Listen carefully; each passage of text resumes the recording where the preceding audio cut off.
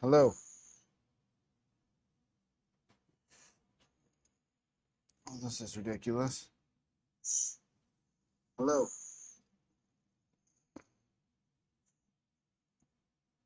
This is ridiculous. All right, guys. I guess we're live. Hello. So let me cut the audio. I don't know what happened there, but I had nothing working. So it's time for UFC 250, UFC Freedom 250. Super stoked for this card tonight. It's going to be amazing fight. Get out of the window, Atlas. Go on. Out of the window. Messing up my lighting. All right, sorry. Dog in the lighting as usual. All right, so, yeah, that weigh-in last night was insane. That was the craziest thing in the world. Most people I've ever seen for a UFC weigh-in, a ceremonial weigh-in like that. There were so many people there. They had a bald eagle fly out over the crowd. It was just absolutely insane. Yeah, that was epic. And this card tonight is going to be crazy. Super, super excited. I hope people join me on the stream tonight. I've been trying to do a little bit of advertising, which I will continue to do as we get going here. Come on, paste. All right, my ad disappeared. Oh my gosh. Yeah, I'm going to give you my prediction for the first fight here momentarily. The broadcast has not begun yet, but we are getting ready for it to start. I've got it on both screens over here. I'm going to put the I'm assuming they're doing a multicam right there.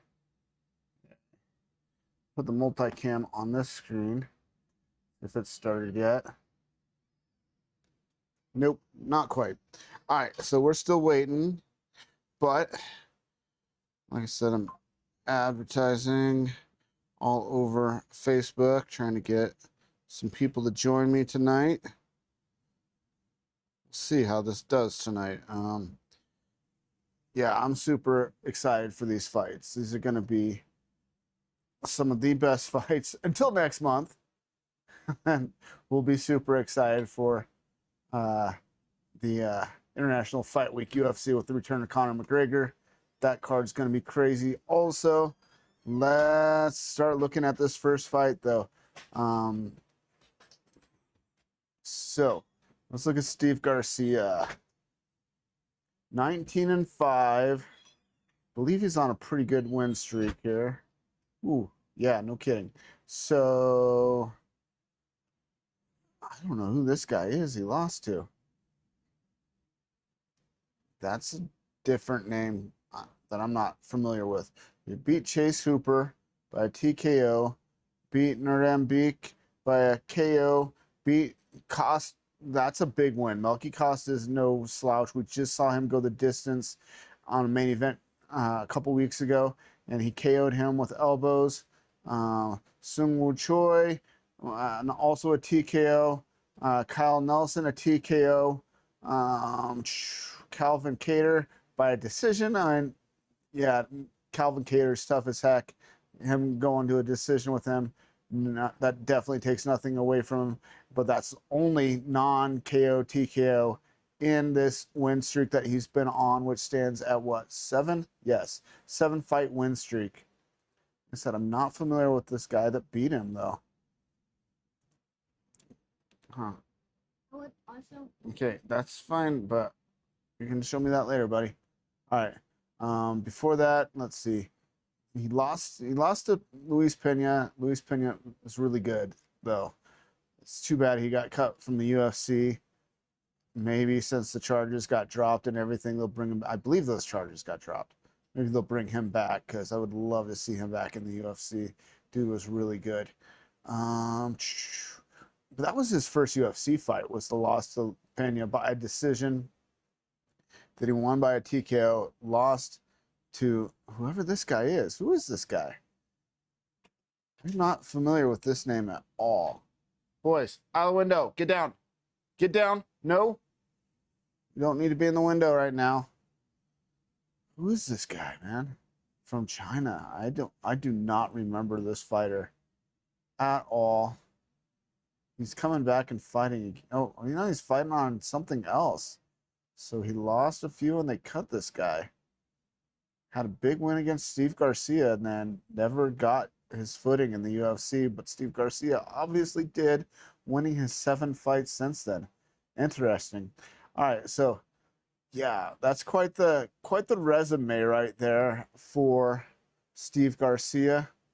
I should switch my camera since I'm looking this way. Oop, we got action happening on the big screen over here. Is it starting? I have a black screen. I don't know what that means. Oh, oh, oh. Oh, wow. Look at that. Getting the first video.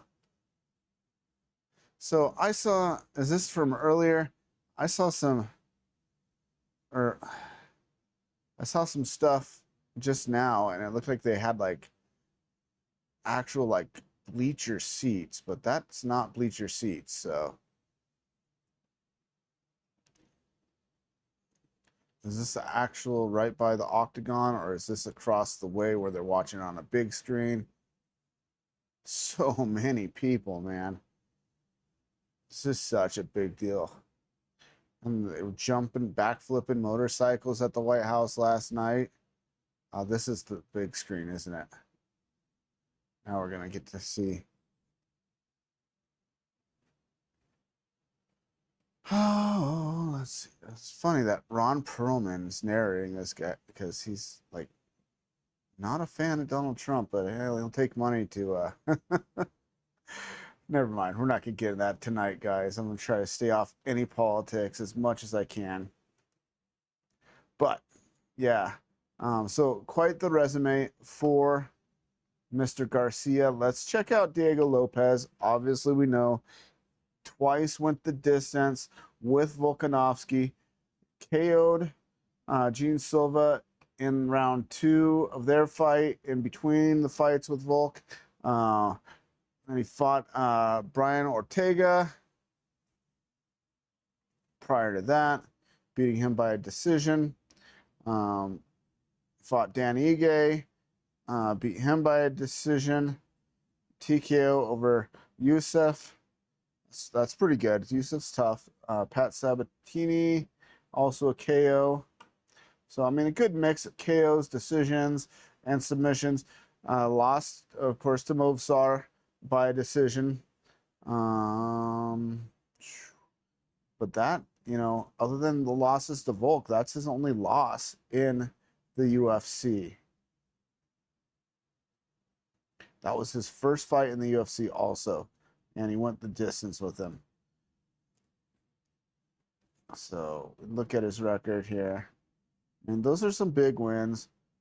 Decision subs. This is a really close fight. This is a really close fight. This could go either way, but I'm going to go with Steve Garcia. I've just been really impressed with him lately. Not that I'm not impressed with Diego Lopez. He's awesome too. I think it's going to be a really good fight, but I do think Garcia is going to pull it off. So let's go to this second fight. Bo Nickel, 8-1. We know his only loss was the loss to Reiner de Ritter. Just didn't look spectacular in that fight. But has looked pretty darn good in the rest of them. Jamie Pickett, Valentine Woodburn, Cody Brundage, Paul Krieg, and Rudolph Vieira. So they're talking about if he wins this fight, he should call out Sean Strickland for a title shot next. That to me sounds pretty ridiculous. He's 8-1, and I mean he's not even fighting a top contender tonight. So I don't agree with that at all. The Darce Knight, I do love the nickname for Kyle Dawkins. That's awesome. 17-4. He was on a 6-fight winning streak currently. 2 of those being back in the UFC. He got cut from the UFC after losing to Eric Anders and Roman Dolidze. It's a win over Jamie Pinkett by submission. No contest. Excellent clash of heads against Kevin Holland. So he was really back and forth on his last run in the UFC. Lost to Brendan Allen. Beat Dustin Stoltzfus. Lost to Phil Hayes. Then had the no contest. Then beat Jamie Pinkett. So we've already talked about that. But I feel like I really think that this is a fight that's going to be more favorable for Bo Nickel. I don't think he deserves a title shot by any stretch of the imagination after this. I think that's a pretty ridiculous statement for people to say that Bo Nickel should ask for a title shot after this fight if he wins. I think that's crazy. He definitely needs a lot. He needs more wins against actual top contenders. That's one thing I don't have pulled up. I do not have my rankings pulled up. Do have a dog in the window again because he doesn't listen. But it's not messing up my lighting too much. All right, I don't know why the multi-view is not working. It says it's starting, but we don't have the multi-view. I hope we're not going to have an hour of talking before the fights actually start. Does anybody know what the weather's doing in Washington, D.C. right now? I'm going to look that up. We should probably find out. All right, so if you're just joining us, they got Dominic Cruz, Chris Weidman, Michael Bisping, and Brendan, I almost said Frazier. That's not right. Brendan, I can't think of his last name. One commentator. He does a really good job. I actually think he's a pretty good commentator. Not a paid advertisement, but this special edition Celsius Electric Vibe Sparkling Tropical Freeze. Really, really good. I like these ones. 0 sugar. It's supposed to boost your metabolism.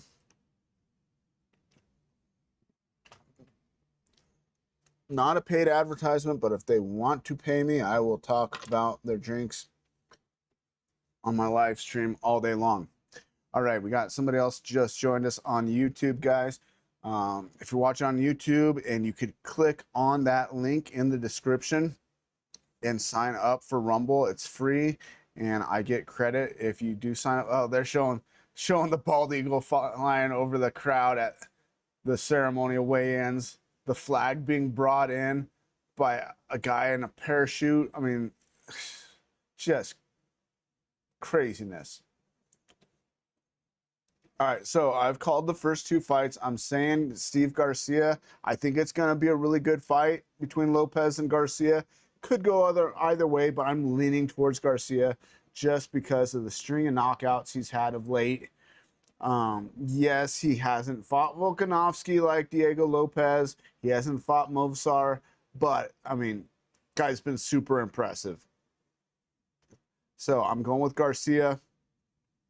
I'm going with Bo Nickel over Kyle Daukaus. I just think, even though Daukaus does have an experience edge, Bo Nickel is just such a good wrestler. He's got a lot of power behind him, but I do not think this warrants a title shot by any stretch of the imagination. And if he were to get on the mic and challenge Sean Strickland, I think that's kind of goofy.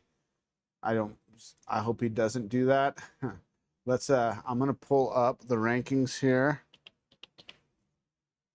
Rankings. All right. I usually have this already pulled up, but I'm slacking today. All right. Well, they're talking. Brendan Fitzgerald. That's his name, guys. Sorry. Just came to me. All right. I need to shrink this down so we can see everybody. All right. So there are our rankings. Let's go middleweight right now.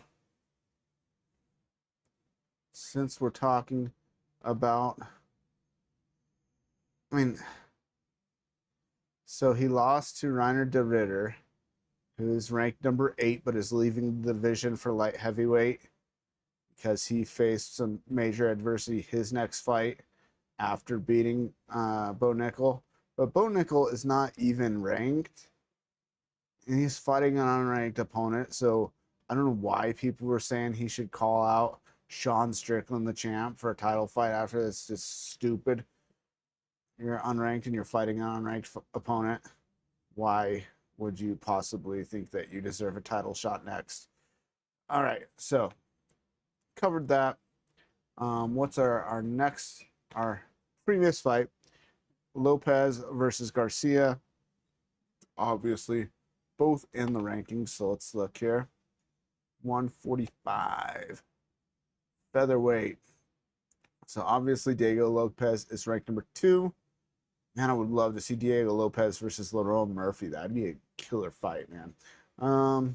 And this is the fight I want to see. Did they announce the Yair Rodriguez fight? I don't think it's Gene Silva, but man, that's the fight I want. Gene Silva versus Yair Rodriguez. I'm pretty sure Yair Rodriguez does have a fight coming up, but I don't think it's Gene Silva. I wish it was. Okay, so we got Steve Garcia all the way down here at number 9. So Kevin Vallejos looked really freaking good. He's got a fight announced also that we talked about. Maybe it's Vallejos versus Rodriguez. I think that's the fight coming up. So that's one I'd like to see for sure. Who's next for Silva, man? Silva versus Lerone Murphy. Silva's coming off of a win by a decision. Lerone Murphy coming off of a loss by a decision. That would be pretty interesting. I wouldn't mind seeing that if Yair Rodriguez is fighting against Vallejos. All right. But yeah, I just have a feeling Garcia is going to edge this one out. I think this is going to be a barn burner. We're going to start with a really, really good fight. This one, I just don't know how competitive these two fights are really going to be. No, man. It's hard to say with Michael Chandler. He's been fighting forever. He almost has more losses than Hoofy has fights. 5 less than him. Then we got Hokett versus Derek Lewis. It's going to be wild. This one, man, these are going to be such good fights. I'm super stoked. I don't want to give any predictions. The main event, guys, I'm going to tell you right now, I have this crazy feeling that Justin Gaethje's going to pull this off. That is not my final prediction. But as of right now, at the weigh-ins, something just felt different to me. Yes, I know Ilya has all the tools to win this. He is definitely the heavy favorite. Guy doesn't seem to have hardly any weaknesses, and we've seen Justin lose 5 times in the UFC. But look at that record, 27-5. The 5 losses only have been to the best fighters in the UFC. I don't know, man. Can we see something like we saw with him and Dustin in their second fight when he won the BMF belt? I kind of think something like that could totally happen tonight. He's got to make this an ugly fight, though, man. He's got to push forward. He's got to mix in some wrestling. He's got to use his punches to set up his low kicks, maybe to set up that high kick like we saw against Dustin. Now, Ilya's not going to be facing into that kick because he's not a southpaw like Dustin was. So there's one thing with that, but I mean, he's got a pretty solid left kick too. So I mean, a left high kick set up by a right hand. That's what dropped Ilya in the Jai Herbert fight, but we saw him come back from it. But if we think back to Dustin's his losses by knockout in the UFC, of course, the Max Holloway one was the most recent. That comes to mind the most. But if you think about it, he got knocked out the last second of the last round of this fight. The last second of the first round, he took that spinning back kick right on the bridge of the nose, got his nose busted, and that kind of changed the complexion of that fight. So I think Justin, the way he was able to survive the rest of that fight with that nose just smashed like it was, that's something that the Justin that lost back in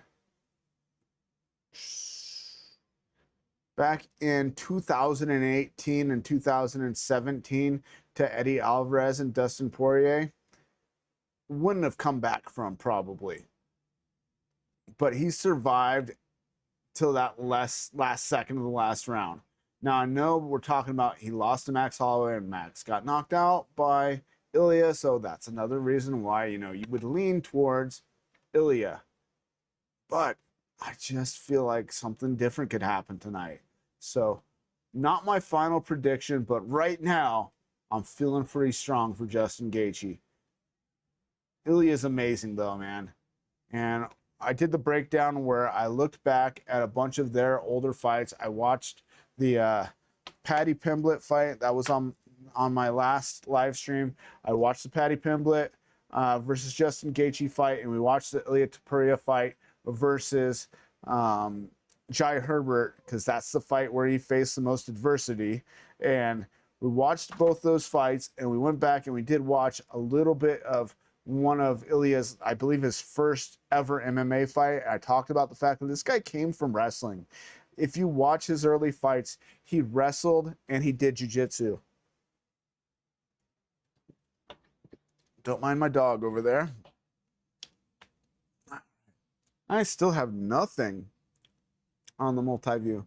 All right, we're gonna I'm gonna switch my camera again here, and I'm gonna ask my phone what the weather is like right now in Washington, D.C. Are we having a rain delay already? Is that why we're showing all these previews, or was this planned to be like this?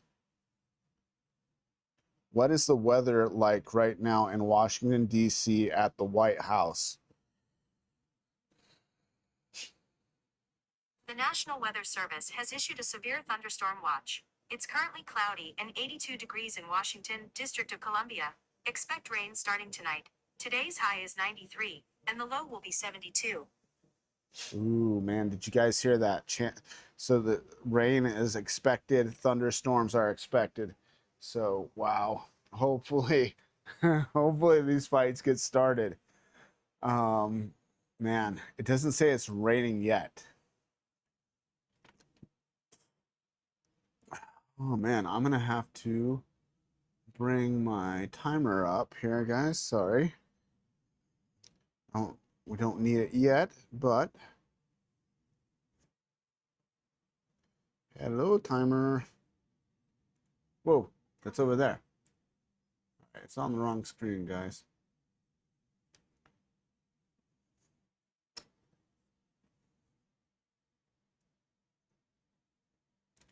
What the heck is going on here? All right, give me a second. I gotta move myself here. Forgot I had this set up last night where I didn't have the timer. Move me up out of the timer view here. That looks good. I like that. And then we're gonna do the same thing on my other camera. Oh, what is that? Okay, hang on. Okay, there we go. And move me up out of the timer. And that looks pretty good. Lock everything back in and we're set. All right. It's a matter of putting this somewhere where it's out of the way and I don't forget where it is. All right. Now I got my timer ready. All right, I'm going to do a little bit more advertising. Okay, so far, guys, I'm calling the fights. The first two fights, I'm saying Steve Garcia edges out in an absolute, probably barn burner war. Edges out Diego Lopez. Probably going to be fight of the night, though.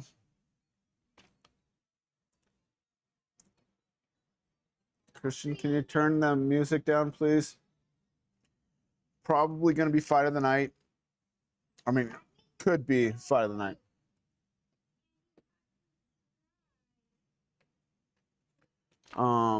And then I'm saying that Bo Nickel gets the win over Kyle Dawkins in the second fight. Not sure how competitive that fight's going to be.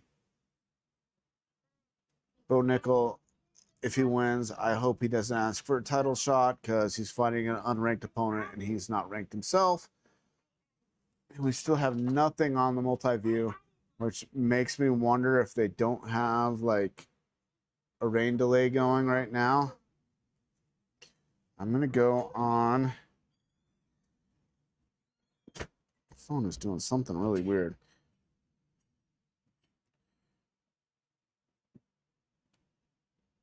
Just skimming through. Okay, you got the picture. It looks amazing. So they do have arena type seating here, guys. I'm going to let me save this and I'm going to send this picture right now. This just looks crazy. All right, hang on, I'm gonna share this.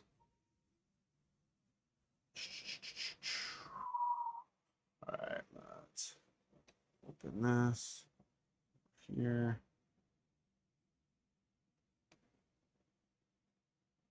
Where did it go? What the heck happened here? Tried moving the picture over here and it went nowhere. What the heck happened? Okay, it's right there. Okay, grab it and just drag it down here. What is happening? All right, well, if I just do this. All right, now I've just got another window and you guys can't see it. Dang it. It's not doing what I want it to. All right, let me try something different here.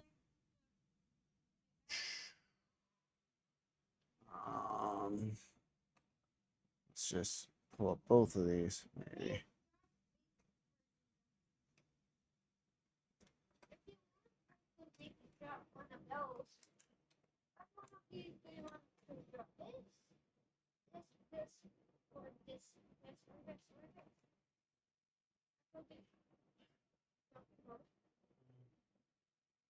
You guys can't see this window.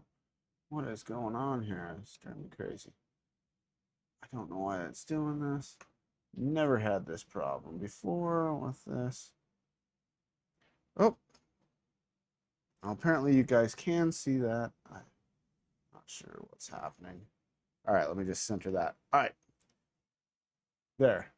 You guys should be able to see it now. All right. Doesn't that look amazing? I don't know when this was taken, but man, look at the seating around the cage. And they got this crazy lighting canvas. It just looks amazing. The White House in the background, the construction going on over here. I don't know where they were jumping were they jumping over here with the motorcycles yesterday? But yeah, that picture's crazy. Okay. Back to this. Okay. But still waiting for something to happen here. They're still just showing previews. Man, I feel like we're going to get an hour of previews here, guys, before the fights actually start.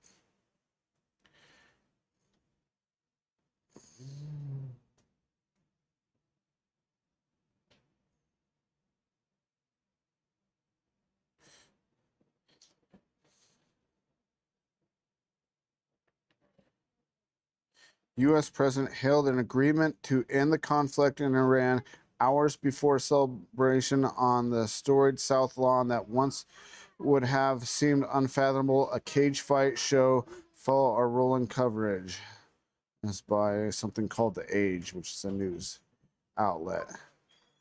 So,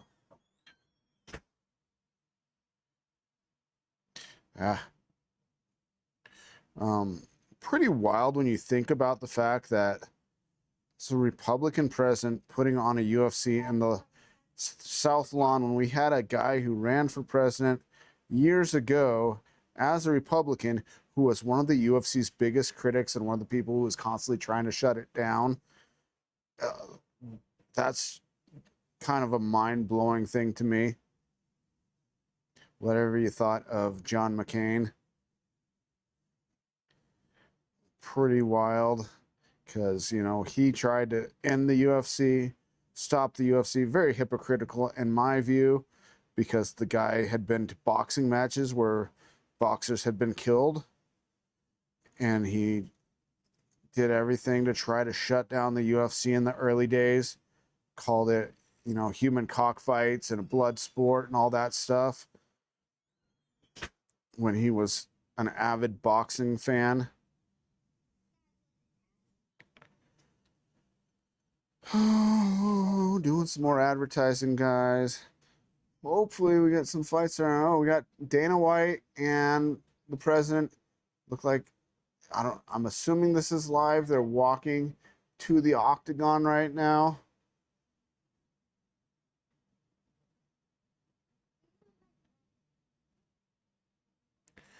Hopefully we get this first fight going soon. I think this could very well be. Oh, shoot. They are on Sportscada Combat is saying the UFC has confirmed that coverage for the White House event will kick off at 8 p.m. Eastern time, while opening bout is now expected at 9 o'clock, an hour later than originally scheduled. That it is, in fact, delayed for an hour. Okay, is this live right now? They're showing footage outside. It looks like it's live, and I don't see rain coming down. 70% chance, man.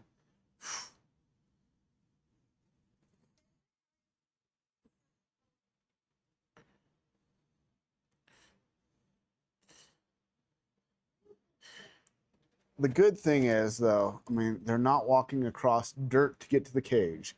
I told you guys about my final pro kickboxing match before I retired.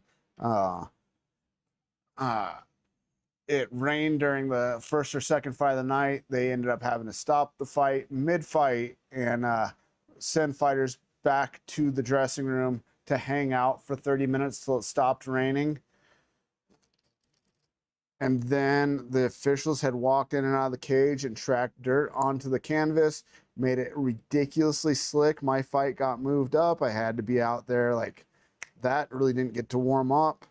I'm not saying that I wouldn't have lost the fight no matter what, but I felt it made it a lot more difficult being the shorter fighter trying to push forward on a slick surface. Now, this is a canvas, and there's obviously no mud they're going to be walking through the track in. So, super. Here comes Trump and Dana White. No tie for Dana White. That's pretty cool.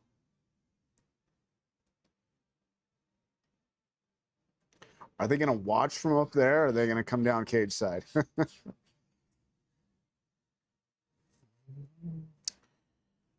All right, man. So our first fight probably not starting for another 32 minutes or so.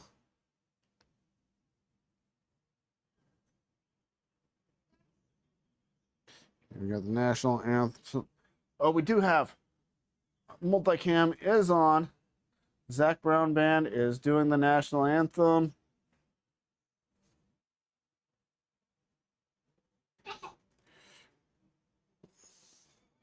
Man, Alex Pereira got such a crazy ovation last night at weigh-ins. Like I said, I feel like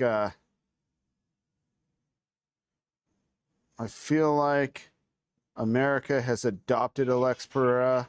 You know, the man lives in Connecticut most of the time.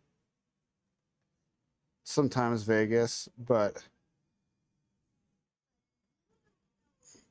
super popular in the United States. He might as well be American fighting on this card. If that's not the American dream, though, man. This dude came Came from nothing. I think he lived on the streets. Lived in a small village, I heard, and became a multi-division champion, 2-division champ in kickboxing, and now going for a 3rd division championship in the UFC. All right, if I share it too many more times, I'm probably going to get blocked. So I'm not going to share my stream anymore for the time being. Oh, wow. The Blue Angels are flying over right now, guys. That's awesome. Dana White's going nuts. Oh, Blue Angels and the Thunderbirds. That's cool. I've never seen them all together like that. That's wild. That's so cool. So cool.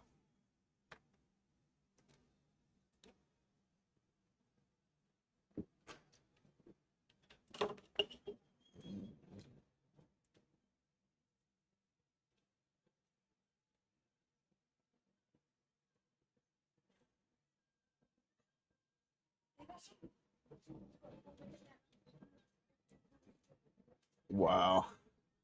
That's pretty awesome. Sorry, I'm looking at the other screen over here, guys. Let me switch my screens again.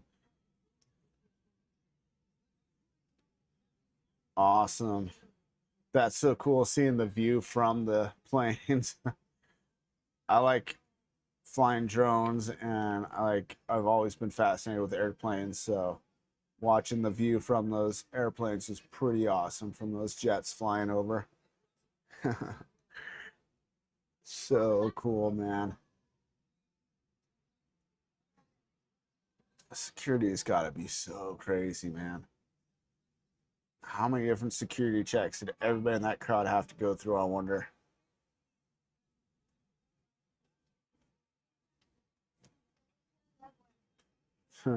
Daniel Cormier is going crazy.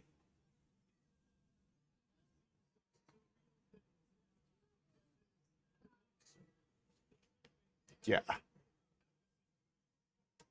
And Joe Rogan just said that he's seen some surreal things in his life. And definitely that's the only thing I could think last night when the eagle flew over the crowd at the weigh-ins. I'm like, this is just so crazy. This is happening. So amazing that we've come this far as mixed martial arts.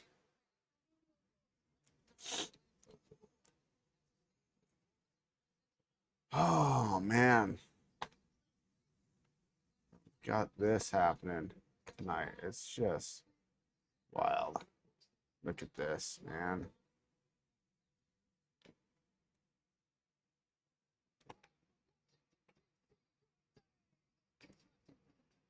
Looks so cool, man.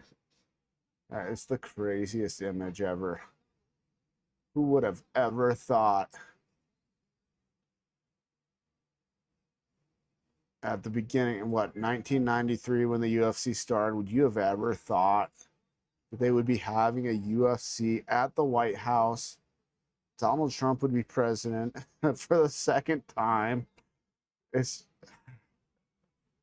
mind blowing.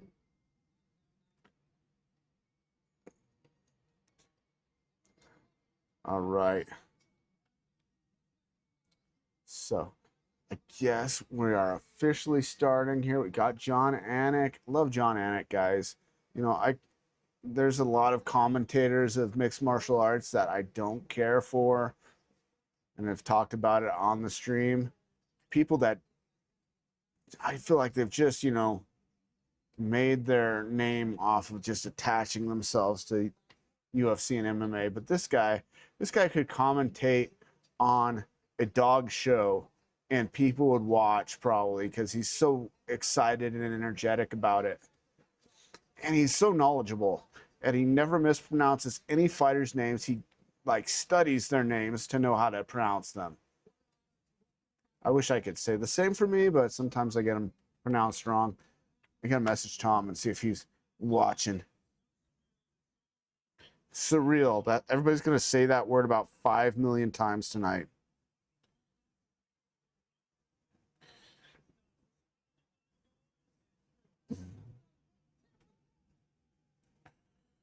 All right. Oh, Tom, Tom, Tom.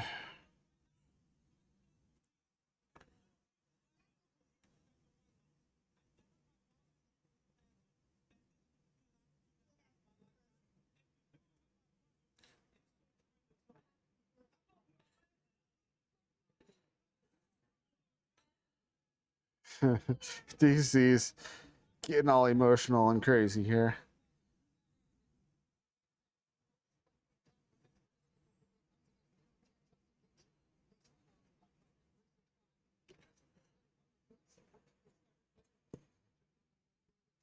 Asking Tom for his final picks for the fight.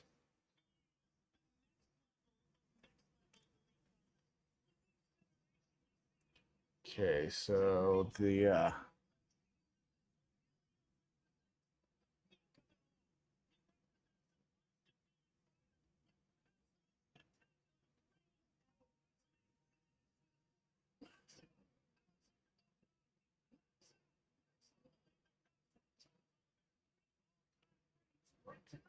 so the multicam is behind. I'm gonna kill the audio on this.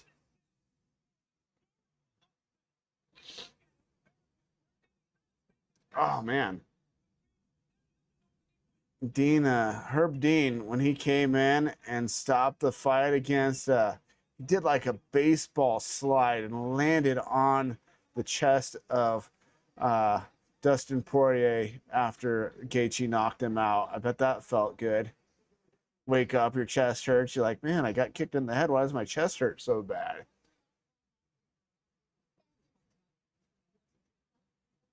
All right, I'm gonna mute that sound. Turn this one on just a little bit. Too much.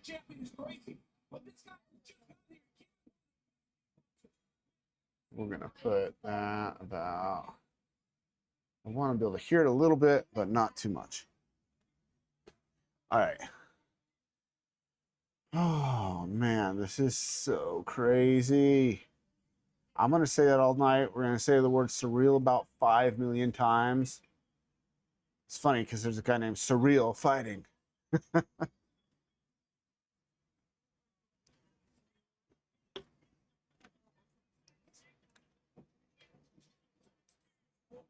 Okay, they're talking about Surreal again. Obviously. Okay. I just don't think he's fought anybody the kickboxing level of Alex Pereira. But we're gonna see. Man, that stare down was so crazy. I don't know how you don't have an accident in your pants if Alex Poatan Pereira is standing inches from you, staring at you with his war paint on, man.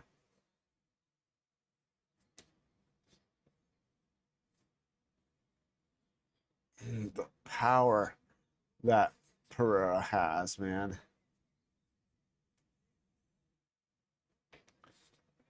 And that power, when he had the hardest punch recorded, I believe, when he was fighting at 185 pounds. Now he's 252 pounds. I just think he's going to have so much power, and he's going to be tougher to knock out. His chin is going to be so much better when he's not having to deplete himself. Man, that view in the background is a little scary. I'm hoping we're not going to get rain. These clouds look like they're moving, though, man. Derek Lewis fight, man. How long till you think Josh Hokett shoots a takedown in this fight? I think it's going to probably be pretty immediate. Which is smart if he does. If he tries to stand with Derek Lewis, we know how many guys Derek Lewis has knocked out.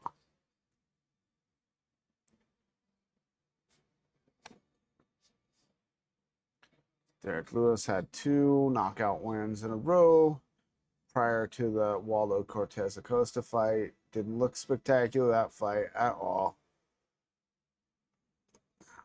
3-fight slide before having the Marcos De Lima fight, which he also won by a knockout.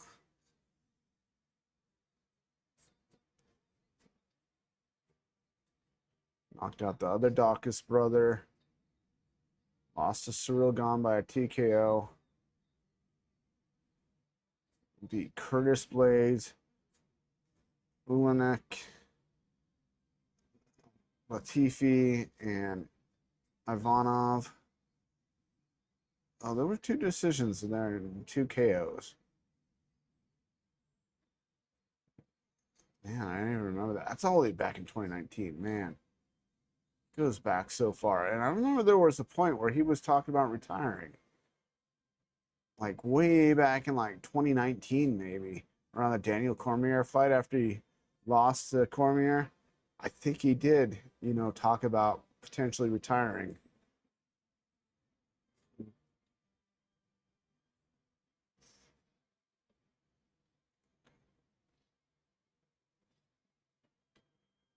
Oh, how long has he been in the UFC? Did he come from a Strike Force? No, LFC prior to that. Legacy Fighting Championship prior to that. All right, they're pulling up for the first fight here, guys. I think we're gonna actually get this first fight before 7 o'clock. My time rolls around.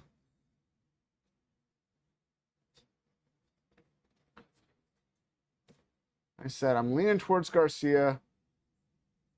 I forgot Garcia. Does Garcia always fight southpaw? Let's see the highlights here. Looks like he switches stances quite a bit, but all these shots of him hitting pads, he's standing southpaw. Yeah, it looks like he's a natural southpaw, may switch back and forth a little bit, though.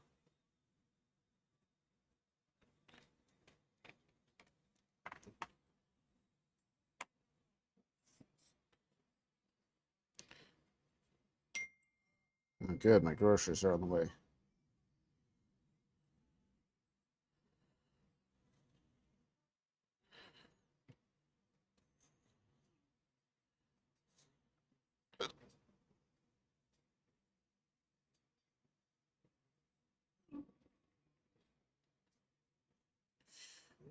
Okay, so Tom is saying he's picking Lopez in this first fight.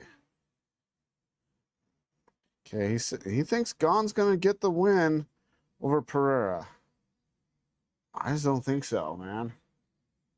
I said I have been saying for a long time that I thought heavyweight Alex Pereira would be the best Alex Pereira we've seen, and I don't think we're gonna get to see it very long. I think maybe 3 or 4 fights before he retires. He's saying O'Malley, Lopez, and Gon.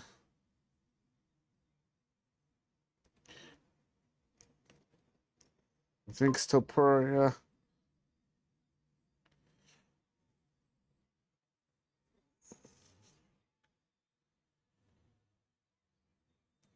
I'm guessing he's going to say Nickel. He says maybe Chandler. I don't know, man. I mean, Chandler has the potential to make it into a war, but we've seen Hoofy be able to put people unconscious. Says probably Bo Nickel. Okay, so he agrees with me on the Bo Nickel, and we're on opposite sides on a lot of these other ones. At the moment, my predictions, those first 2 are the only ones I am predicting right now. He thinks Gon's gonna beat Alex Pereira. I don't know, guys.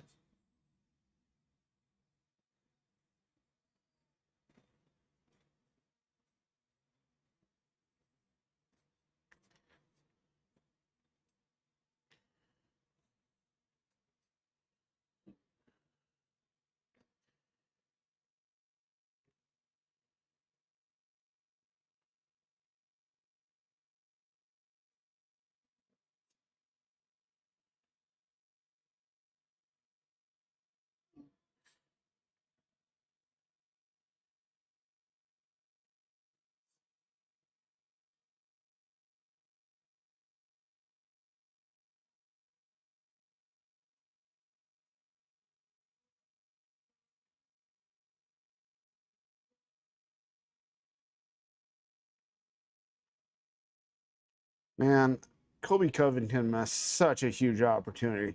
I don't know why he turned down this fight with Bo Nickel. And he says he wasn't offered the fight. I don't know. I saw all over that he'd been offered the fight with Bo Nickel at the White House. Steve Garcia coming to the cage. First fight at the White House. First fighter making the walk. I am kind of glad this is one main card with no prelims. Switching my camera. Again, guys. Podcast left. All right. So we'll occasionally look at the multi-view over here behind me. I'm going to sync up with this because it's closest to live. Obviously, they probably have a couple second delay. Yeah, so I'm going with Garcia. I think this could be one of the best fights of the night. But there's like probably 4 of 7 fights I think could be the best fight of the night tonight. These are just crazy, crazy fights. No, my dad's calling me. Hello. From where? Oh, he was back. He went to the races and raced. Yeah, he took first. Yep. Are you watching the UFC? First fight's No, it's right now. It's getting ready to start. Oh, you're not. Are you? You're not home. I forgot you're camping still. All right. Well, you're missing it. It's on Paramount Plus.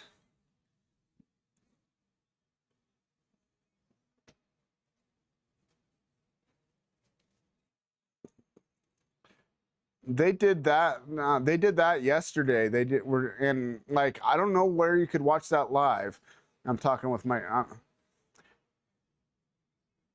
Yeah, it's all over YouTube. You can go back and watch it. But the only thing I only saw like them do like a train of jumps and Travis, I believe Travis doing the backflip.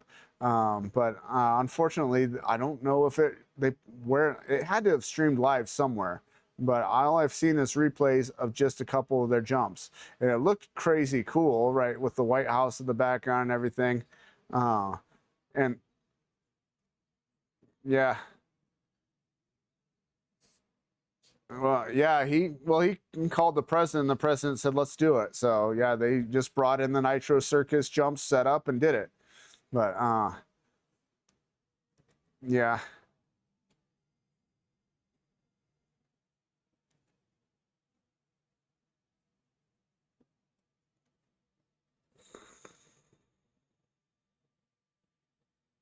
Yeah.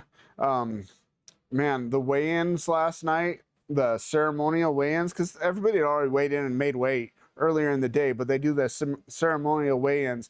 They had a bald eagle fly out over the crowd. It was so epic. And the crowd was huge for a ceremonial weigh-in. I've never seen that many people there. I mean, of course, they don't usually do them outside, but I mean, there were so many people there, and the crowd was just so into it. And they had like a little mini concert afterwards. It was pretty wild. And the first fight's getting ready to start. So I'm okay. Yep. All right, talk to you later. All right, have fun. Bye.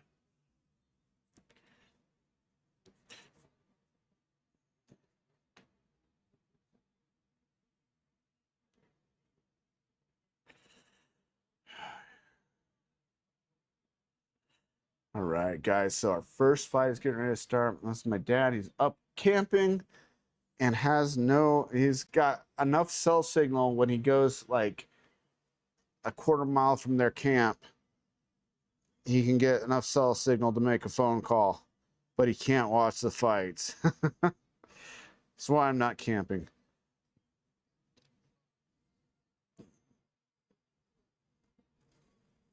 All right, I'm gonna send these to my wife. All right.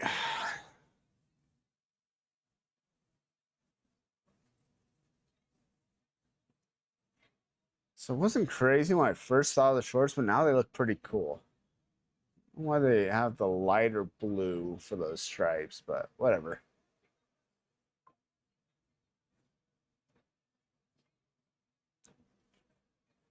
Yeah, Diego Lopez is so tough. This is gonna be a crazy, crazy fight for sure.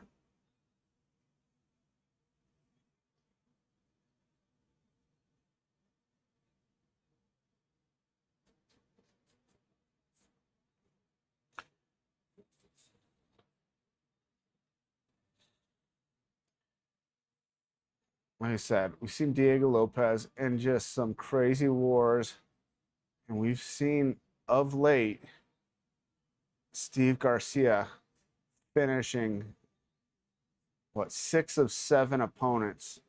Were they all in the first round? Let's look back.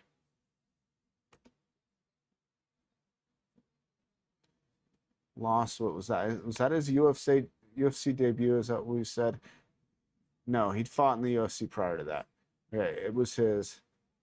No, he lost to Luis Pena in his UFC debut by a decision, then got a TKO, then lost by a knockout, and then has been on a 7-fight winning streak. Let's see, first and second round finishes, and then of course the fight with Calvin Kattar went the distance. And we have our first commercial during waiting for the fight here to get started.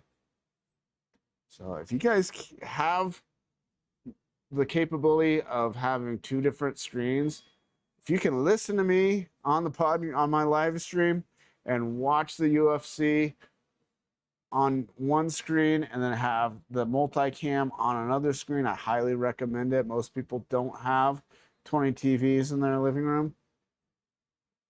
Okay, I've got 4 screens, plus I've got my laptop here that I'm running the stream off of.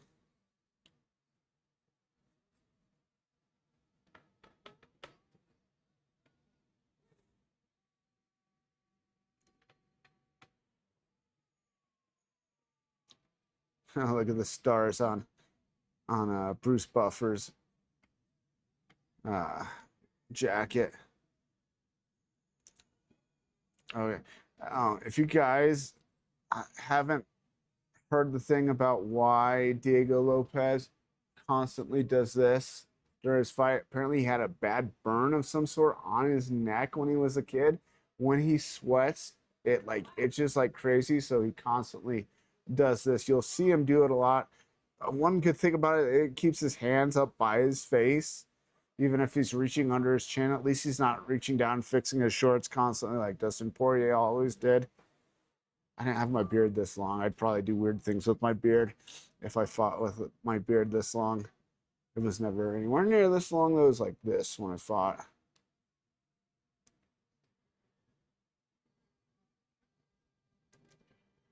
I got a good feeling for Garcia here.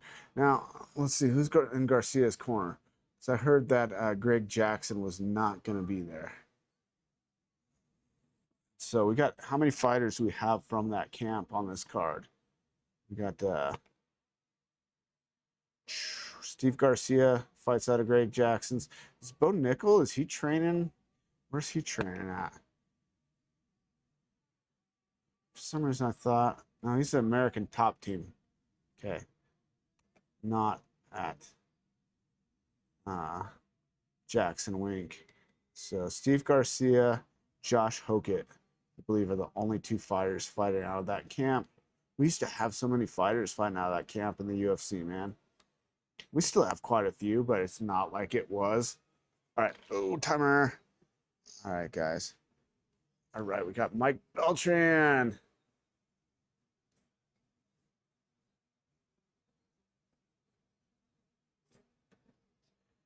Reffing the first fight of the night. One of the best in the business. All right, my timer is synced up. This is going to be crazy, guys. Don't look away from your screens. Anything could happen. Looks like a little bit of a reach for Garcia, the number 9 ranked opponent versus number 2 Lopez. Watch for Lopez to to reach under his chin about 5 million times during this fight. Big left uppercut. Yeah, see there it is, guys. You see that? I don't think that's going to leave him open. I haven't seen where he gets hit when he does that. And it makes his hands stay up a little bit more. Garcia moving forward, but Lopez catches him with a pretty clean shot there. I think we're in for a war here, guys. Good on Lopez to fake a shot there and then come back up with a punch.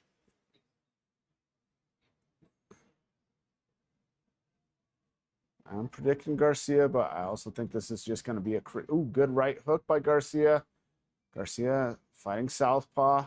Like I said in the video, it looked like he switched up stances a little bit, but primarily he fights southpaw.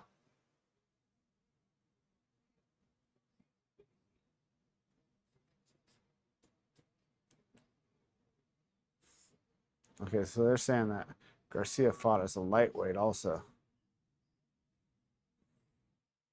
Lopez has talked about potentially moving up to lightweight. Guys should really think about switching up the divisions. Switching, a 10-pound difference in the weight class, going from 145 to 155 back and forth. I don't know why more fighters don't try to fight in more than one division. Just take the fights when you can get them. Say, hey, I'll take a fight in this weight class or this weight class. Ooh, that was a pretty sweet kick by Garcia. Garcia doing some oblique kicks. I don't like that, but hey, it's legal, so you can't fault guys for doing something that's legal. If they would ban it and they did it, then yeah, we can talk crap about him. But I've talked bad about people doing that kick forever, and they've never changed the rules, so I'm going to stop talking about it. So far, both fighters have thrown and landed some good shots.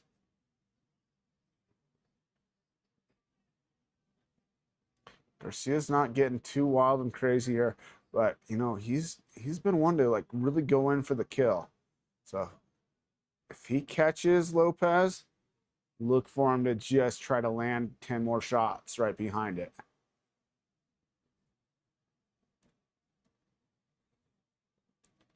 So Lopez with the spinning back elbow knockout on Gene Silva a few fights back.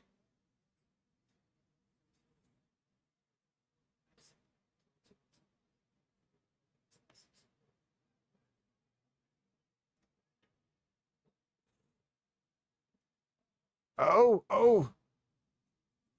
I'm not sure if Garcia got clipped. He slipped there. It looked like he may have landed the harder shot on Lopez, but then he kind of slipped.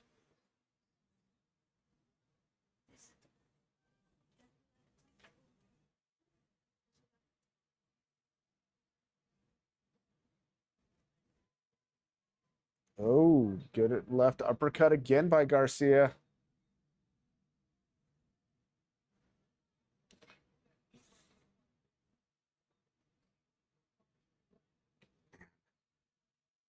So both fighters have had their lead foot on the outside a little bit in this fight. It's kind of gone back and forth, that control position. But Garcia, I think he likes to keep that foot on the inside a little bit to throw that left jab or right jab, and then he'll step to the outside, throw his left cross, and come back with that right hook. We've seen that uppercut has landed a couple times for Garcia here. But yeah, Garcia definitely pushing forward more, which is kind of his style. But we've kind of seen Lopez sit back like this a little bit. Good combination by Garcia there. Ended up with the left high kick.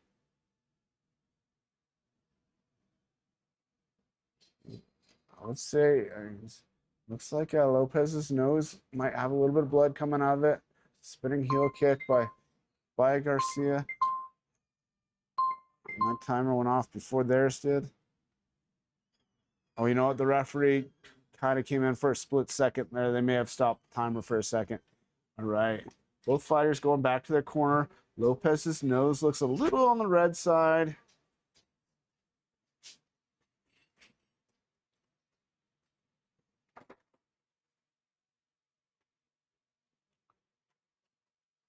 All right.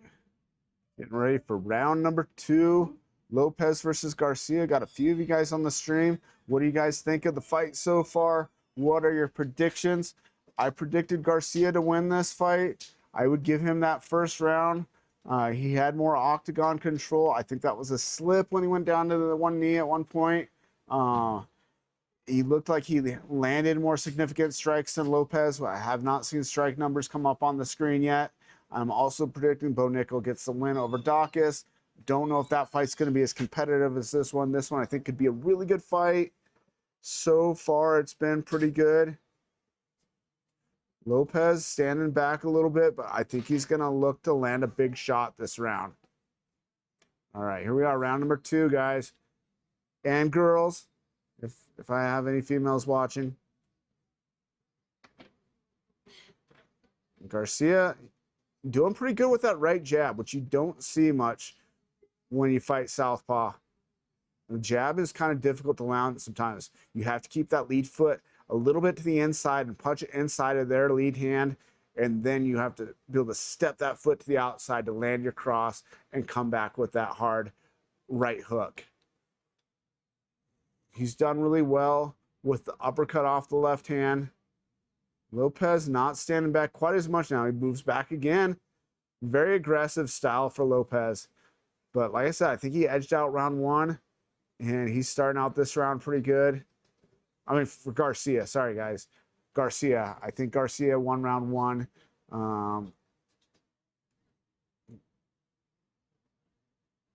Lopez, he seems like he takes some shots and then he'll get in a big power shot. But I don't know if you're going to get that with Garcia. He's so tough. He pushes forward so much. I didn't see the reach on these guys, but Garcia looks like he's got pretty good reach. Good head movement by Garcia. Lopez not move. Well, a little bit of head movement. The hair is bobbing around at least.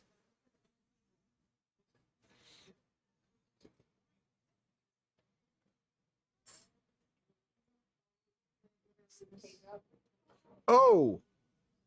Garcia just landed a good left hand there. Right down the middle. It looked like a little bit of a buckle of Lopez's knees. I don't know if he's going to be able to knock Lopez out, but I think he can land those strikes like that and definitely win the decision. They're showing the replay here. Yeah, that left hand glanced off the chin and hit him in the chest. Oh, Lopez comes in with a couple big shots of his own. Lopez starting to push forward a little bit more, making this more of a competitive fight. This is good. This is what I want to see. And Garcia catches him with that left hand again. Another big left hand. Now Garcia had that left foot forward, and Garcia gets dropped. Lands a couple good hard. Oh, Garcia goes down. Oh, stay in it. Stay in it. And he's out. He's out. Wow. Okay, so I got that one wrong, but that was a good fight. You know, props to Steve Garcia fighting, you know, way up in the rankings against the number 2 ranked guy and leaving it all in the cage. And guys, I don't know if you saw, Rumble is a sponsor on the cage. Dang it, Garcia. Ah, man. Garcia later, I guess. Sorry, guys. That's a and BMX, one of the announcers on TV constantly says Garcia. So, yeah, that's why I said Garcia later. But wow.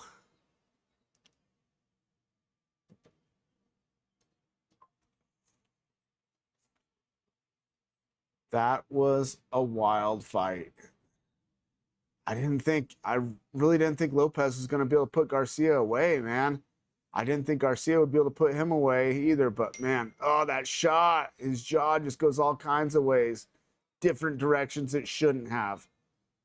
Oh, dang it. But man, he was swinging too. Oh, oh man. Lopez is Such a savage, man. He's such a tough dude. Because it looked like Garcia was edging him out, and he found the perfect shot there, drops Garcia, and put him away. Did not stop punching from the guard. A lot of guys, take a little breather for a second and try to control their opponent from the guard. Don't go straight in for those punches. If you can finish that fight there, you got to, man.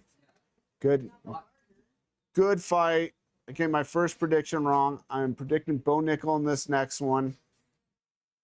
Let's look at the fight after that, though. Hoofy versus Chandler. Chandler, tough dude. One of the craziest, most athletic fighters. He is 40 years old now. 3 straight losses. His last win was the win over Tony Ferguson. You look at his UFC career, and it doesn't look that great. I mean, he is 2-5 in the UFC. See it, Travis? 2-5 in the UFC. His only wins have been a TK over Dan Hooker and Tony Ferguson.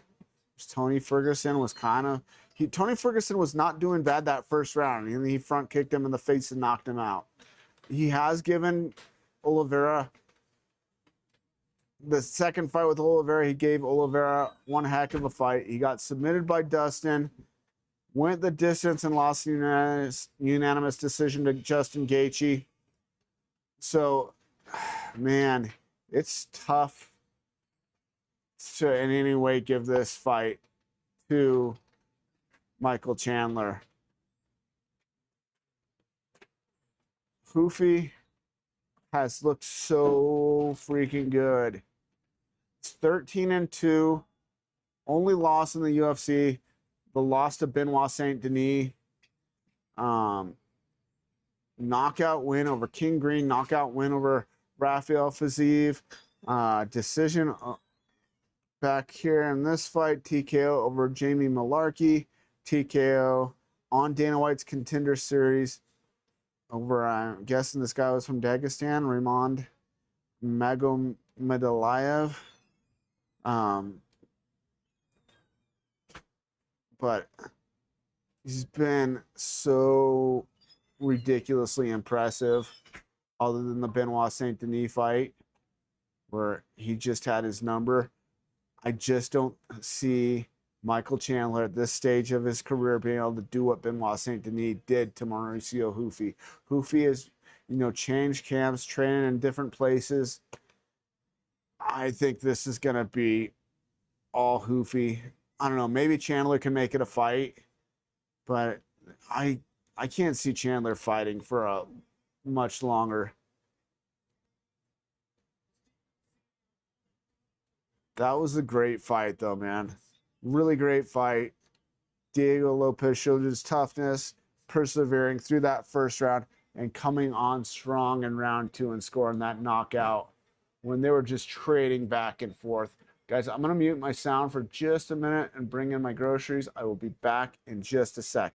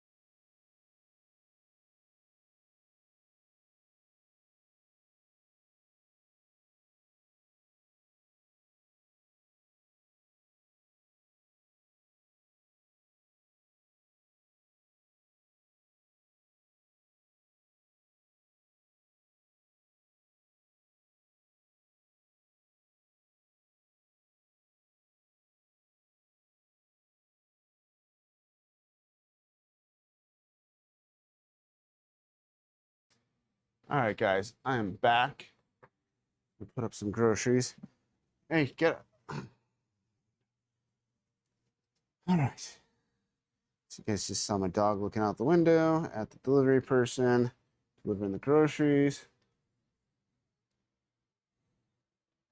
Did you see the far back picture, Travis, of what it looks like? Yeah. Isn't that crazy?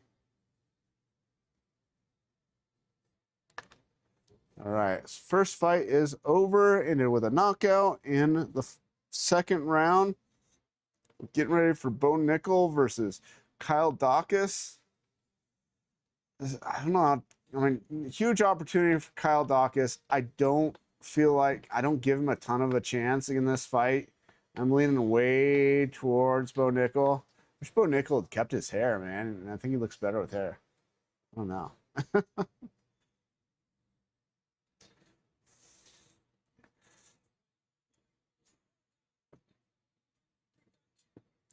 This guy is a high level wrestler. Big time power in his punches also. Good submissions on the ground.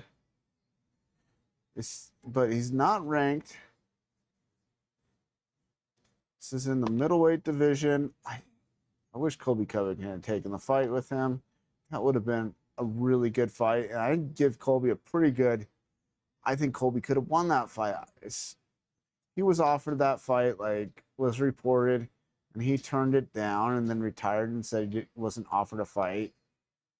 Okay, so no Bo Nickel in the rankings as of yet. I don't really even feel like this fight puts him in the rankings because he's fighting an unranked opponent. On the other hand, you got Joe Pyfer, now ranked number 7, you know. Had the hugest win of his career over Israel Adesanya. I feel like they both came into the UFC around the same time. So I don't know, man. A lot has been expected of Bo Nickel, but he needs to fight a contender. And he fought Reiner de Ritter, who was a contender, and lost. So we'll see. I think he needs to fight this fight. He needs to fight a few contenders, you know, to really show what he's made of and that he belongs in the top and in the title picture. No problem. Thank you for helping with the groceries.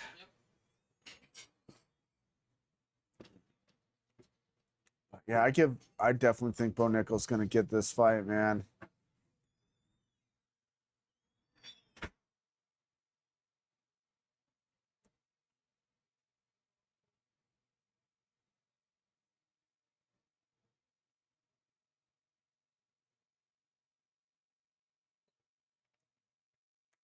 Chugging through my drinks here tonight.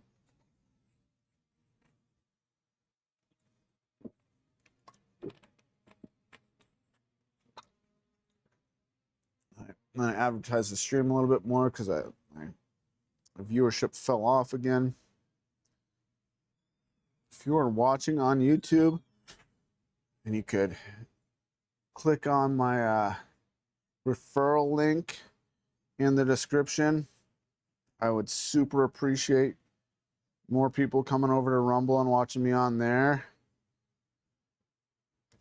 because I'm monetized on there and I can do ad reads if I get enough people watching at the same time.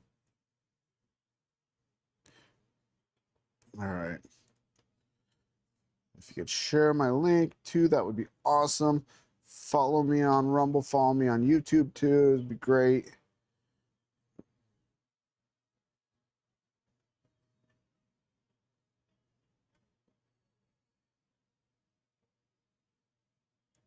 Jens Pulver is doing a watch along. I almost advertised mine on his. It'd be kind of disrespectful. What is this saying? Bo Nickel versus Dawkins. They're saying rigged. Somebody said rigged. What does that mean? Well, the fight's not rigged, but it's definitely stacked in favor, I would say, of Bo Nickel.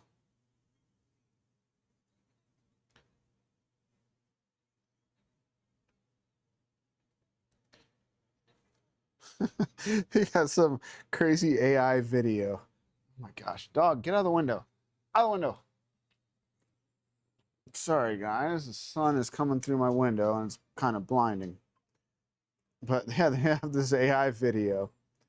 Probably, I don't know if you can see that, but it's Donald Trump playing the guitar up on top of the playing the guitar, playing the Star Spangled Banner with fireworks going off behind him up above the octagon. I missed that part. So that may be AI. I mean, maybe Donald Trump's up there playing a red, white, and blue guitar. That'd be pretty wild. Let's see here.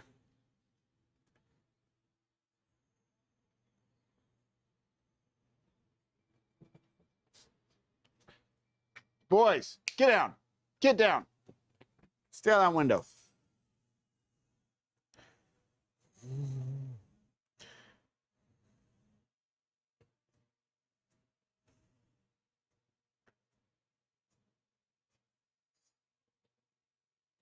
All right, so we are getting ready for the second fight of the night. Kyle Dawkins versus Bo Nickel.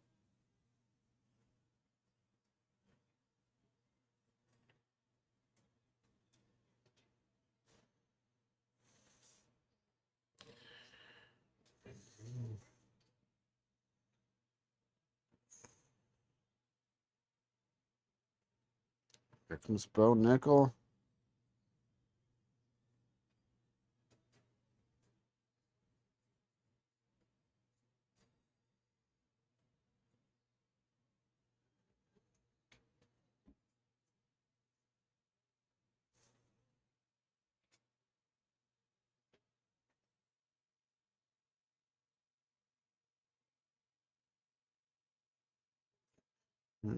Puria is at 80% on Polymarket.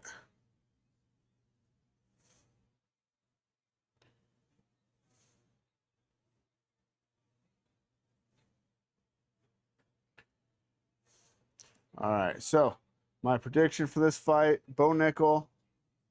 Predicting Bo Nickel wins this. I don't see this being a super competitive fight. My prediction for the next one is Mauricio Hoofy probably beats Michael Chandler. If Chandler were to have his best possible night, I feel like he goes the distance, but loses the decision to Hoofy. I just don't feel like Chandler has much of a shot, man. He's 2 and what? What did I say? 2 and 5 in the UFC. Yes, he's only fought the top guys. But after that beatdown from Paddy Pimblett, he did look better in the second fight with Charles than he did with the first. He did get submitted by Dustin Poirier in the third round. The Justin Gaethje fight, he had a couple moments in that fight, but really it was mostly Gaethje. In the first fight, Oliveira, he dropped Oliveira with a punch, but then got just steamrolled by Oliveira. So yeah, it's really tough to say that I think that I give him much of a chance to do anything other than potentially maybe go the distance. But Hoofy is just such a sharpshooter with his striking.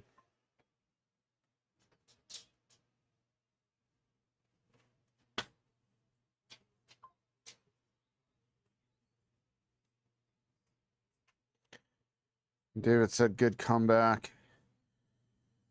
Tom said that it looked like I was right about Garcia after the first round. And then in round 2, things took a dramatic turn.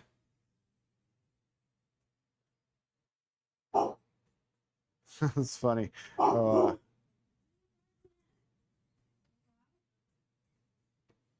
That's funny. Bo Nickel, from one picture to the other, doesn't even look like the same guy. His head shaved and a beard versus clean shaved with hair. Okay, so I got the first fight wrong.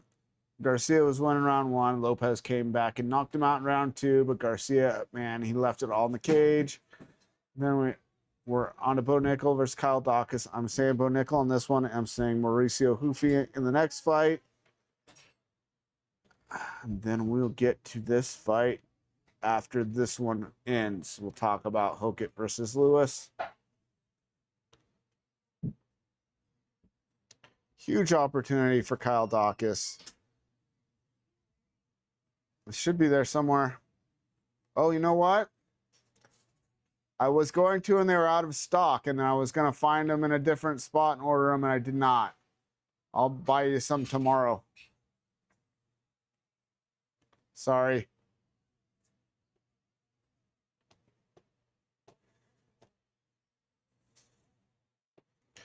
So a lot is expected of Bo Nickel, just with his wrestling pedigree, his striking, has pretty good power in his striking, even if he doesn't have the best technique as a striker. We've seen that with some wrestlers, though. Kamaru Usman threw a lot of arm punches, but knocked a lot of guys out just because he had that power coming from wrestling. All right, here we go. Here we go. And I'm a second behind on my timer, I think. Not too far. Not too far behind. All right, so round number one, Kyle Dawkins versus Bo Nickel. Both fighters starting out southpaw. Big right hook attempt by Nickel misses. Nickel feints maybe a level change. Switches stances, comes in. Oh, big takedown. And the guard of Kyle Dawkins. Kyle reaching behind his knee. Some people can do a modified buggy choke from there, but I've never seen it actually successfully done in MMA. Now he's just in full guard, closed guard, trying to overhook an arm. Well, we see what Bo Nickel can do. Inside the guard of an pretty experienced opponent. But no hesitation to take Kyle Dawkins down like he had against Paul Craig.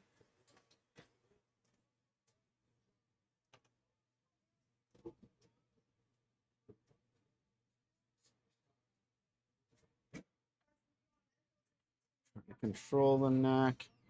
Trying to control the posture of Bo Nickel. Bo Nickel pops up. Lands a little bit of a left hand there.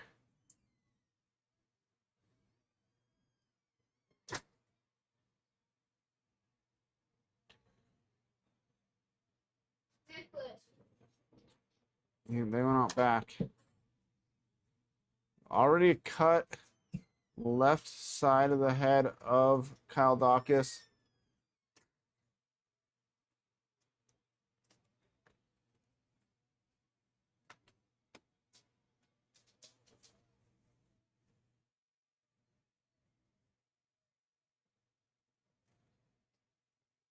Okay, so thus far, I mean, haven't seen much from Kyle Dawkins.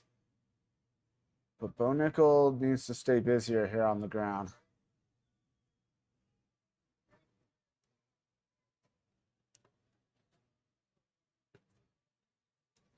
That's the great Mike Brown in Bo Nickel's corner. I don't even know what fight camp. I do not recognize Kyle Dawkins' corner.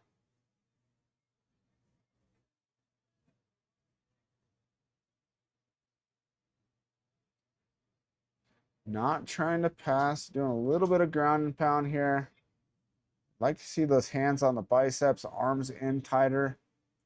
Good elbow by left elbow by Nickel. So I'm assuming Nickel is left-handed because he's thrown more left-handed strikes on the ground. He switched to orthodox to get the takedown, but he was standing southpaw up until then. But he's definitely delivered more strikes off the left hand in this ground and pound.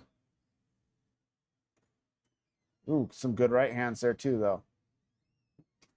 Interesting to see if this does get back on the feet, what stance he approaches from. Doc is not doing much. He's not trying to push him away. He's not trying to throw up any kind of submission here. He's just purely defensive, and the referee brings him back up to the feet. Who's our referee? Oh, it's Herzog, Jason Herzog. And yeah, see, they're both stand southpaw again. Good left to the right by Bo Nickel. Left cross, right hook combo. Couple good jabs. See if Nickel could. Ooh, good jab. So Nickel seems to be getting the better of the stand up too. Switch momentarily to orthodox. Low kick by Dawkins. I've said, I'm glad I never had to contend with the calf kick because it really wasn't a thing when I was fighting. Oh! And there's Bo Nickel, drops him and finishes him. So there's the power in Bo Nickel. Now, hopefully, like I said, I hope he does not ask for a title shot. He just beat an unranked opponent. Top 15, he didn't even fight a ranked opponent. How do you get in the top 15 fighting somebody who's not ranked? I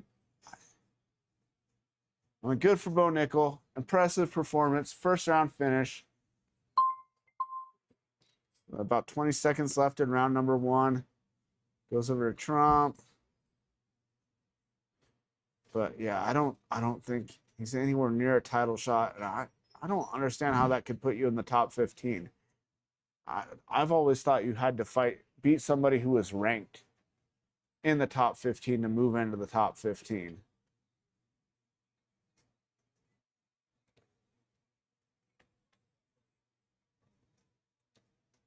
Let's see how do you get this finish. Front kick up the middle. That was pretty nice. The right hand, left hook. Left cross, right hook, drops him and just starts raining down elbows, and Dawkins had no answer whatsoever. So yeah, I mean, if Dawkins couldn't stand with him, he was definitely doing nothing on the ground after the first takedown. That was kind of a give me fight. So please don't ask for a title shot. Oh,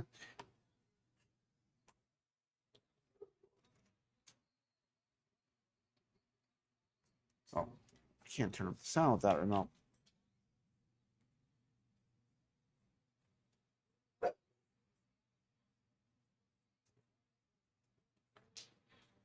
All right, we're going to go to a commercial before we announce the winner. Bruce Buffer telling him, hey, we're going to a commercial. Don't get ahead of yourself, guys. Stand around for a minute and 20 seconds.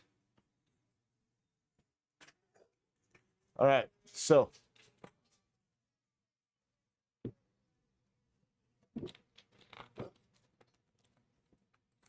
Christian, can you let Ivar back in, please?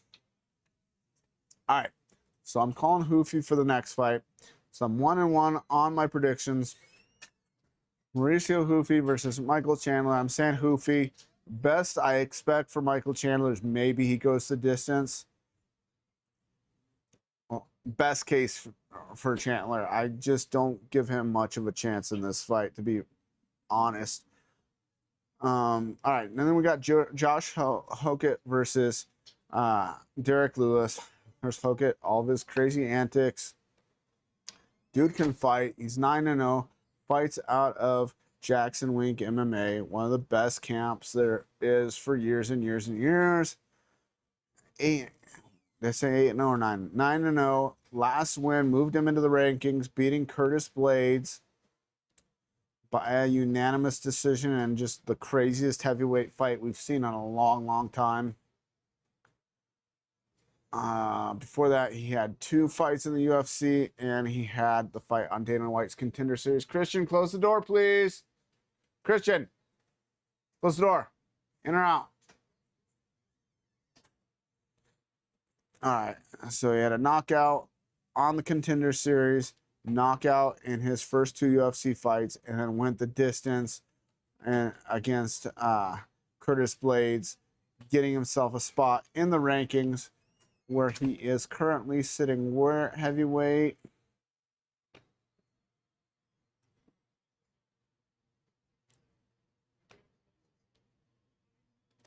Number 5. Number 5 after 3 fights in the UFC.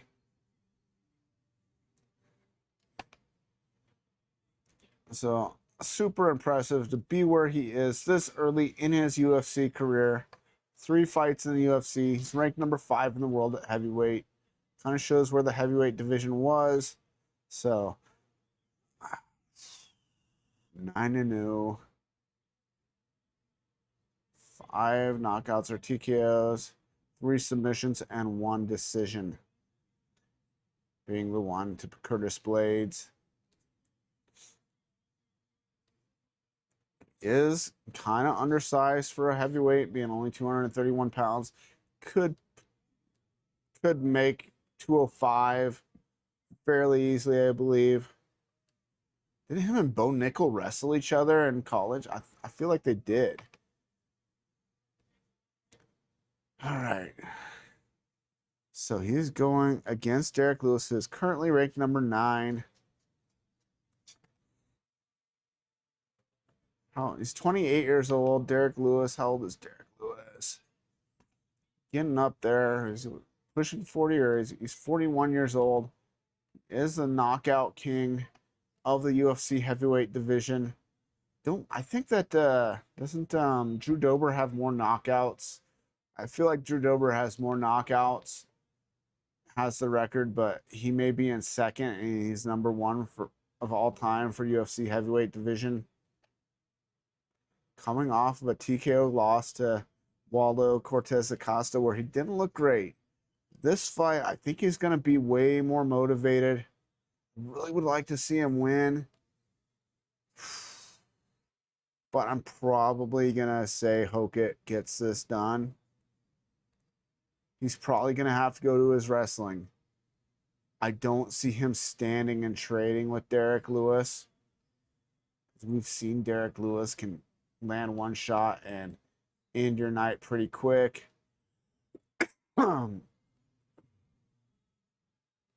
Yeah, I'm gonna have to go with Hokit in this. I want Lewis to win, but I think Hokit is going to win. Set himself up at 10-0. Probably doesn't move up in the rankings fighting somebody ranked lower than him, but probably sets himself up for a potential, title eliminator fight. And what would be his 5th fight in the UFC. I don't think this gets him a title shot, but I think it puts him on the short list. If he were, especially if he were to stop Derek Lewis. If he knocks Derek Lewis out, that would be crazy. If he takes him down and stops him on the ground, then you beat Derek Lewis on the ground, which a lot of people have. It's how he's usually lost.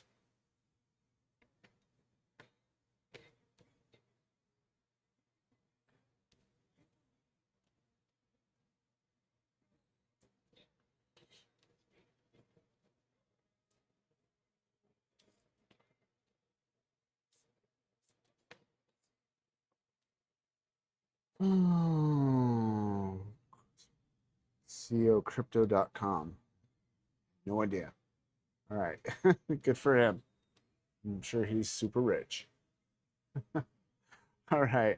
So yeah, our next fight, I'm going Hoofy, and the following fight, I'm going Josh Hokit.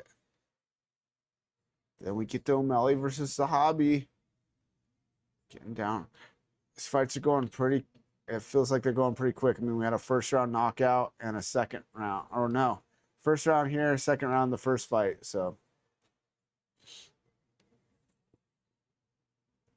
no comments yet. Do a little bit more advertising on the break. I don't know if I get anybody doing this, but it's worth a try.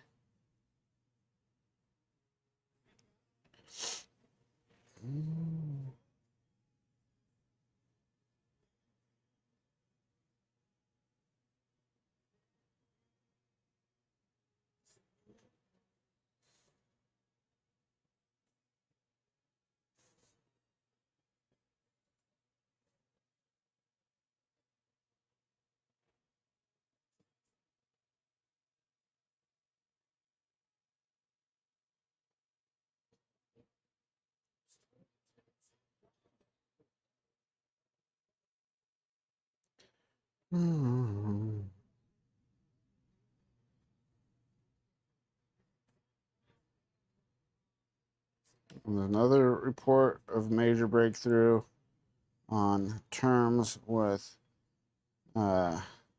Iran. Benny Johnson, if you listen to him, political commentator, podcaster, he's at the UFC right now.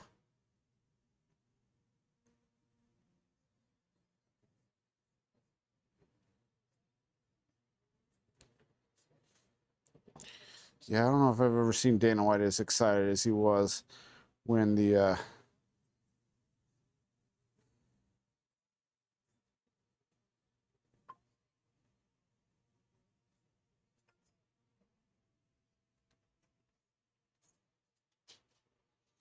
yeah, like I don't know if I've ever seen Dustin, not Dustin. Sorry, guys. Dana White as excited for anything as he was for that flyover.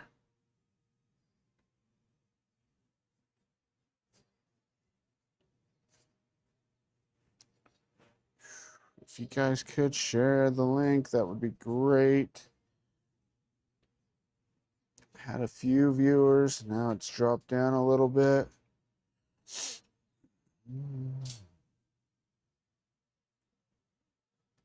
So, guys, if you missed the beginning, I did make the early prediction of Justin Gaethje. That is just my feeling from the weigh-ins last night. I may change. That's not my final prediction. Make my final prediction after the co-main event. What I think is going to happen in the main event. But my picks so far, I'm 1-1. I thought Garcia would get Lopez, and Lopez got him in the second round. Garcia looked amazing the first round, though. Definitely think on the scorecards he was ahead after round one. Started out round two good, and then Lopez just turned it on, man.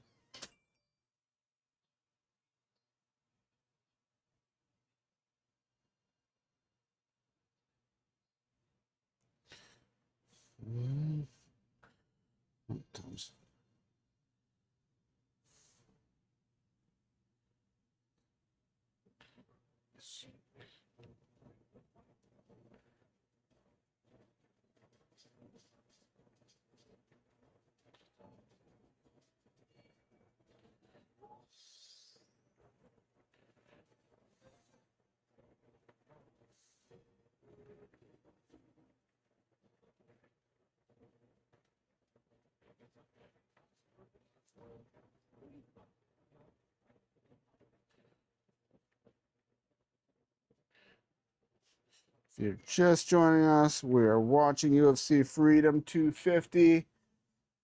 So far, my picks for the night, I'm 1-1. I thought Garcia would win. He definitely edged out round one, but round two, Diego Lopez pulled it out.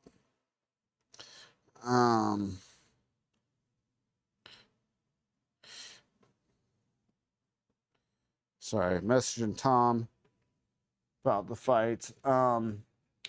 Bo Nickel, I predicted would win. He did in the first round. I'm predicting Mauricio Hufi in the next one.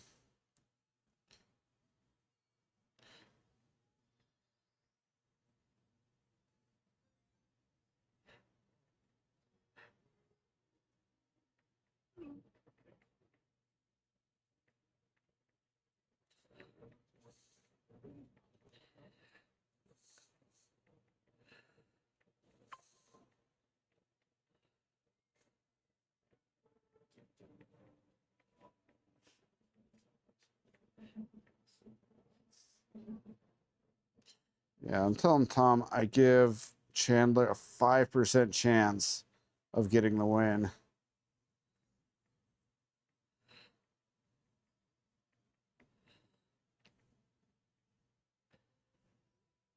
Got a feel for Chandler. He waited around forever for that fight with Conor McGregor never got it, and now will never get it unless they fight on BKFC or something someday. But I just don't see how he beats Hoofy. Hoofy looks so good. Striking is so accurate. That last fight, he looked amazing. The only time we've seen him, falter is in that fight with Benoit Saint Denis. And I don't see Michael Chandler being able to do that at this stage of his career.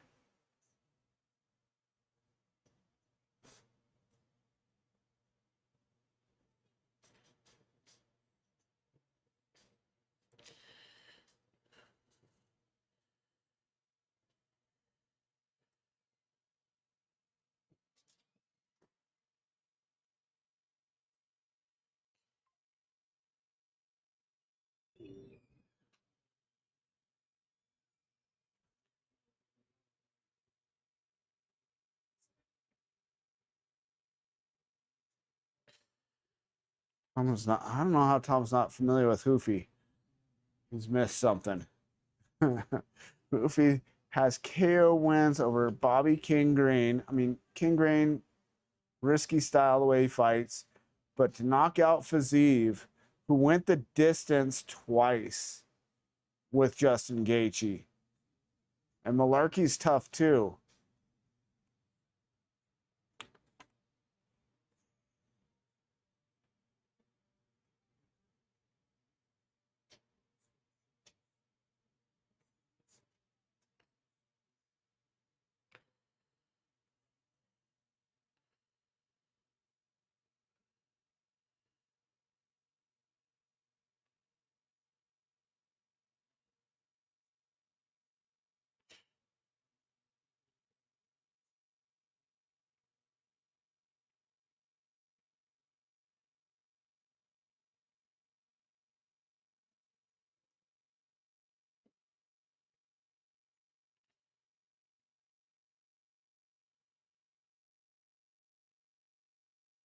What's up, mister?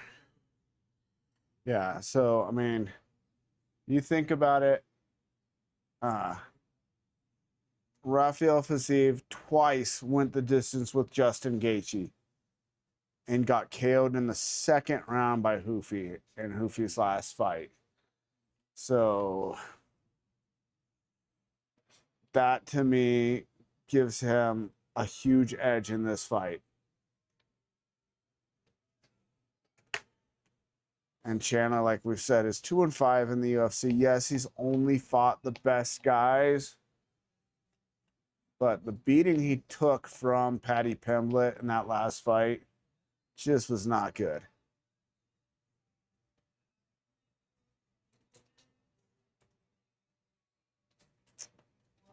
It's coming out to American Pie. It's Michael Chandler.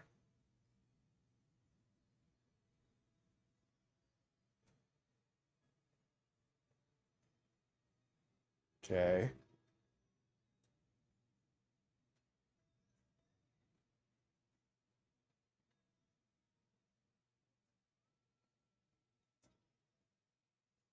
What's this about?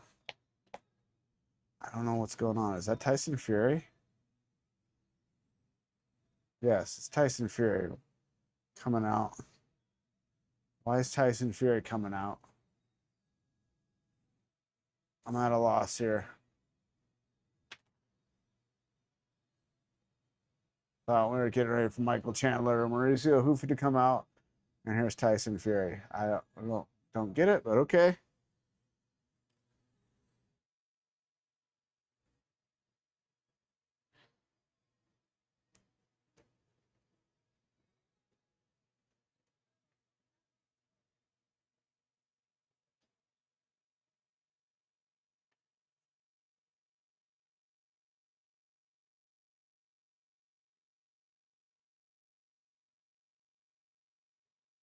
So they're gonna have a special match, guys. John Jones versus Tyson Fury. And that would be wild. Just we didn't announce this, but it's coming. Cage. Are they gonna? Oh, they're interviewing him. All right, guys. I'm gonna turn up the sound just a little bit.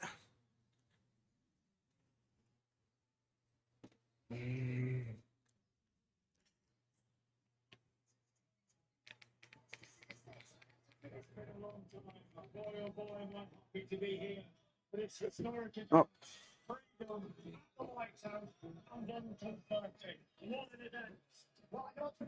This is pretty wild. What?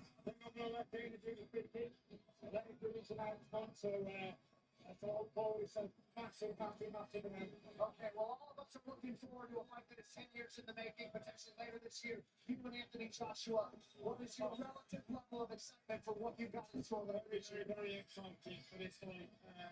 It's been over a decade in making. For whatever reason, it hasn't happened before. Let's hope it happens right now. Potential tune-up fight before that, and then maybe fourth quarter. Potential fight in August, and maybe at the end of the year it happens. Or potentially some involvement you and Dana as far as the thing promotionally. Yes. Well, we look forward to What are they talking about here? different things to say about how this fight has gone down, networks, and everything else. Any other details you can share with us before we let you enjoy the rest of this UFC fight? No details on the fights, but I'm looking forward to fighting whoever they put in front of me. Get back to do what I do best, winning. I look at this event, beautiful. The president's here, everybody's here. What an event. It's amazing to have you here. You made a great comeback earlier this year. Boxing so much better with you and Tyson Fury. Thank you for being here. Can't wait for the rest of 2026. Tyson Fury with us on the cell phone. On the White House. All right.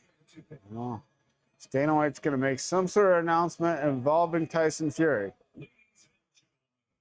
Tonight, we recognize those who are first to respond when others All right, guys, I'm going to step away while we're on this little break and grab my protein drink out of the freezer. Be right back.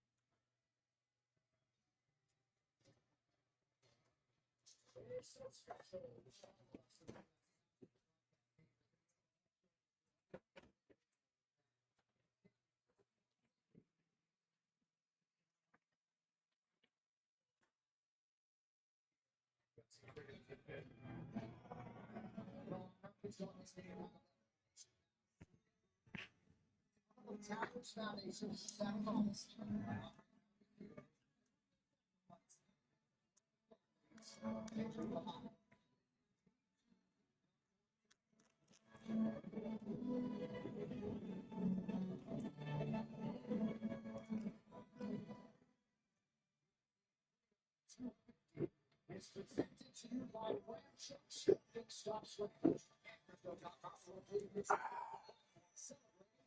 Also, Core Power, Fairlife, protein drinks. Like those things are really good. 26 grams protein.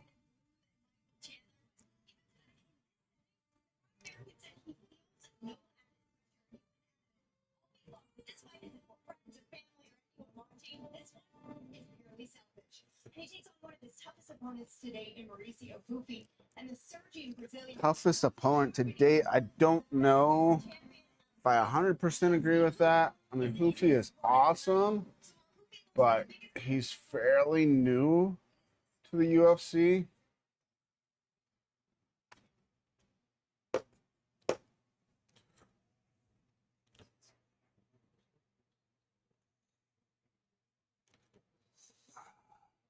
But Chandler is towards the end of his career. Hoofy is at the beginning of his career as far as the UFC.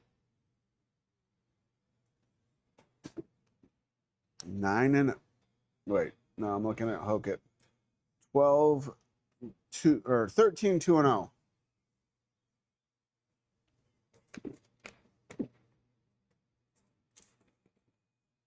Well, Chandler has been in some crazy wars in the UFC, in Bellator.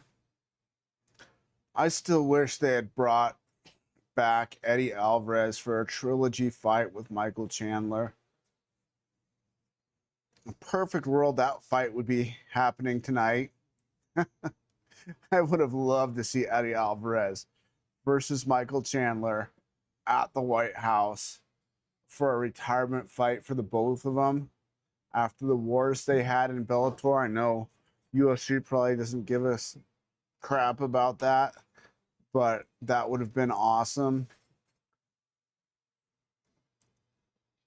Hoofy is so friggin' good, man. That spinning heel kick knockout of Bobby King Green, sending him face first in the mat like that. This dude's scary, man.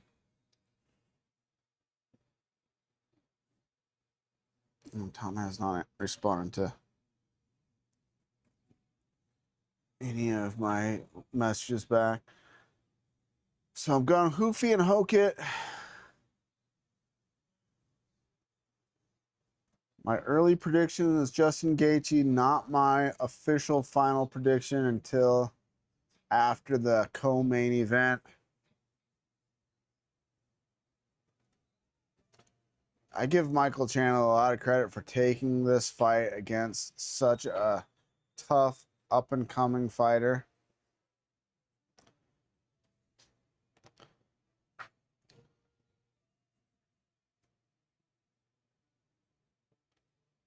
Wow. The lights look amazing.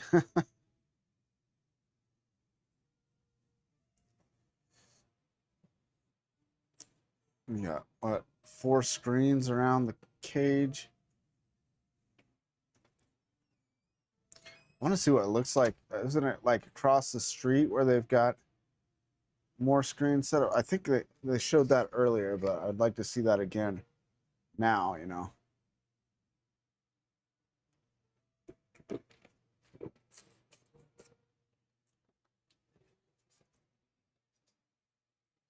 Comes Michael Chandler to the ring. If he gets totally just smashed in this fight,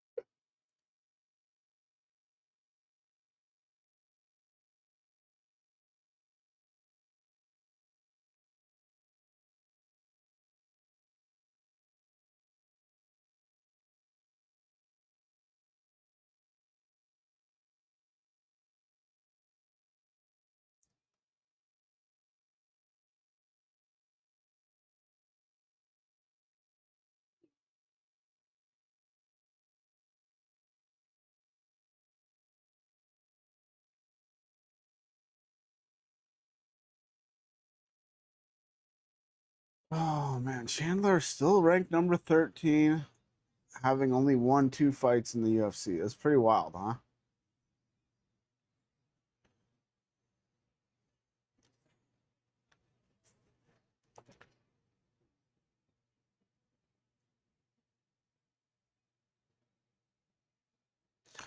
I don't know how Tom has missed Hoofy's fights.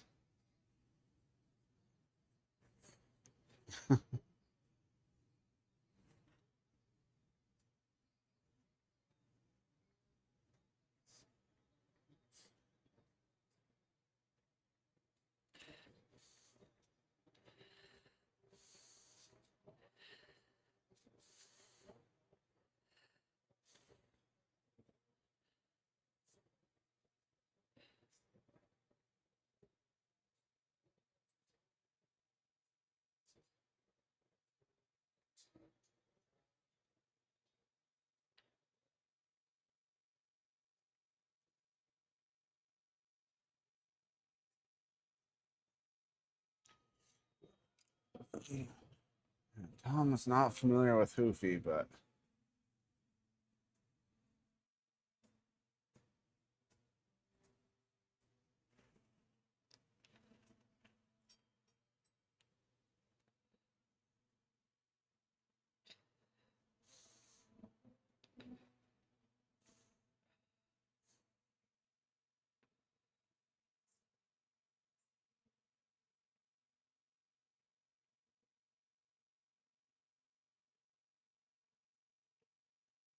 here comes Hoofy.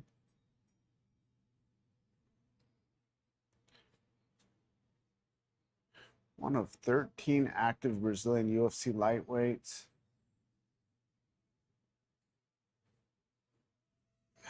This is so crazy. He has the featherweight champ in his corner, has been training with Volk.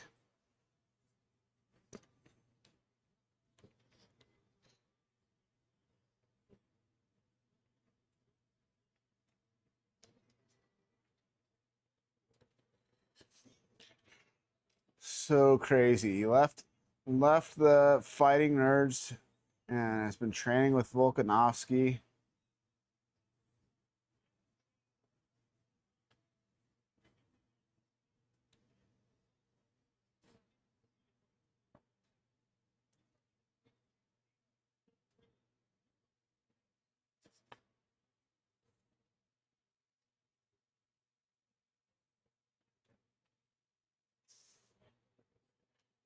I would say training with Volkanovski, his grappling has probably improved quite a bit.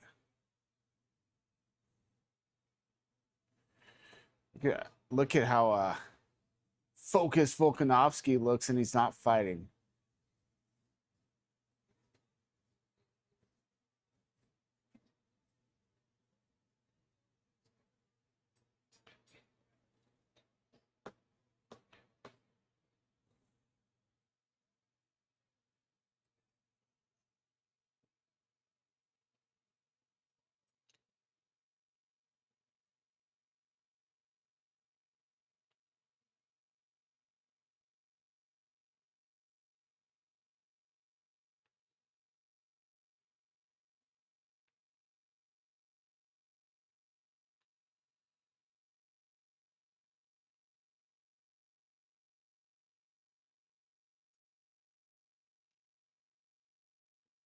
This guy could be a future champ, man. Looked so good against Fiziev, who we mentioned went the distance twice with Justin Gaethje, and he knocked him out. What round did he knock him out in? Round 2? It feels like round 2. Yeah. Knocked out Rafael Fiziev in round 2. Fiziev's prior fight. Oh, that was 2 fights before. Was the Justin Gaethje one. Had a decision win prior to that. Lost to Gamrot due to the knee injury, but it lost to Gaethje by a majority decision. So one judge gave that to Fiziev. This guy got knocked out by Mauricio Hoofy. Looked so good in that fight, man. If he can stop the takedowns, which I would assume working with Volk, he's been doing a lot of takedown defense. This is a really dangerous fight for... my computer is not charging. I'm about to die. Oh. Oof. Man, I just saw the battery indicator. I could have lost the whole stream here, guys.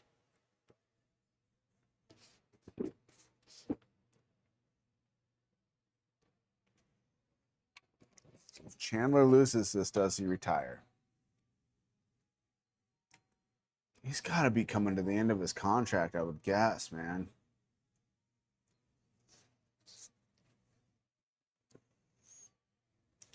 I'd love to go with the American, but can you? This guy is so good. Get off of Faziv's record here.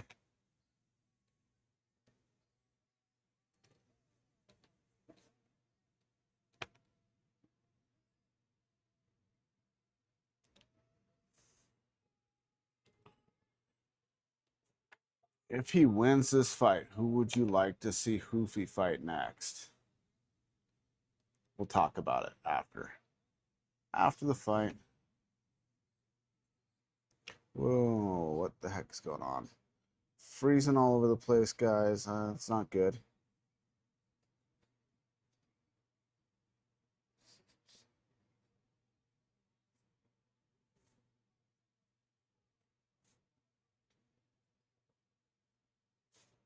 It's definitely freezing. I'm gonna refresh this.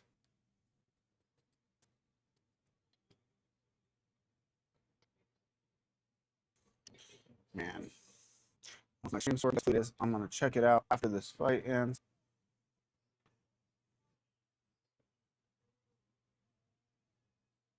Try not to get distracted by my computer issue here. Oh, not looking good for Chandler. He has tried for a takedown twice now. It looks like it's not gotten anywhere near Hoofy. Nice little stance from Hoofy. Catches him that low kick. Oh, man, I feel like it's a matter of time. And he's going to drop Hoofy. Or Hoofy's going to drop you. It's so athletic, though, man. You can't 100% count him out. That's why I'm giving him a 5% chance of winning this fight.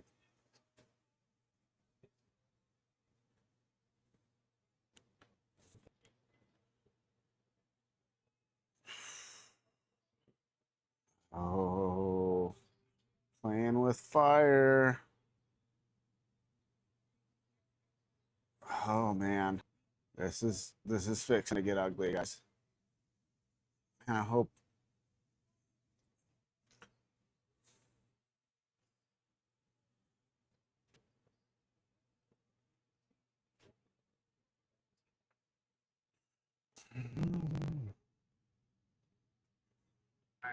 He's gonna drop Hoofy, or Hoofy's gonna drop. So athletic, oh man. Oh my gosh, my stream is not working right. I haven't had any issues since I switched computers. Oh.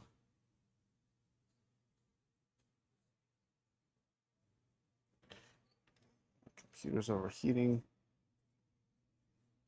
Man, this is looking ugly.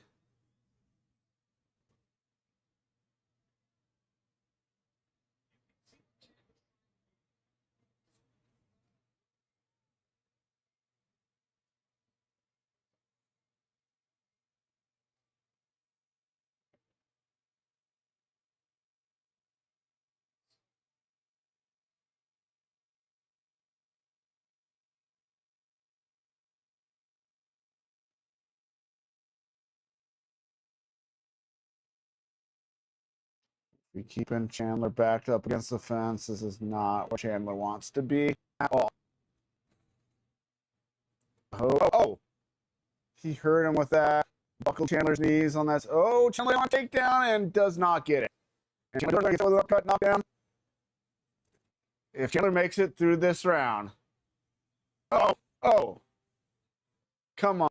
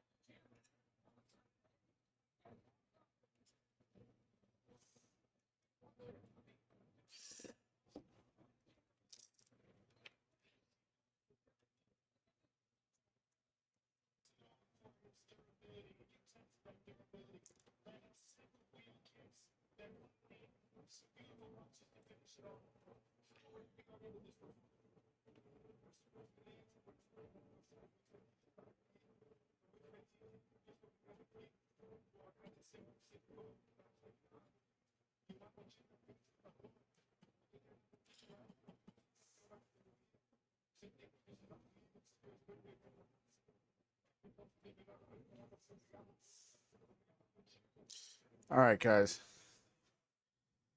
Hopefully I'm back with you live. Had no problems since switching to this new computer. and biggest fight ever, and I start having issues. So, hopefully no more problems the rest of the night. I'm back 60 frames per second, almost 10,000 kilobytes per second. So we just saw Mauricio Hoofy do what I expected, knock out Michael Chandler in the first round. Props to Chandler for lasting as long as he did, man. That Hoofy is so ridiculously good.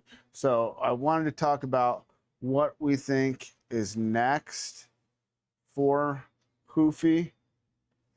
He is in the lightweight division. He is currently ranked number 9. I don't know as that fight's going to move him up in the rankings because it was against Chandler, who is ranked number 13.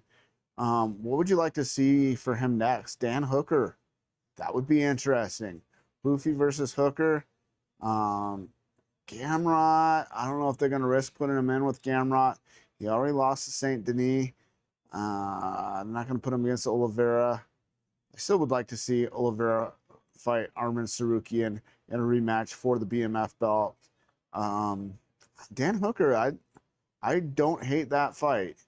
Sal killed. He's ranked number 12 though. I don't think they're gonna put Salkill and Hoofy against each other anytime soon, because both these guys have potential to be future champions. But that would be a killer fight. I would like to see either of those guys, Salkill or Hoofy, against Dan Hooker, move them up, or maybe potentially either of them. Gamrot's a tough fight. He already beat Fazeev, man. Salkill versus Fazeev would be interesting.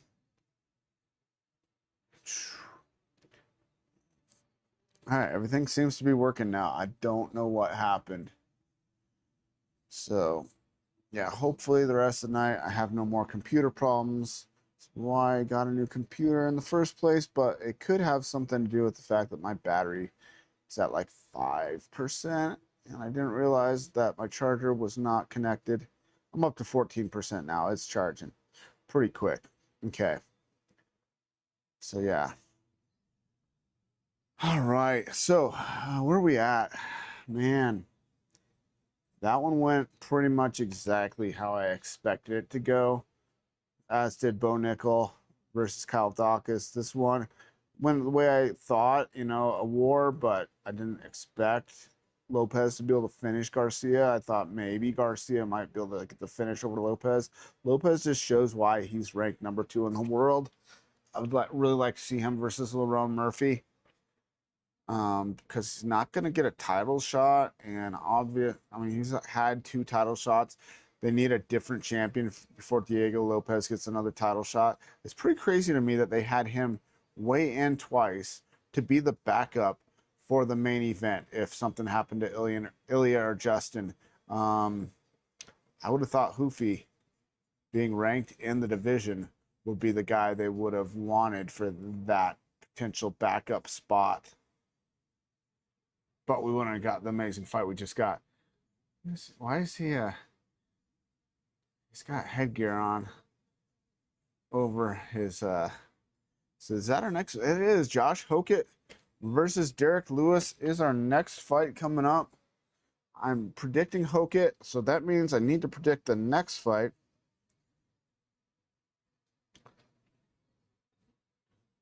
Guys, I'm gonna switch over here. We're going to take a look at this. So I'm saying Hokett, but our next fight we got to talk about is Sean O'Malley versus Ayman Zahabi. Okay, so let's look at both guys' records.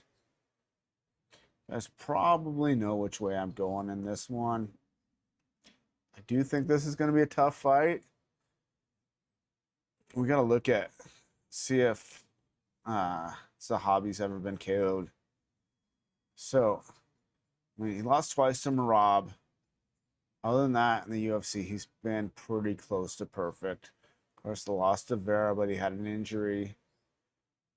The Wineland knockout was crazy. Tom thinks that Derek Lewis loses this fight. Yeah, Chandler couldn't even get close to him. Yeah, exactly. I think Derek Lewis loses this fight, so Josh Hookett wins probably with his wrestling and toughness, and hopefully he can avoid that big right hand and big left hand of Derek. Yeah, that's the question, man. If he goes to the wrestling early and often, mixes in a little bit of striking, and then gets right back on that wrestling, that's definitely Hokett's best path to victory. He's not going to stand and trade like he did in the fight. I mean, unless Lewis looks really tired, maybe he will, but we've seen Lewis knock people out when he's really tired. So, but back to Sean O'Malley. If you're just joining us, we're talking about the next two fights. I'm predicting Hockett. Sean O'Malley's only loss in recent years is to Merab. I know he wants the title shot if he wins this fight. Do I think he should get it? Obviously, Merab's going to get the next title shot. Controversial win over Jan years ago. So he's pretty close.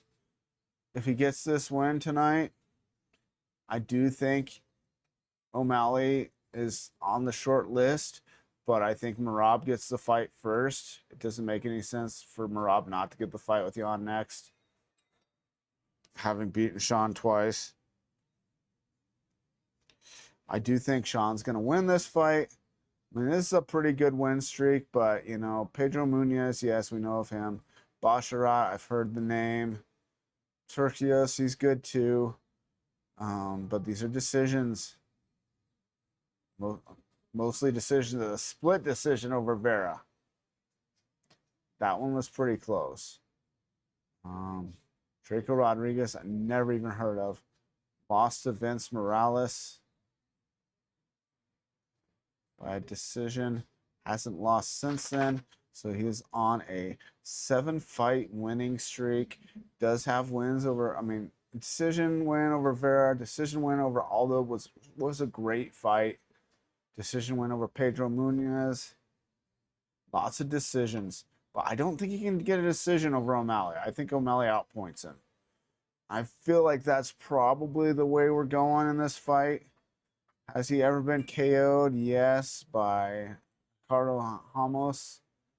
Ramos? Yeah, it's Ramos, I believe. So that's been back all the way in 2017. So, I mean, his career has been really wild because he was gone for a long time, came back,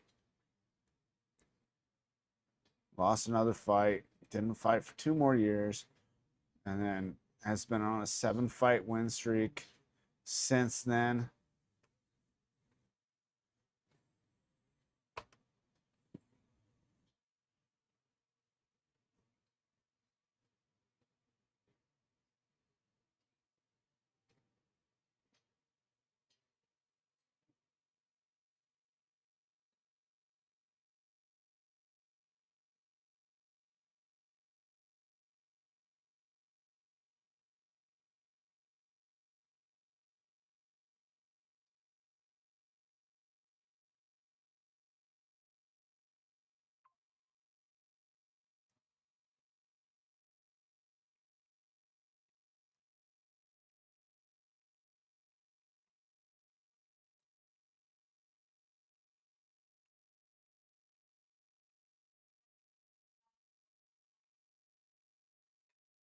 Yeah, I'd love to see Lewis win this fight, but I don't think it's going to happen.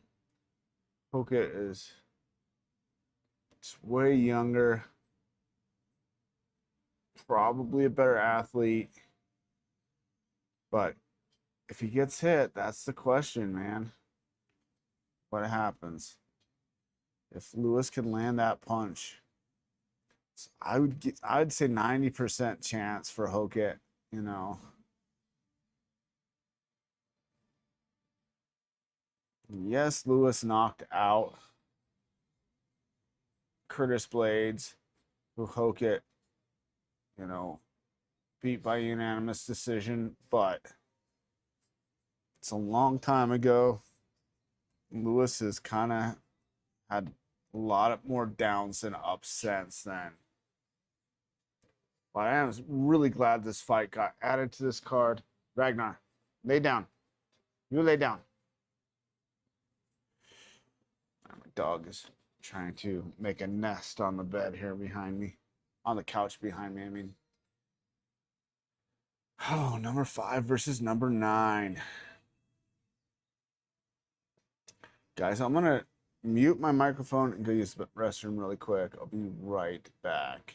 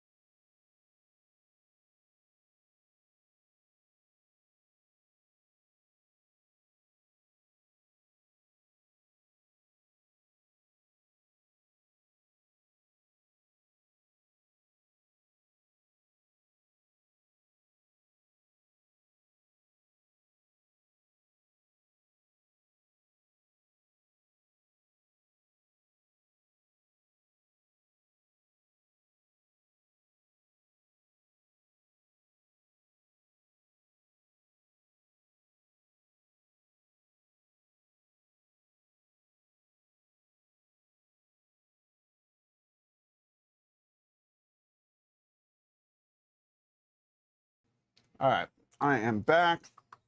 Derek Lewis is in the octagon. It's the fight Donald Trump wanted on the card.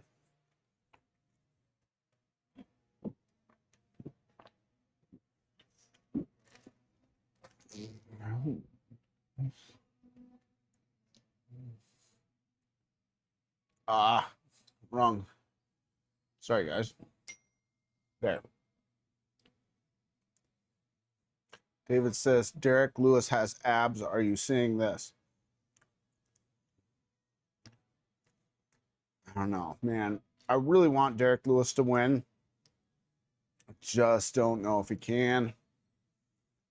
This guy's so much younger, so fast, such a good wrestler.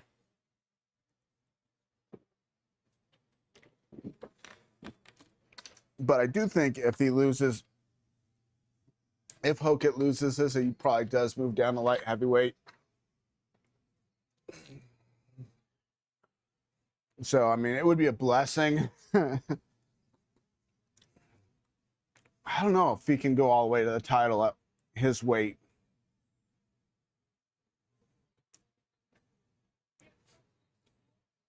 It's pretty cool having these veterans walk the fighters to the cage. I do like that.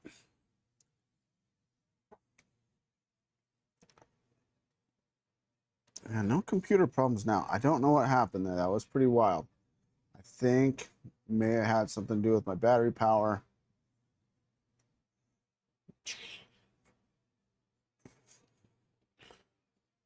Yeah, I don't know if I made my final prediction on O'Malley versus Zahabi. I do think O'Malley's going to win this. If it goes the distance, I think O'Malley wins by decision. If it ends, I think O'Malley wins by a knockout. I don't see Zahabi being able to get a decision over Sean O'Malley. O'Malley's so good. Even if he lands more strikes than O'Malley, I think O'Malley will land the more significant shots. We just really haven't seen O'Malley get like outstruck on his feet very often. And does Zahabi have the takedown and ground and pound or any of the elements that Merab was able to use so effectively over O'Malley? I don't think so. So I'm going Hokett this one. I'm going O'Malley in the next one. Then as soon as this fight's over, I will give you my prediction on the co-main event.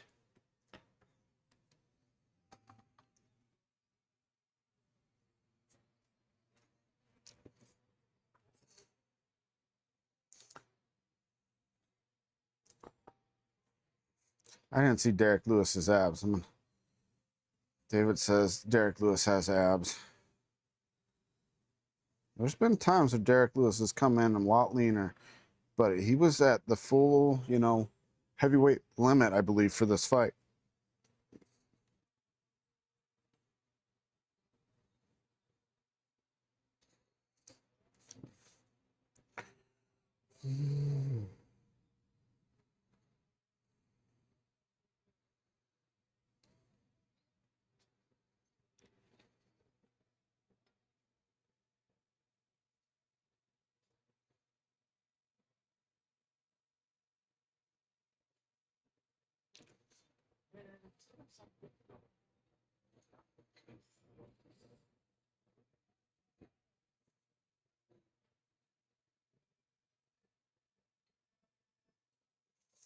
Oh, man.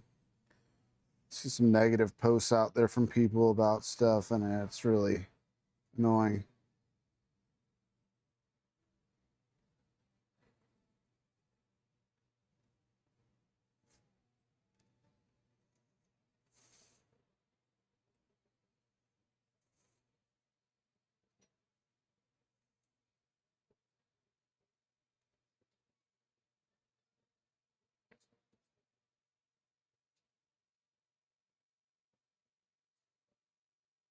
What the heck?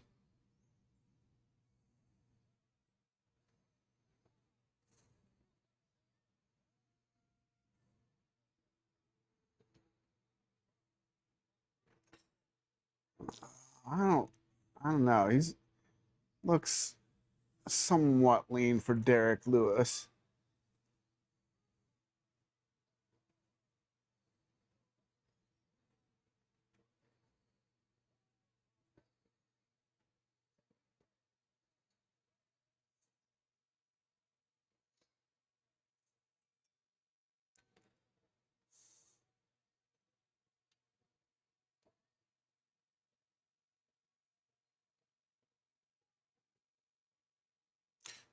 David says that Hokit better not switch to the wrong personality while he's out there. I think the whole personality thing is an act. He acts crazy to get attention. Apparently, I don't have permission to post on that, whatever that is.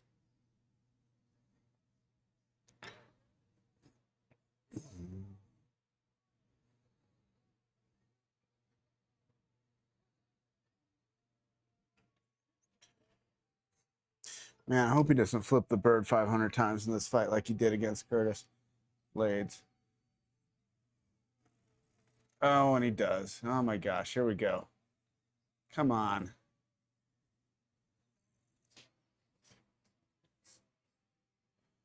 All right, come on. Come on, Derek Lewis. I'm predicting Hokit's going to win, but I want Derek Lewis to win. I want to be wrong.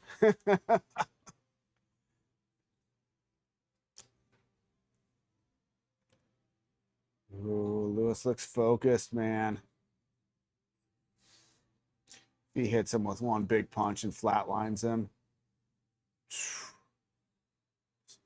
Ah, guys, I didn't start my timer. Sorry about that. If it goes to the second round, I'll make sure I do start the timer. Man, Derek Lewis looks just monstrous next to him. Derek Lewis, you know, taking his time here. I don't like him being quite so close to the fence. Look, it tries a spinning wheel kick here. If Lewis does a jumping knee. I'm not big on, man, I hate that stupid stomp kick. Especially Lewis stands so straight up and down. His knees are almost locked out already. I thought when he fought, who was it? He fought years ago. Another guy from that camp, I believe, stomped at his knees like that. He ended up winning the fight, but I thought there was going to be some significant damage to his knees. Somehow it wasn't. Yeah, Lewis starting to move forward here. Oh. Still no takedown attempt really from Hokit yet. We're 3.5 minutes into the first round. No takedown attempt. Lewis looks focused.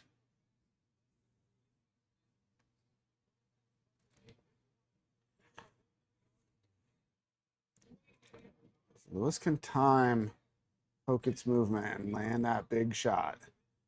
You could see crazy upset here. Oh, and there's that takedown. Oh, Lewis doesn't look like he likes that. Come on, Lewis, stay in this. Can he push him back with his feet and get back up? Or is he going to be stuck here the rest of this round?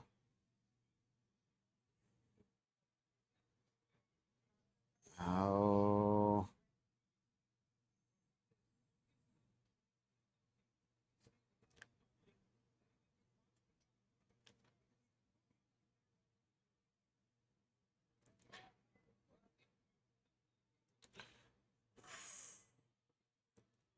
Smart by Hokit. And come on, Lewis. Come on, Derek Lewis.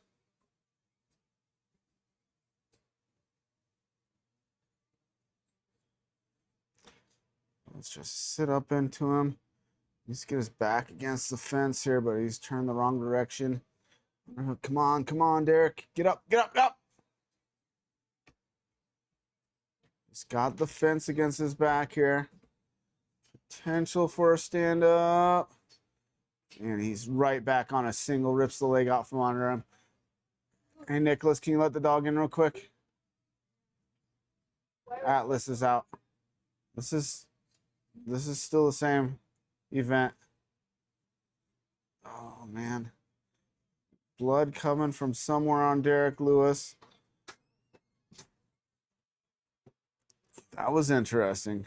Stands up from the mount and knees Derek Lewis to the body. Just don't know if Lewis is going to have an answer for this.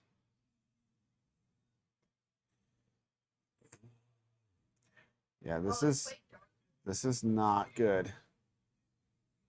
Not good for Derek Lewis. Oh, man. Come on, Derek Lewis. Get up. Get up.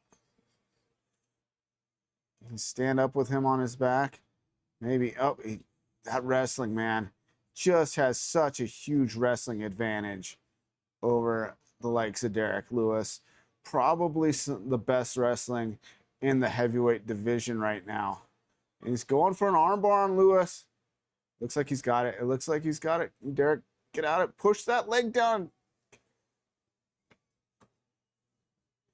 He's pushing the leg down, but he's not. Man, Derek Lewis is at risk of getting his arm broken here if he doesn't.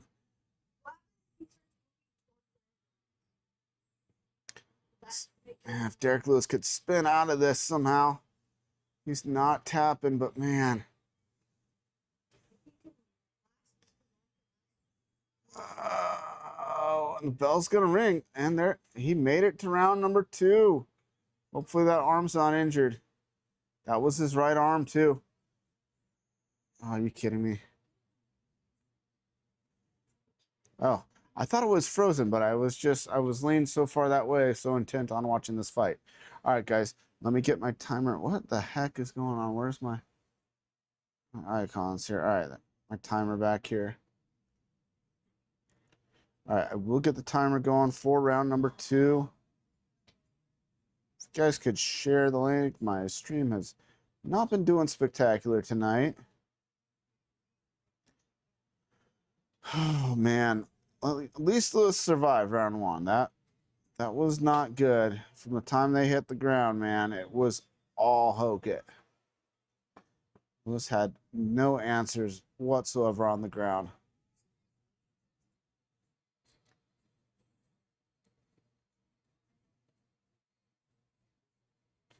Round number 2, Hokit versus Lewis at the White House. We're on. All right. At least he hasn't flipped him the bird since they were announcing the fighters. Lewis needs to, like, bend his knees, get down a little bit lower, pop that jab, set up a big shot. But I just don't know if he's got it in him at this stage in his career.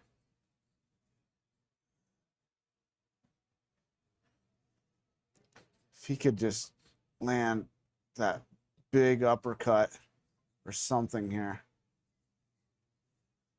Just kind of moving forward. We're going to see Hokit shoot, and he does. He's in on the single. A little bit of defense from Lewis. Oh, Lewis caught him with some right hands. Hokit moving backwards, back in on a clinch. Turns Lewis towards the fence, but Lewis is coming forward.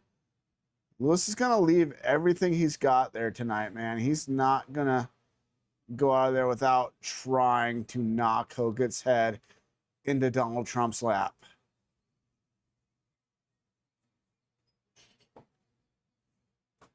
But he looks pretty tired.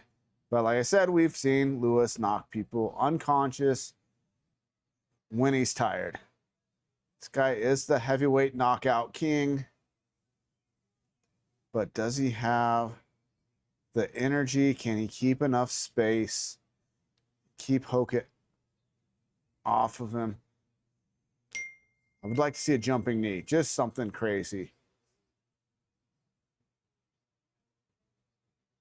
Oh, Hokit hits Lewis with a couple good shots there. There's that athleticism, man. A guy that came from wrestling, landing big shots on the knockout king. If he knocks out Lewis, man, this definitely, gets him potentially a fight or two away from a title shot.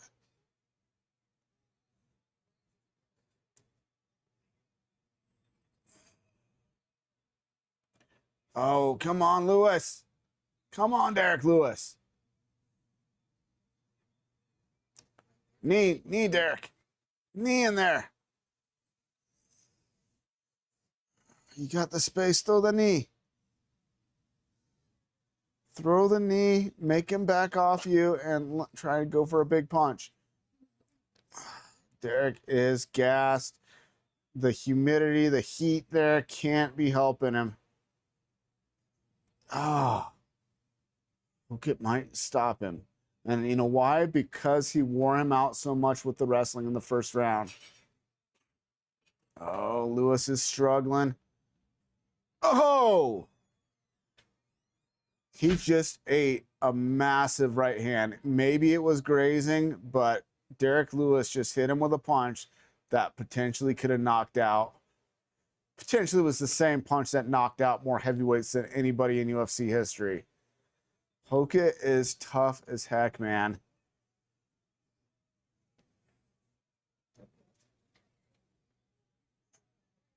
Don't think Hokit is anywhere near as tired as Lewis here.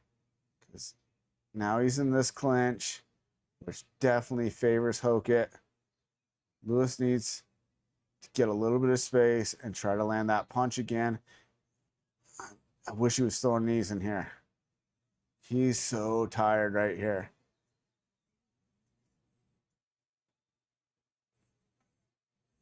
Oh, man.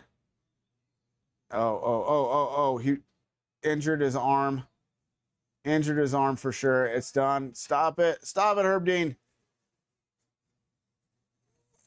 Oh, that arm that was in that arm bar at the end of the first round, he threw something. I wonder if he tore the bicep. Did some significant damage to his right arm, and that was the end of the fight. See, he has the right hand on his head.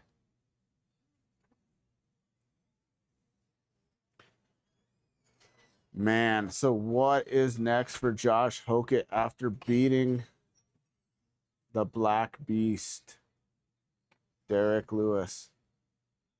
Heavyweight.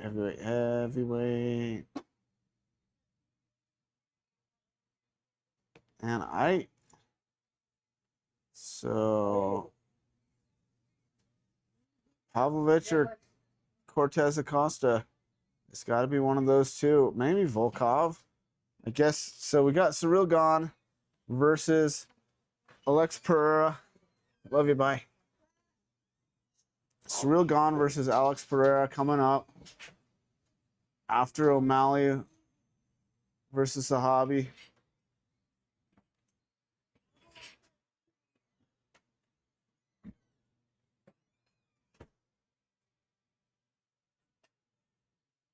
So maybe Volkov. Volkov versus Hokit. You know, honestly, Hokit versus any of these three, man. And then he gets a title shot. I mean, obviously, he beats any of the three guys ranked above him. You got Cyril Gane and Alex Pereira fighting tonight. Hopefully, Aspinall comes back and fights the winner. And then you got the winner of Hokit versus 2 through 4. I think he gets a title shot if he wins one of those two guys, beats one of those three guys.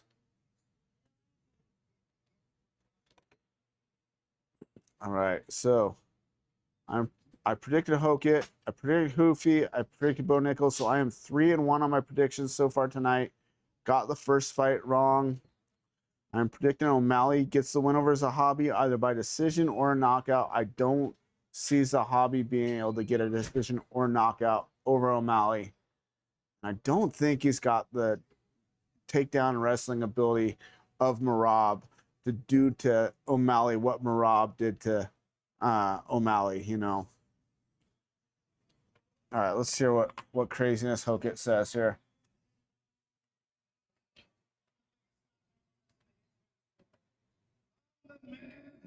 with the blade, the beast that's ready to feast. You know what? The speech. Shout out to Trump for having the balls to put some shit like this on. I'm gonna say there's only one person more incredible than the Incredible Hulk, and that's my Lord and Savior Jesus Christ. Oh, that was surprising. Listen, I want to shoot up by your mama.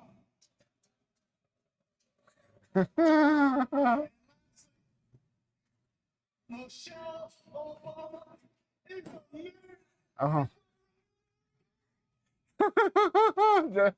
Joe Rogan could not get the microphone away from him fast enough. Oh my gosh. 10-0, one fight away from a title shot, potentially be a champion. And what, his fifth or sixth fight in the UFC, maybe. So I'm predicting O'Malley in the upcoming fight. Now let's go to this one, guys. You know, I have been saying forever, I think that heavyweight Alex Pereira is going to be the best Alex Pereira we've seen. He's 13-3. Tagon's 13-2. But I just don't think Ciryl Gane has fought an elite kickboxer at the level of Alex Pereira in the UFC. And I don't think he can handle the power of this man. This guy was setting power punch records when he was fighting at 185 pounds, and now he's 252 pounds. So I'm 100%. I feel Alex Pereira gets this. I don't see a way Ciryl Gane wins. I'm not sure what kind of, I mean, maybe he's got speed, but does that speed do anything when you've got a guy who can slip his head side to side, like we've seen him in sparring with really good heavyweights? We've seen him sparring a knockout artist like Robelis de Spain, and he just moves so well still at heavyweight. And you know that kind of power, not having to deplete himself and dehydrate himself like he did in the other two weight classes. We didn't ever see him get knocked out at light heavyweight. We saw him get knocked out by one of the greatest ever in the middleweight division, Israel Adesanya. But that was when he was cutting all the way to 185 from probably over 200 pounds. Now he's 251. He's solid. I don't see him losing this fight to Ciryl Gane. I see him being a 3-division champion, getting the fight with Tom Aspinall next, and probably knocking out Tom Aspinall too. Now, Hokit, with that wrestling, who knows? Who knows what happens? I don't know. Hokit's got to get one more big win to get, you know, that fight sometime next year potentially. But so O'Malley in the next fight, Alex Pereira in the fight after that. That is my final pick on those two fights.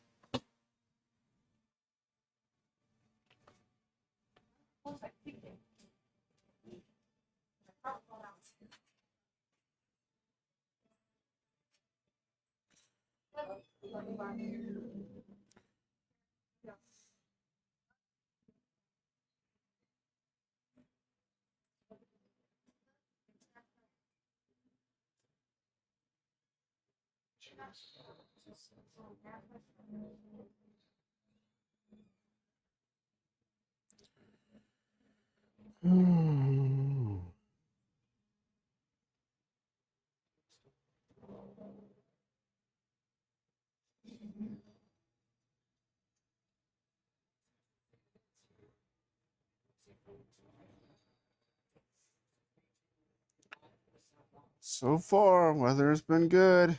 So that's, wow. Just right on the other side, they got those screens and all those people watching the fights. Hey, quit.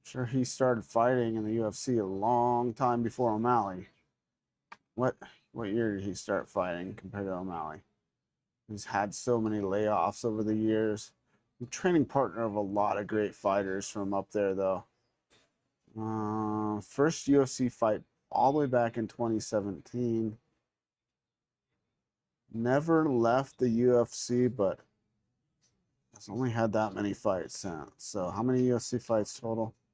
1, 3, 4, 5, 6, 7, 8, 9, 10. 10 total UFC fights. So he's 8-2 in the UFC since 2017, in 9 years. Pretty crazy stat there to be 8-2 in the UFC after fighting in the UFC for 9 years, because he's had so many layoffs. O'Malley, though, never lost outside of the UFC, correct? Only lost to Marlon Vera, which he avenged, to Chito Vera, and 2 losses to Merab. Perfect in the UFC, almost perfect. He had no contest. Accidental eye poke. Man, I don't remember that. All right. So Canadian Zahabi coming to the cage right now.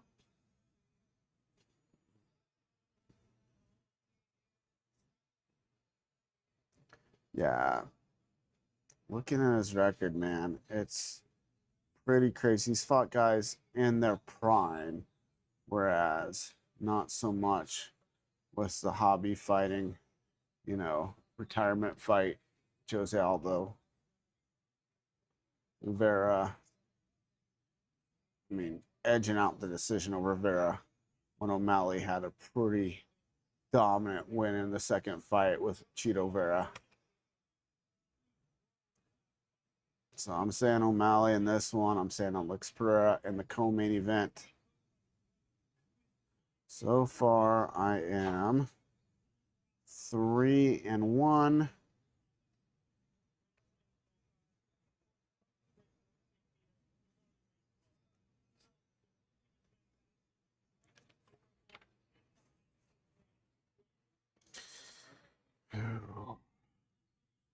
This is such a weird fight. I don't know.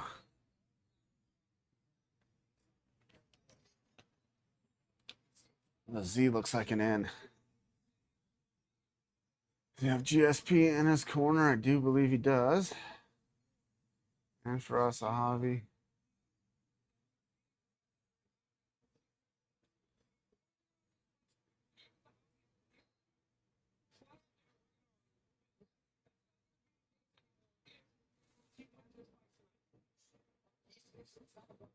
Like number 6 in the world against the what? Number...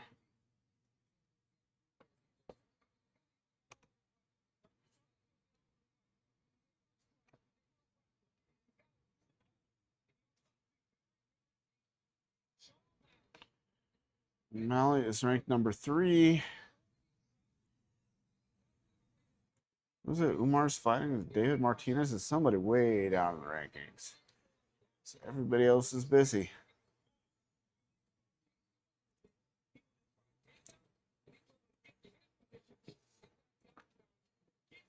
So this fight has potential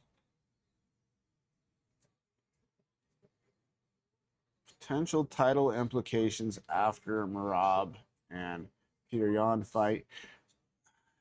If Peter Yan were to beat Merab again, then I would say that Sean O'Malley could get the title shot next if he wins this fight.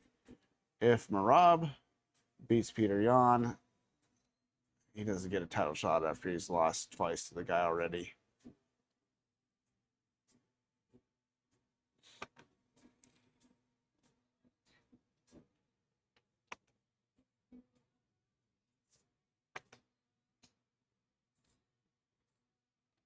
Just trying to get back to the poster.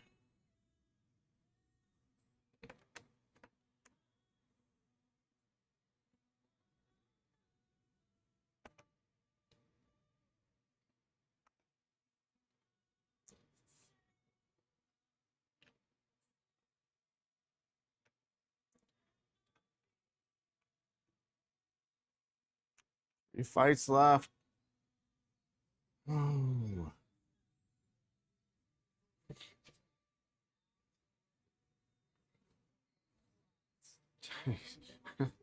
I'm gonna walk through the Oval Office out to fight in the UFC. It's so wild. I thought it was cool getting to walk through the back of the bowling alley to go fight. I didn't end up fighting, but I cornered for guys at the bowling alley a few times.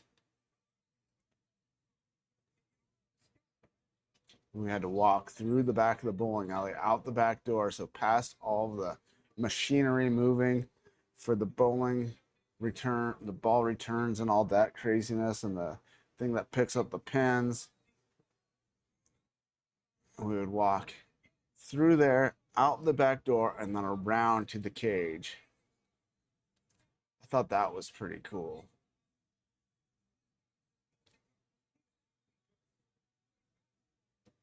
Pretty wild having entrance music sung live there.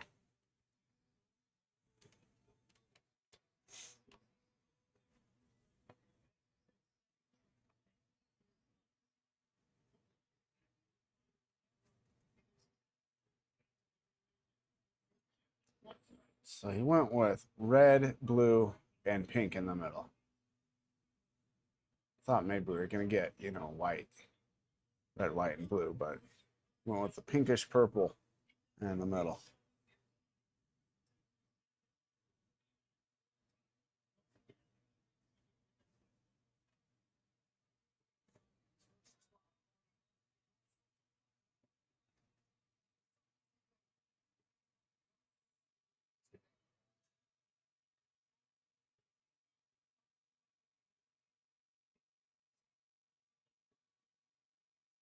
And knockout. I don't know if he gets to skip over Marab though. I think Marab gets the next title shot. I'm pretty sure it hasn't been announced. Maybe they're waiting till after this and they try to put him in for the title shot. If he does get a knockout victory tonight, have him rematch with Jan. But then, you can't. If he beats Peter Yan, he definitely has to fight Marab again, and we've seen what happens. So it's just a tough spot to be in if you're Sean O'Malley. He's got a lot of pressure on him. It's time for a commercial. Oh.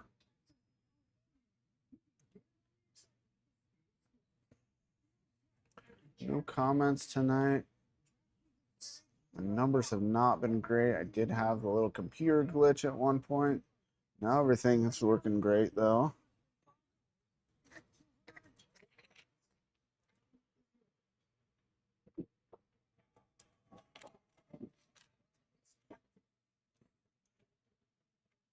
And there's still people saying that this was paid for with taxpayer money, but as far as I know, they've said from the beginning the UFC was paying to do this event.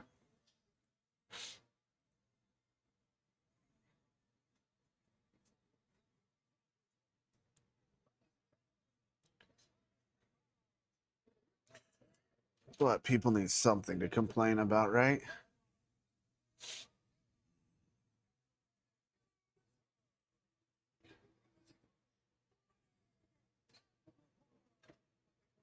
They said from the beginning they were paying for the setup, for the teardown, and it was all the UFC.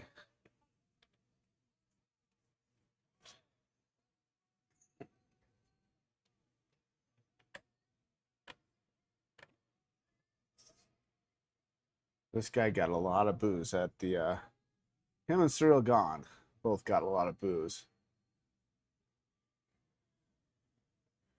I do feel like, man, Lex Pereira was maybe the most popular guy. Him and Justin. But maybe even more for Pereira. Which is wild.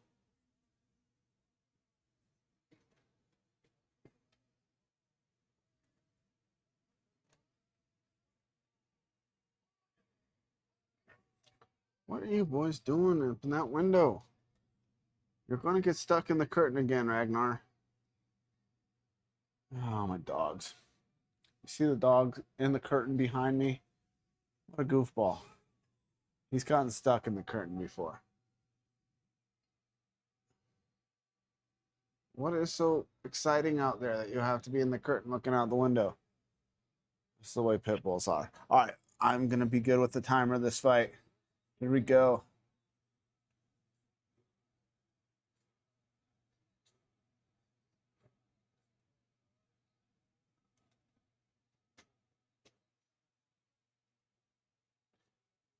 All right, here we go. Sean O'Malley versus Amin Zahabi. Both standing southpaw.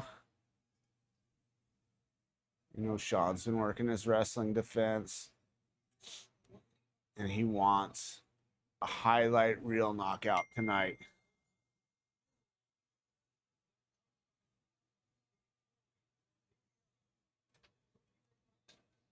Sean looking light on his feet. Zahabi circling.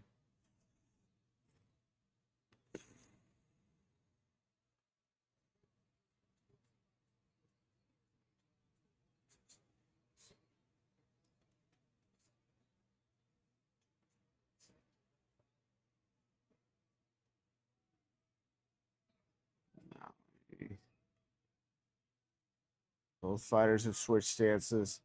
Now they're both standing orthodox. Sometimes you see that with fighters where they're able to switch stances, where both guys can. They match stances. So one guy's fighting right hand, the other guy's fighting right hand. One guy's fighting southpaw, the other guy immediately switches to southpaw. Now he switches, but comes right back. He's doing what Joe Rogan said is keys to victory. We're keeping him out at range, throwing straight punches and straight front kicks. So far as Zahabi has not landed much.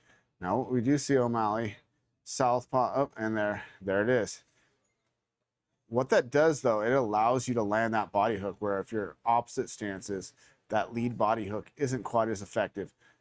Your rear hand punch, your rear cross, more effective, though.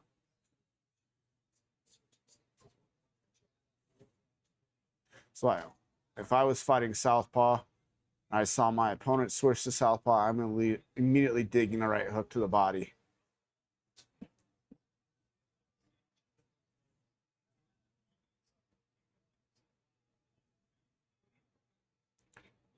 Ooh, Sean just kind of fainted and got all kinds of reaction out of Zahabi. Step in low kick by Zahabi is pretty nice.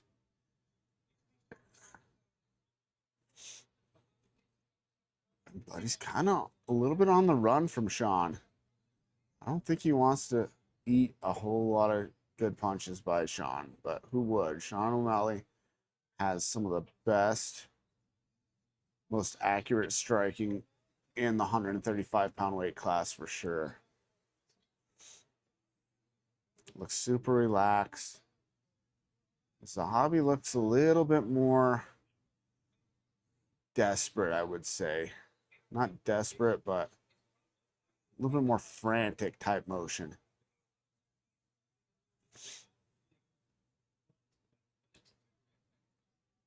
Ooh. A bit of a shot by Zahabi with the left hand to the face of Sean O'Malley. There's that inside low kick again by Zahabi. I don't think that Philly shell, or whatever you want to call that, with the lead hand down, the rear hand up, is a good idea against the likes of Sean O'Malley. Too fast and too accurate with that right hand. I don't know if you're going to get the shoulder up to block that the way you could with your hand. Very pro O'Malley crowd.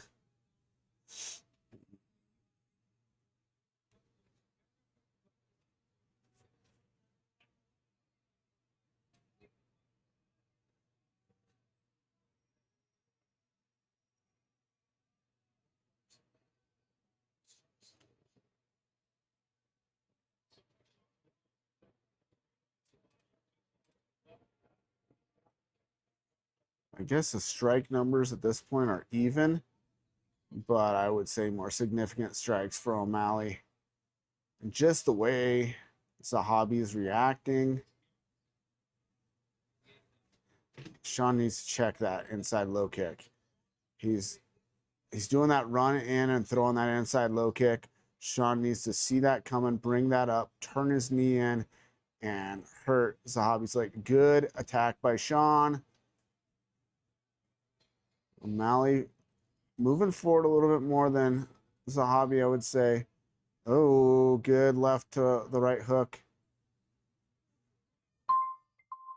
And the round ends. I would say Sean took that round.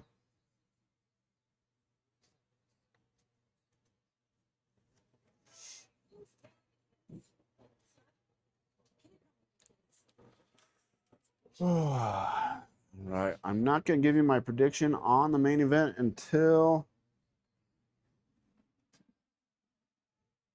after the end of the co-main. My early prediction was Justin, but you know, my mind could definitely change depending on what craziness and transpires in the co-main. Not that it has any bearing on that, but sometimes you just get a feeling. If something crazy happens one way, maybe something crazy will happen in the next fight, you know?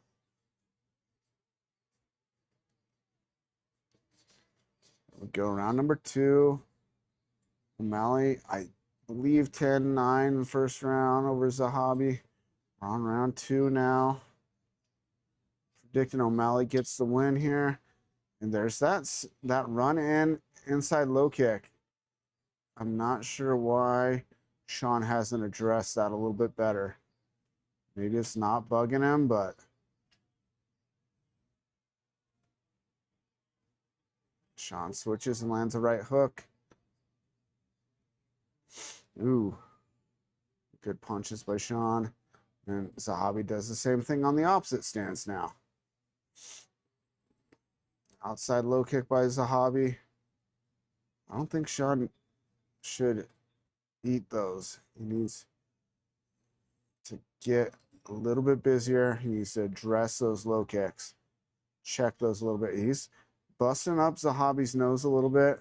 Sean looks like he may have a little bit of blood coming from his nose also, but dang it. An inside low kick.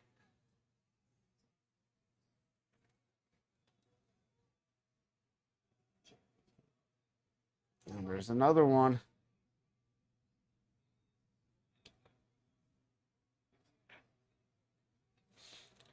But Zahabi, interestingly enough, has not gone for a takedown.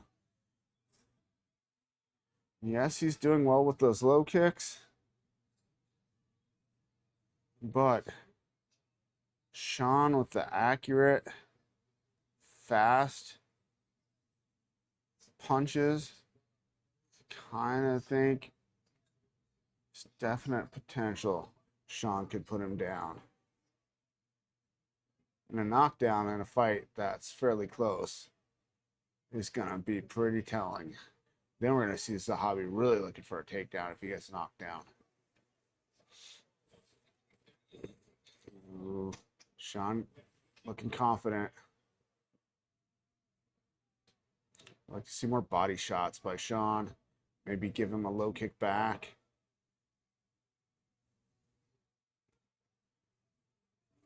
Those kicks. Those kicks are a pain, man. Somebody who ate a bunch of those in a national title kickboxing match. Those can be really, really annoying, even if at the time they don't hurt. Oh, man. Zahabi doing really good with those low kicks. But I don't think that's going to win you the fight. We've seen this before where somebody lands a lot of low kicks, but the other person lands more punches. Judges like the punches more a lot. Unless somebody's, movement is visibly affected by it.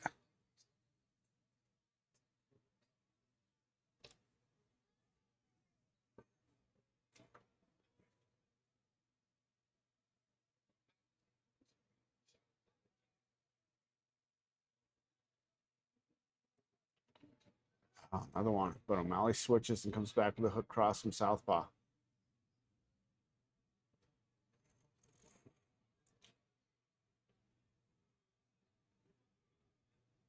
Groin shot on one of those low kicks.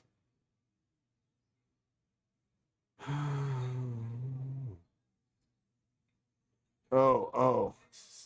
See, that looks worse when you get hit and you look like Zahabi just did. Oh, there's the knockdown. And he drops him again.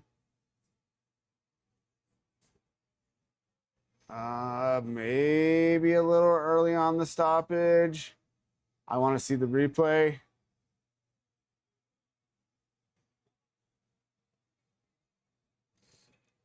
I would like to see the replay there.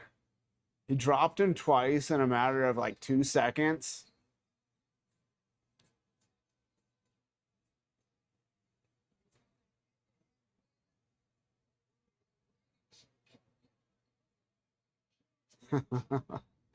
Oh, this is wild, man.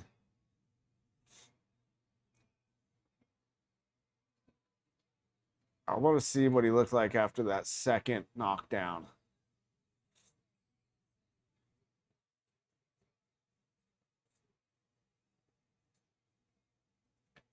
As a hobby, inside low, the kicks were good. The low kicks were good, but he needed to do something else and mix in, the possibility of a takedown.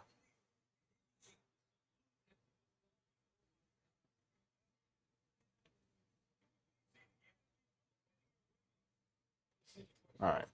So, left hand puts the hobby down. So, hobby tries to get up, catches him with that right. Man.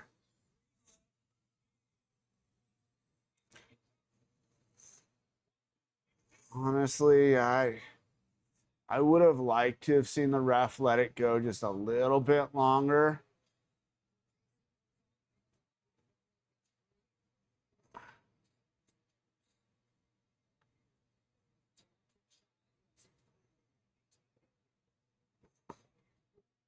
Yeah, I would have liked to have seen it go just a little bit longer. Maybe he would have knocked him down one more time and then stopped the fight. He wasn't going to jump on him, most likely. He was going to let him get him back up, and he was going to try to knock him down again and knock him out. And I think he probably would have on the third time. I don't know. O'Malley, I feel like, would have won the fight regardless. All right. So, I'm now 4-1 on my predictions. And I've already predicted Alex Pereira to beat Cyril Gane. I think he's going to knock him out, guys. I really do.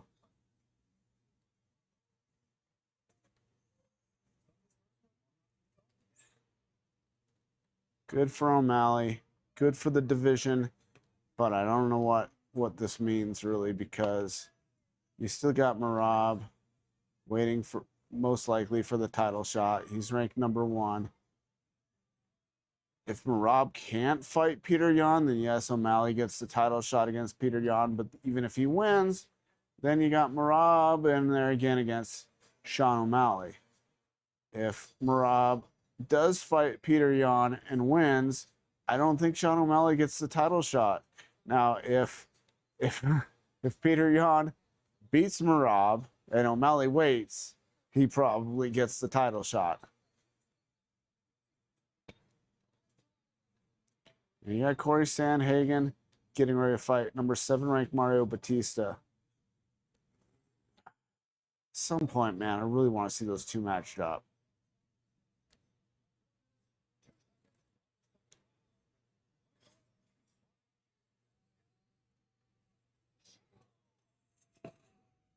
Yeah, the referee stopping him a little early. That takes a little bit away from Sean, I feel like. I wish he would have let it go another 5 seconds.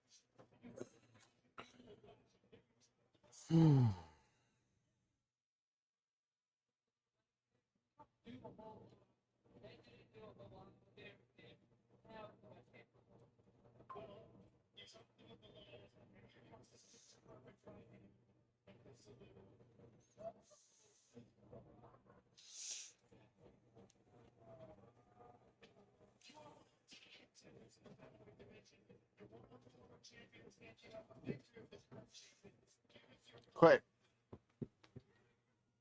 Quit it. Leave your brother alone.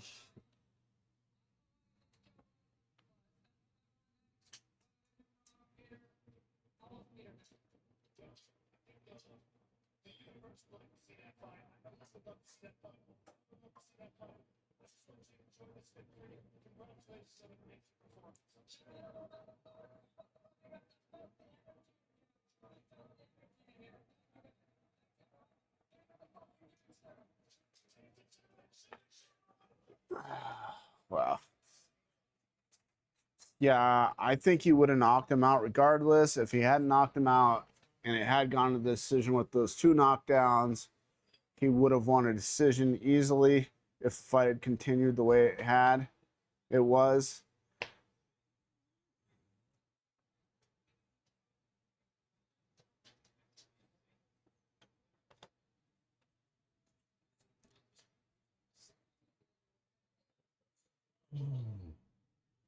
So, co-main event, Alex Pereira versus Surreal Gone coming up next.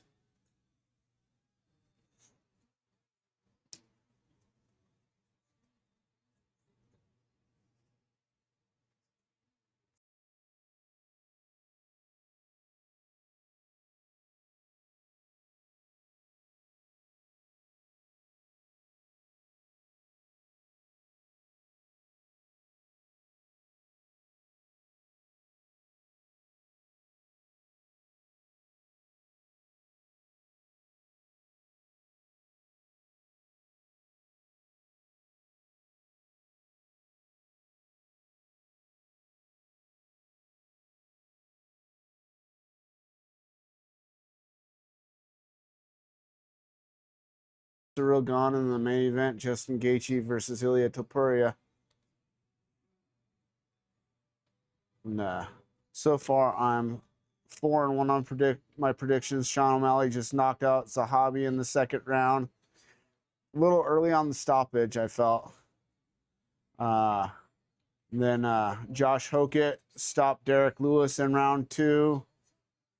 Mauricio Hoofy just murked Michael Chandler. Yeah, like a mercenary goes and kills somebody. That's what it looked like. It was a one-sided beating. Bo Nickel dominated Kyle Dawkins and finished him in the first round. I thought Steve Garcia might beat Diego Lopez, but he won the first round, and then round 2, Diego Lopez came back and knocked him out. They were just swinging, and Lopez landed a perfect shot and knocked him out. But O'Malley he switched to southpaw, drops the guy with a left hand. Guy gets up for like a split second, and he landed a right hand and dropped him again, and the referee stopped the fight. So it was like 2 knockdowns in 2 seconds. So you can kind of see the referee stopping it, but the dude was still conscious and turning like he was going to put him in guard if he jumped on him. I think he should have let him stand back up one more time.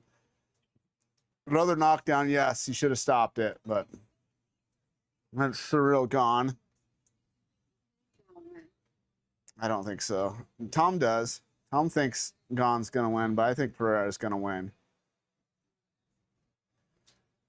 Taylor, there's pork chops in the microwave also.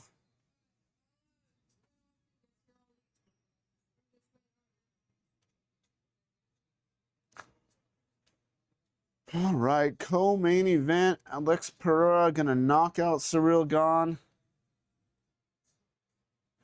That's crazy. If you think about the fact that Alex Pereira just started fighting MMA and is 13-3, while Cyril Gane is 13-2. And he's had 2 belts. Middleweight belt and then the light heavyweight belt twice. Cyril Gane has fought for the belt. Is this his fourth or fifth title shot? The no contest with Tom Aspinall was the closest fight to date for him for the belt. He's been interim champ. He was interim champ. I forgot. I believe this Tuivasa fight. Was this for the interim belt or was the Derek Lewis one? One of these was. The Derek Lewis fight was, I think. Then he fought Ngannou for the undisputed and lost. Is that correct? Let's look.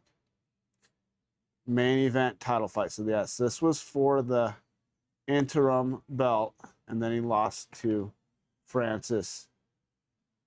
This was not for an interim title, was it? I don't think so. No. This was just to get the title shot against Jones, which he lost. And wins over Spivak. Controversial split decision over Volkov that everybody, including Dana White, thought Volkov won. And then the no contest over Aspinall that a lot of people didn't think he should have gotten because of that. And now he's getting another title shot off of a no contest due to an eye poke.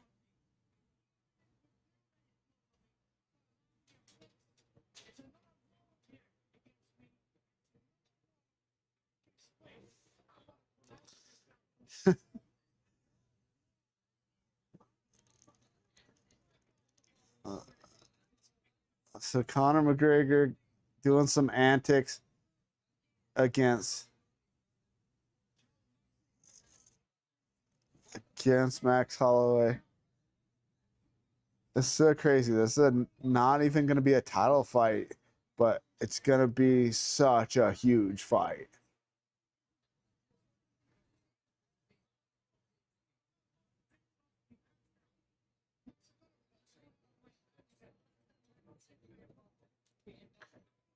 Okay, there's Conor McGregor throwing out some language.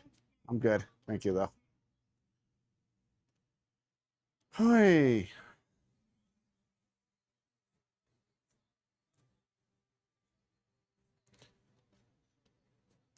All right. So hopefully Tom Aspinall comes to terms with the UFC. Hopefully he's healed up from the eye poke from Cyril Gane. Hopefully Alex Pereira wins this fight because nobody really wants to see Cyril Gane fight. We're trying to figure out how many times he's fought for the belt. So this is for the interim belt right now.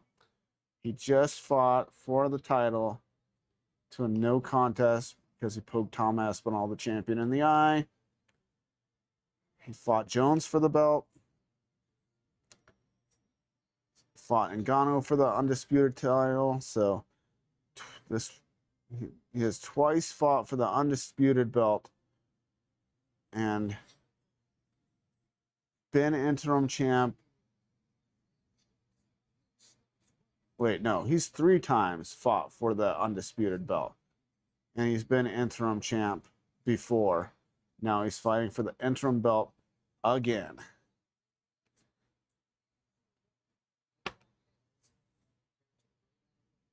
Like I said, most people don't think he beat Volkov. I didn't think he beat Volkov. That was a bad decision. Oh.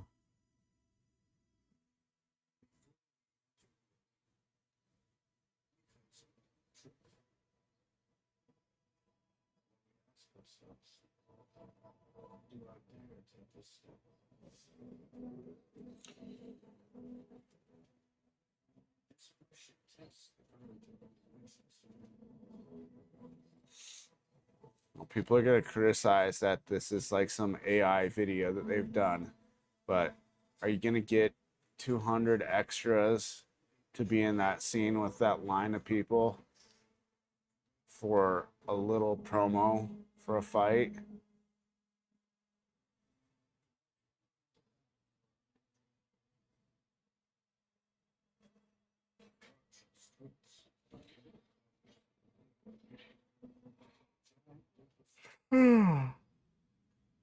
All right, now Bryce Mitchell is watching and saying, that's fake. They didn't walk on the moon.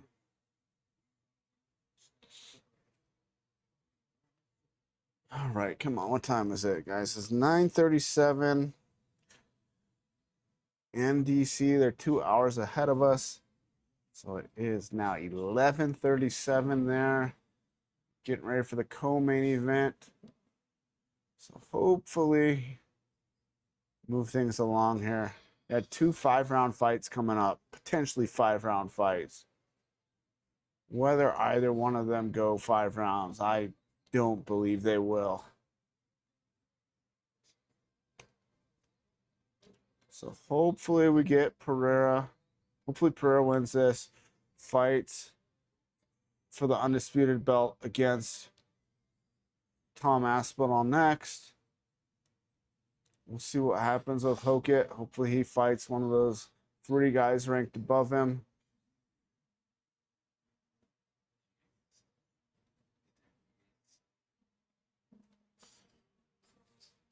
This guy is just one of the scariest individuals to ever step into the ring or cage. To have been a 2-division champ in like less than 5 years in the UFC.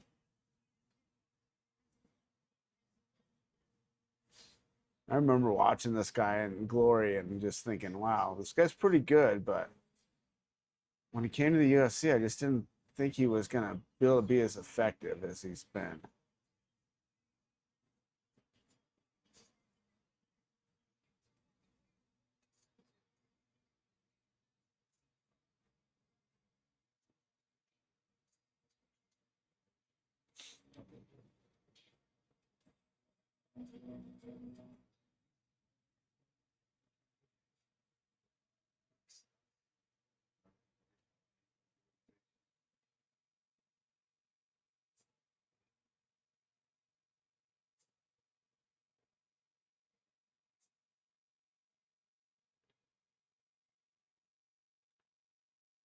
Thing is, does Cyril Gane even hit as hard as Khalil Roundtree? I don't know, man. Khalil Roundtree's a freaking beast. Does he have that tenacity of a Yuri Prochazka?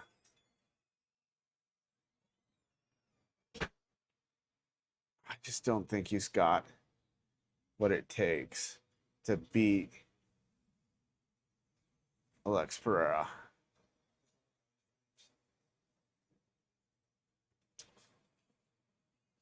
I'm going to advertise the stream one more time. I don't think my numbers are going to be very good tonight.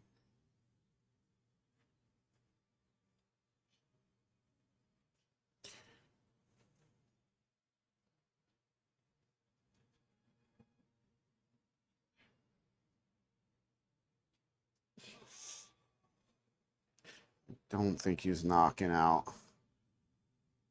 Alex Pereira.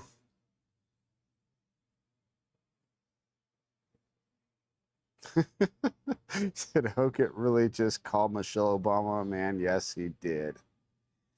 My friend Daniel. Friend on Facebook. He gave me predictions for fights one time.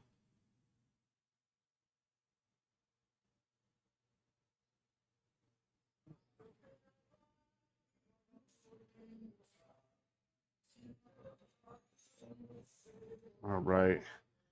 Getting ready for the co-main event. Surreal Gone headed to the cage now. And then the 2-division champion will make his way to the cage, hoping to get the interim belt and be the first person to have a belt in 3 weight classes.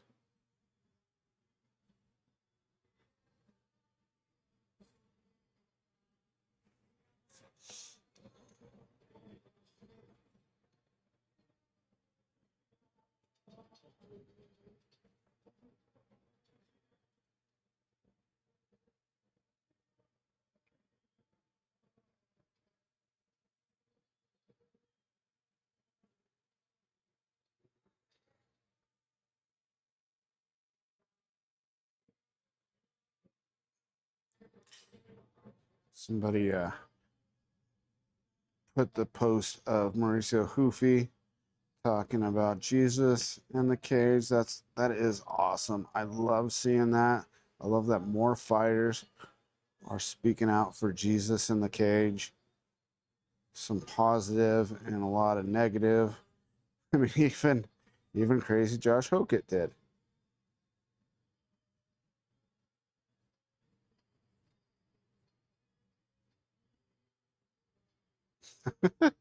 Somebody else talking about Josh Hokett calling Michelle Obama a man, former first lady. That makes him winning worth it, right? So that's going to get a lot of people worked up, probably. What if she tries to sue him?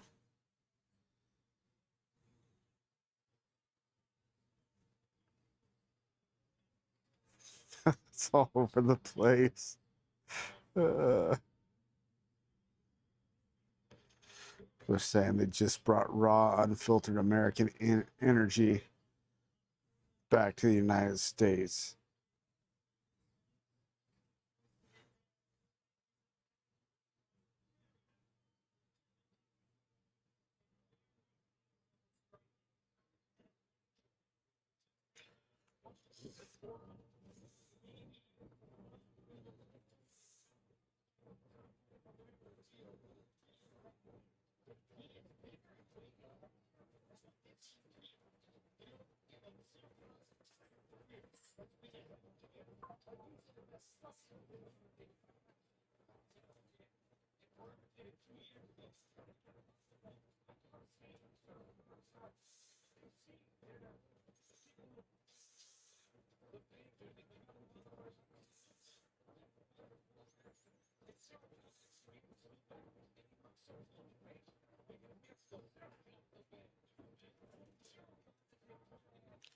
Promise this will be my last time advertising the stream.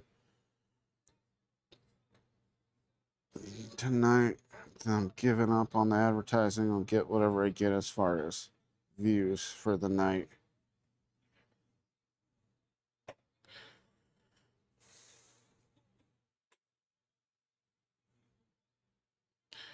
Man, I really hope Pereira wins this. Does anybody really want to see Tom Aspinall and Cyril Gane again?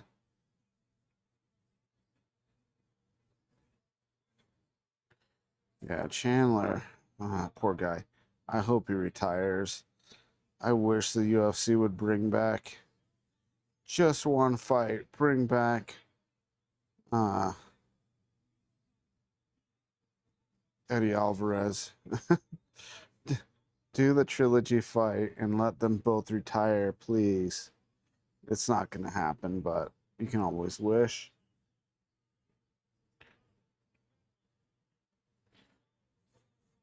Yeah, Hoofy looked phenomenal, man.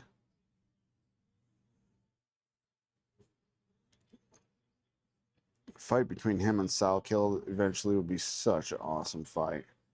Dream fights. That one, O'Malley versus Sandhagen, would be a dream fight, I believe.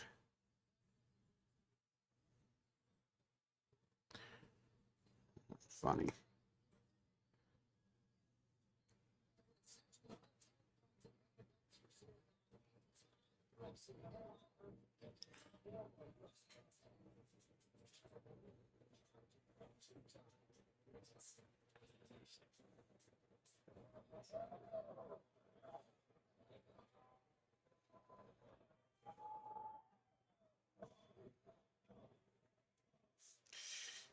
Anybody else get tired of abbreviations? I call Melania Trump the FLOTUS, First Lady of the United States. I hate the abbreviations. POTUS, SCOTUS. So old.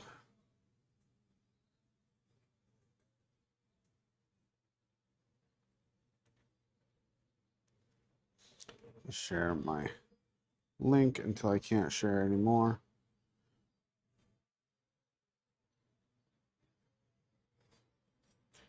Here it comes. Alex Parautan Pararo.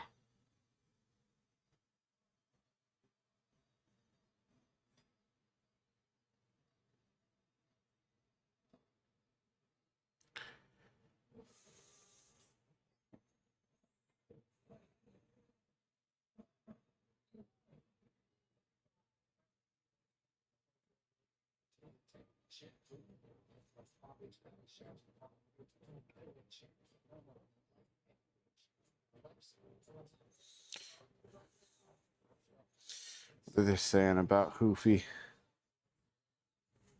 Chandler looks like he hurt his foot or ankle. Flawless kill regardless by Hoofy. Hoofy looked amazing. Great striking and even better timing. Banger here rooting for Chandler, but man, Hoofy is a savage, especially on the feet.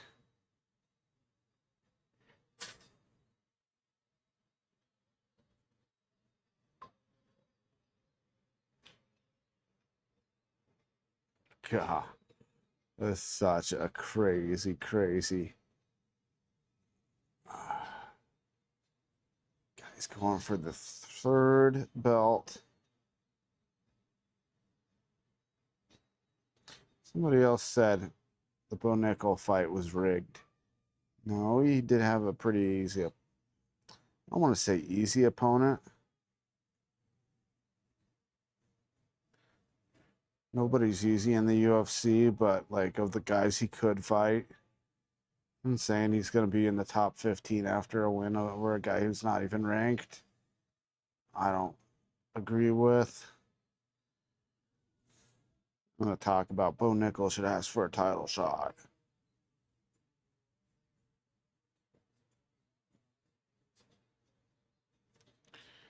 So much negativity out there, guys.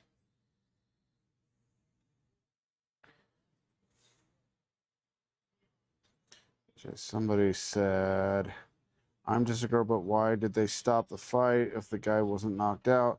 He just fell on his butt. That means he lost.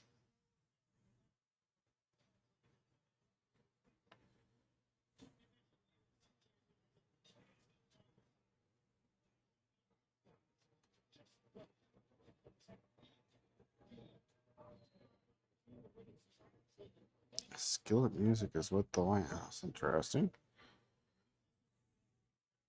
You playing a Skillet song on this video?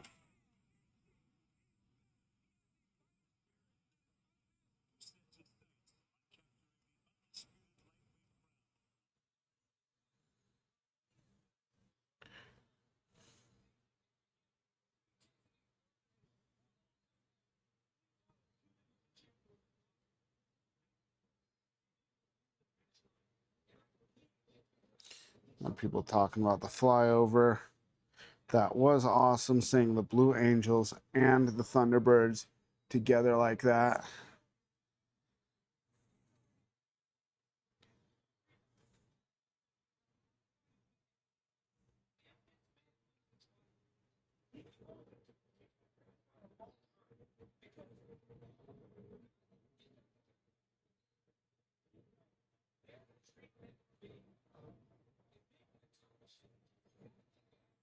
Nope, I think I'm commented out.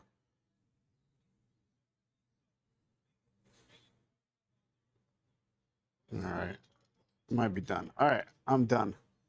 No more advertising for the stream tonight. Any more viewers I get, great. If I don't, oh well.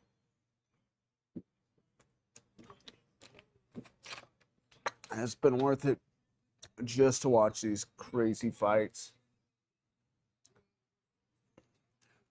Whether or not anybody's listened to my opinions. So I'm calling Alex Pereira in this fight, probably by a knockout.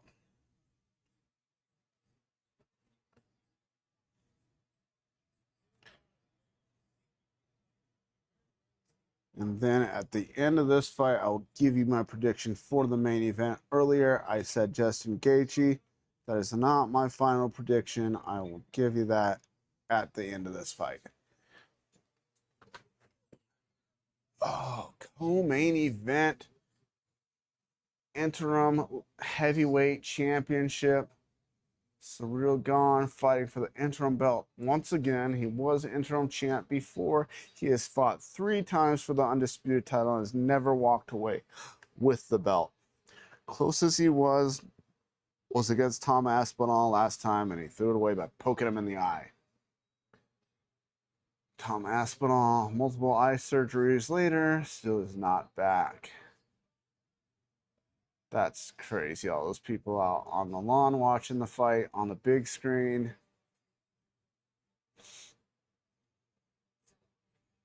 38 years old to 36 years old, 6'4", slight reach advantage for Ciryl Gane.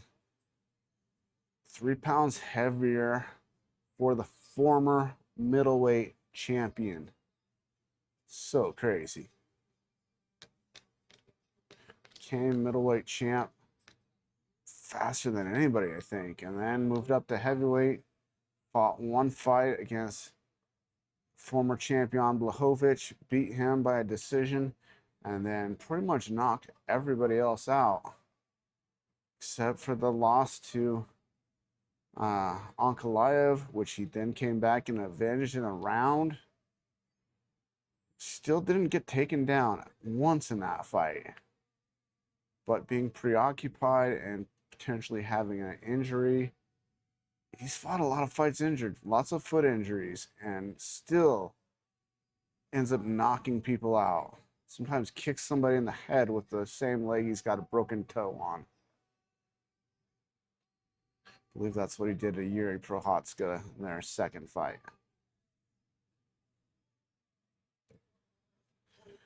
Oh, all right. The odds are even. 110 pick'em, it says.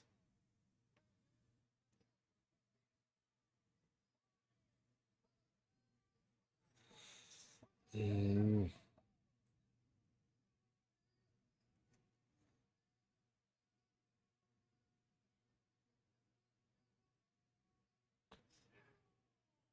feel like his abs have been more defined in past fights.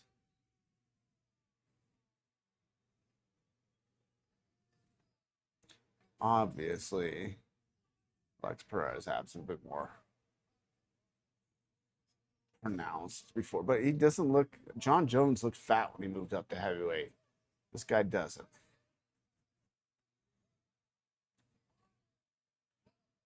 I don't think John Jones is 250 pounds either.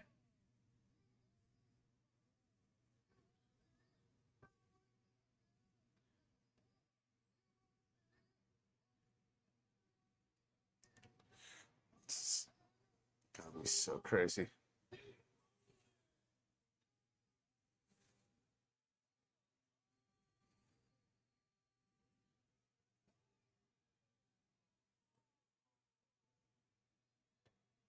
People love this guy, man.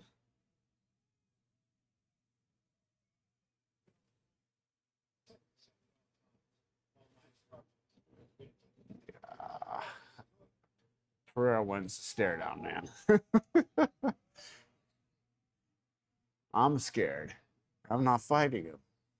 I'm watching from thousands of miles away. Come on, Pereira.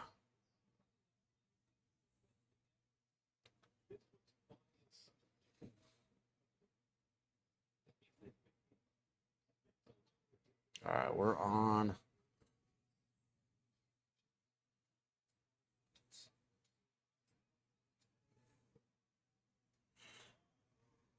Great head kick from Pereira.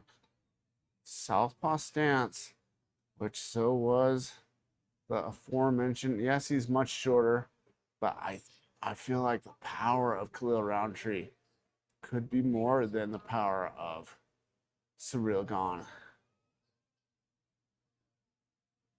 And Alex eventually TKO'd him.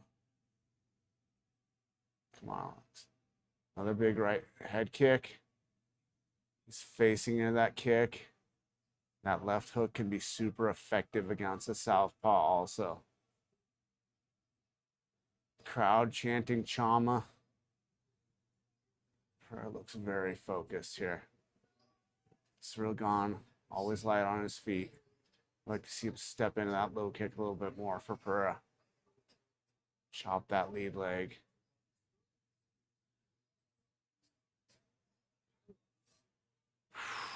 Man, my heart rate's high watching this fight.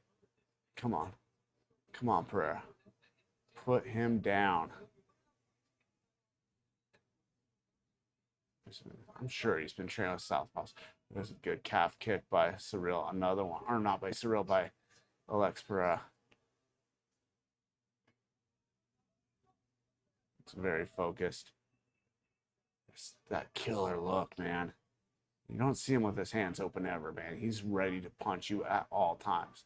Like Surreal Gone's ready to poke you in the eye. Gotta keep that fist closed this time around.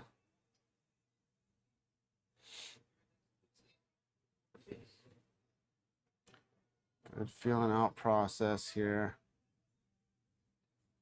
I want to see that counter shot land for Alex Pereira, though. I like to see him move his head a little bit more like we've seen in his sparring. Eating a couple jabs there.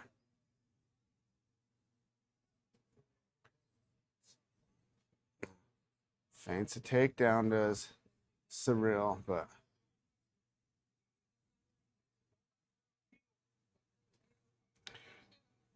Pereira's not going to get preoccupied with the wrestling like he did in the first fight with Ankalaev.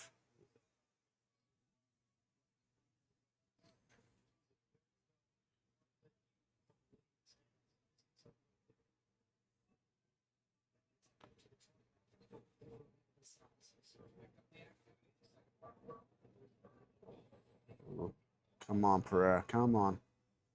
He's just ate a couple of good shots by Surreal, but they didn't seem to phase him. I don't think you're going to really hurt this guy. I think you're just going to piss him off.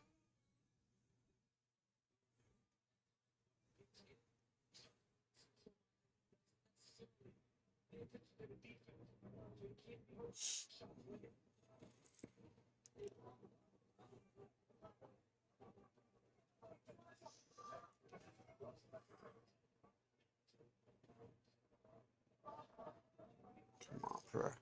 Come on, Pereira.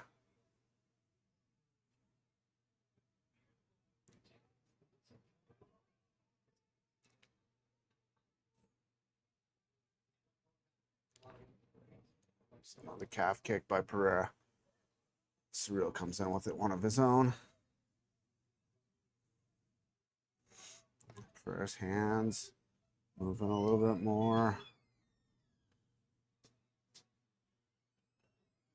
It's high with the kick. Surreal kicks the arms of Pereira. Oh, grab a leg again.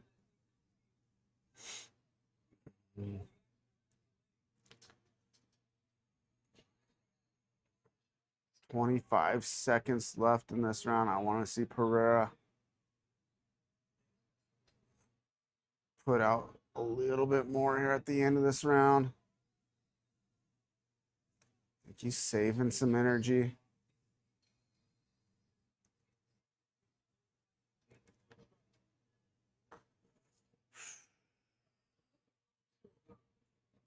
Ooh, Alex landed two pretty good right hands at the end of that round. Boy.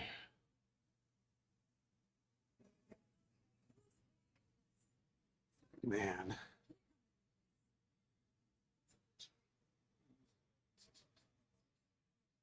Don't sit down. Don't sit down, Alex. No. All right. Alex stays standing. Cyril is sitting. I like that Alex is standing. Guys, I'm looking off to the side, looking at the multi view here.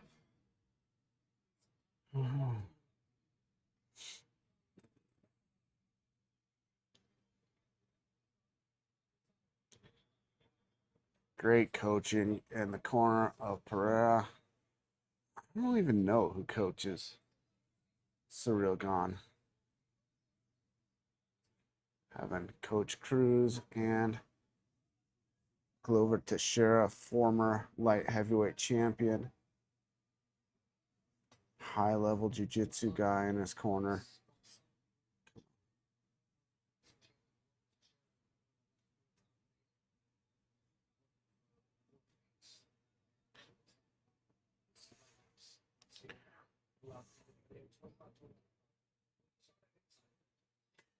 (25-11) on significant strikes for Cyril Gone in round 1.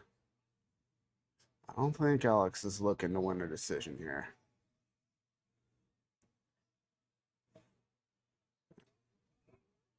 And as Cyril gets more confident, oh shit! No, no, no! Pereira's in trouble. Pereira's in trouble. He's hanging onto the leg. Oh no, no, no, no! Come on, Alex. Come on. Come on. No, no, no, no, no. Come on. Come on, Pereira. Put him to sleep. Don't get knocked out. Oh, no, no, no. Come on, Pereira. Come on.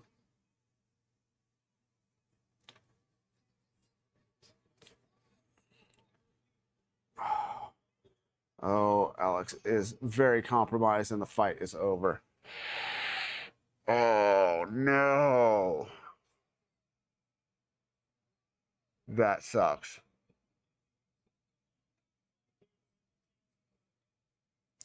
Wow.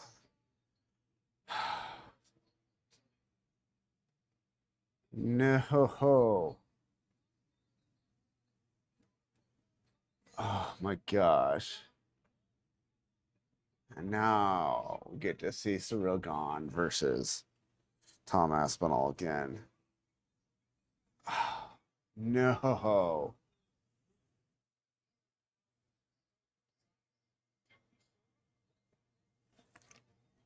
Oh, that is so disappointing.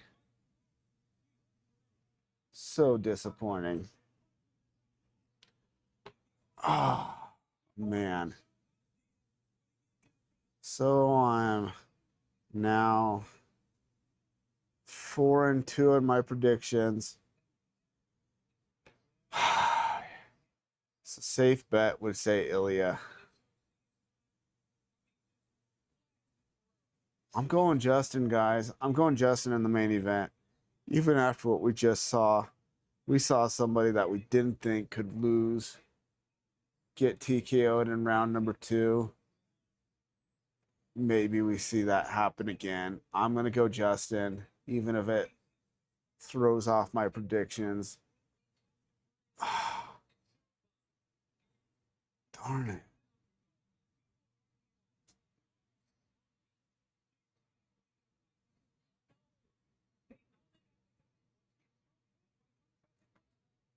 Oh, man.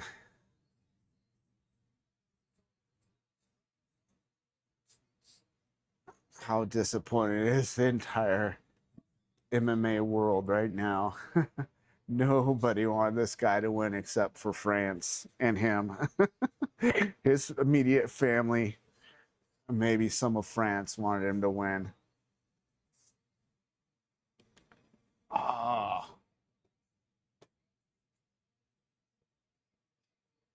Dang it. So what's Pereira do now? Does he try again at heavyweight? Is he retired? Is he cut back down to light heavyweight? Ah, that sucks. No. That sucks, guys. If you're just joining us, we just saw Cyril Gane defeat Alex Pereira and become the undisputed, or become the interim champ of the UFC heavyweight division. Ah, so disappointing. Lex just didn't get going, man. I did not think he could do that to Pereira. I thought Pereira's chin would be way better at heavyweight. He proved he had the power, man. Ah. All right. Yeah. Looks like we got somebody else just joined us on Rumble. Man. Darn it. Buckled his knees with a right jab and just landed everything. Dang it. Pereira just never recovered from that first one.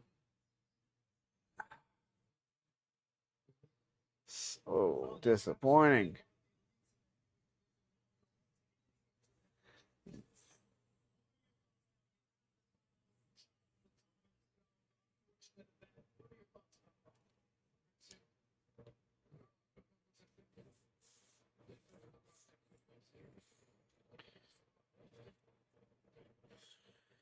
Oh, man. That really sucks. Went for history and did not get it.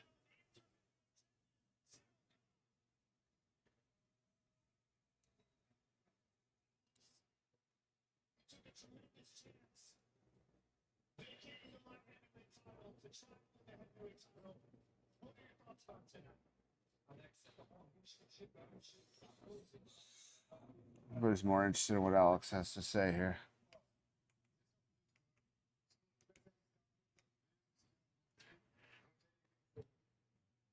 This was the risk, you know. If I hadn't taken a risk every time I fought, I wouldn't be where I am today.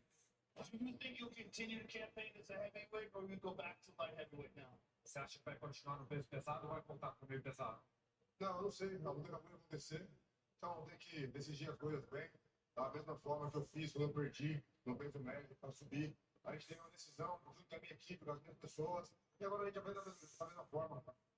I don't know. We're going to sit down and look at it the same way when I lost middleweight. We sat down with our team, talked about it, figured out. That's exactly what we're going to do. Well, thank you for everything, sir. Ladies and gentlemen, Alex Pereira. And for the sports, Darn it.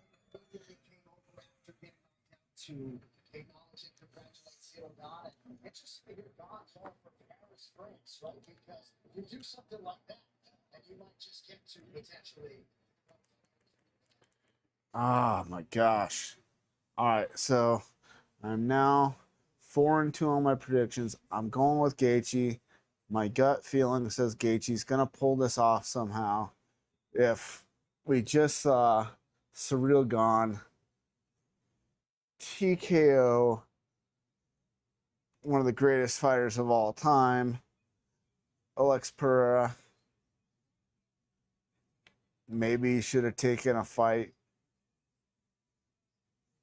in the weight class before fighting for the belt. I don't know, but we just saw what a lot of people didn't think could happen. I know some people were calling for that Cyril Gane would win.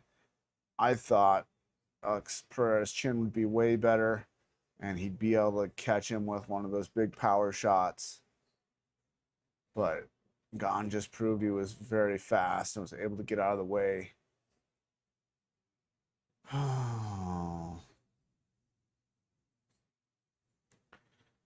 All right. So, yeah, I'm going with Gaethje. It's probably a stupid call, but everything says Ilya should beat Gaethje. But Gaethje's confidence at the weigh-in just feel like we might see something different tonight. Like when he fought Dustin Poirier the second time. Who would have thought he'd knock out Dustin the way he did? I mean, Dustin had the finish over Chandler, and Justin went the distance with Chandler.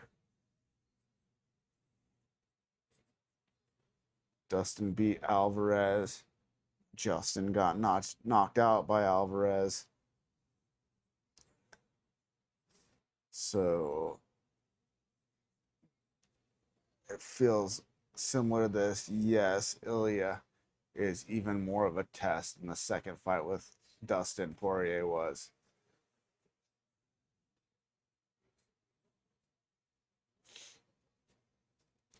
We see Justin throw nice straight punches, keeping his hands up and not ducking to the right all the time. Good head movement side to side.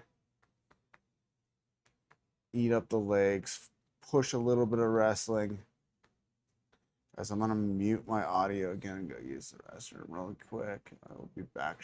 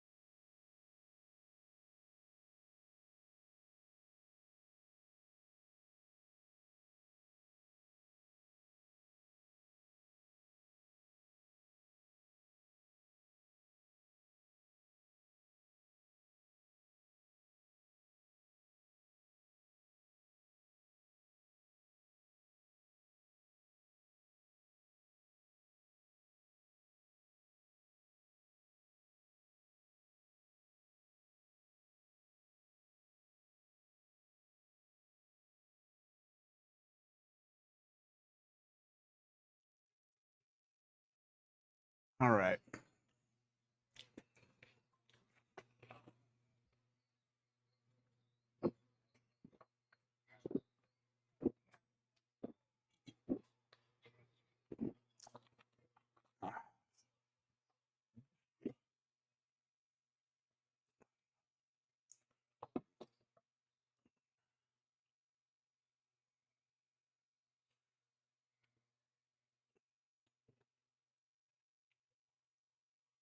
So I'm 4-2 in my predictions. Go get a refill on my drink really quick. I will be right back. I'm going with the underdog, Justin Gaethje. Everything says that Ilia Topuria should win this fight. Probably more. I mean, obviously the odds more slanted towards Topuria than they were towards Alex Pereira. So this would be even more of an upset if Justin were to get this win.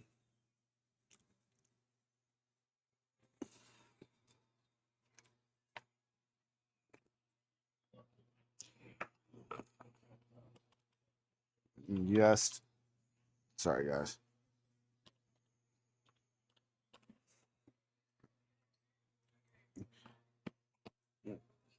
Yes, Topuria has wins over guys who have beaten Justin, Charles Oliveira, and Max Holloway. But for some reason tonight, I feel like Justin Gaethje is going to pull off the impossible and beat Ilia Topuria.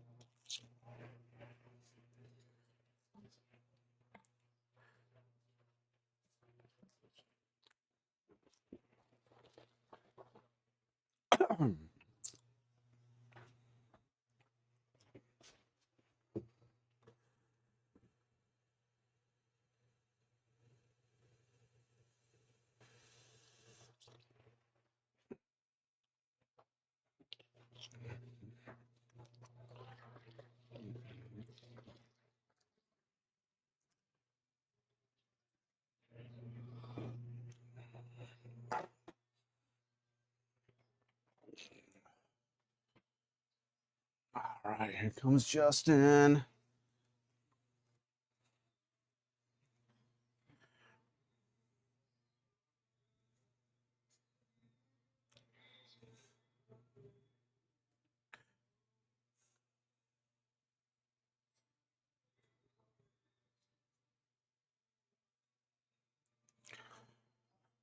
Oh, man.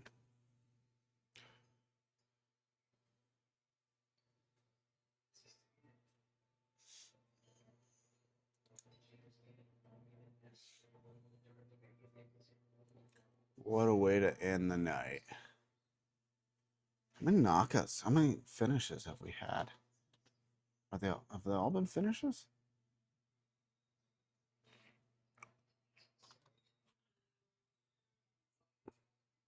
We gone to the judges at all tonight?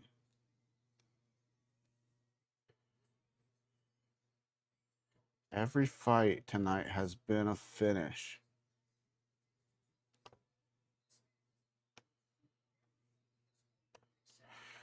So is this the only fight that goes the distance? That would be crazy if it did. I can't see it going the distance.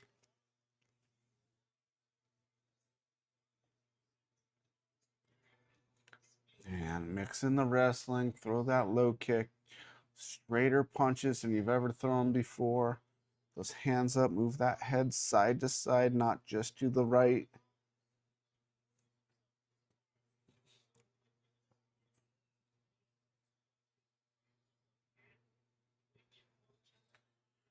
Oh, man.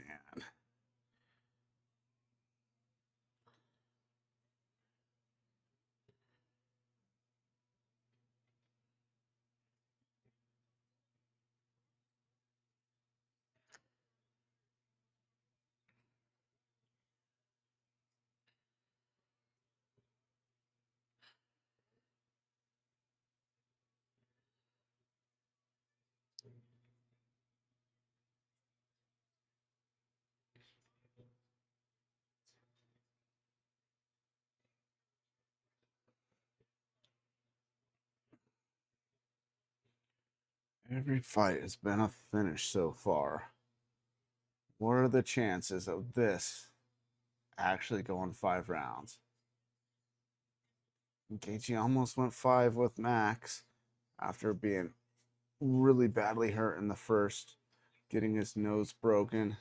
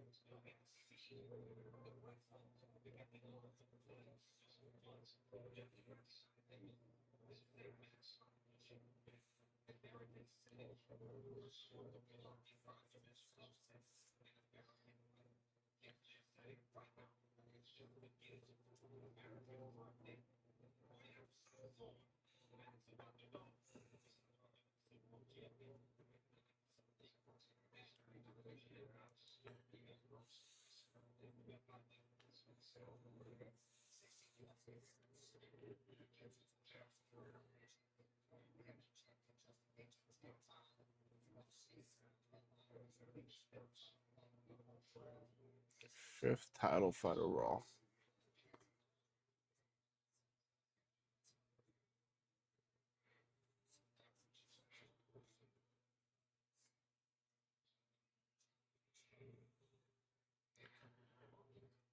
Oh, this is intense.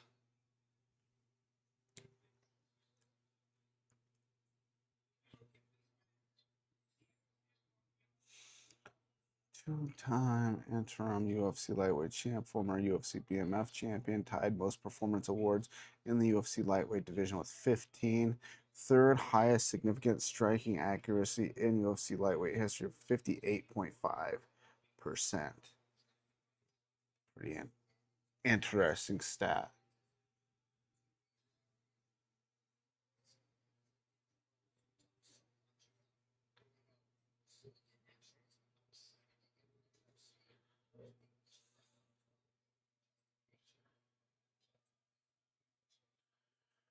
Oh, come on, Gaethje. Where am I? Our old fight promoter, Alex, telling me about Alex Trotter telling me about Justin Gaethje and how good he was when he was in World Series of Fighting. I hadn't watched much World Series of Fighting, so I hadn't gotten to see this guy until he came to the UFC.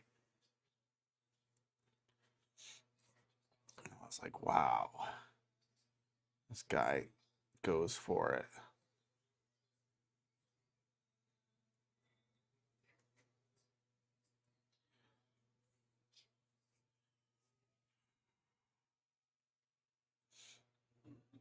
Philly knocks out Justin, like he knocked out Volk, Max, and Charles. What can you even say about the guy? Who do you have him fight next? Goofy? After Hoofy gets another win or two, maybe. But if Justin knocks him out, then what happens? How many fights does Justin want to do after that? Does he want to rematch Max? Max already fighting next month against Conor McGregor.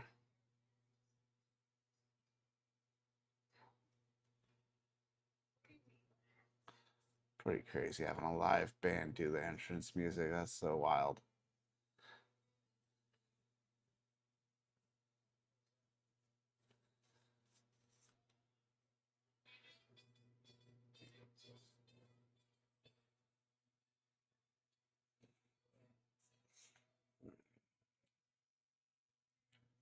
Pretty happy coming to the cage. Always has a little bit of a grin on his face.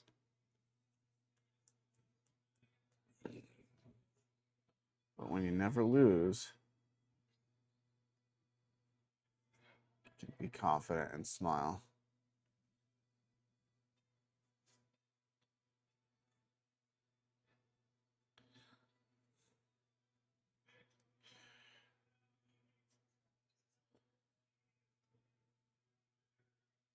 So crazy. Never gonna be entrances like tonight.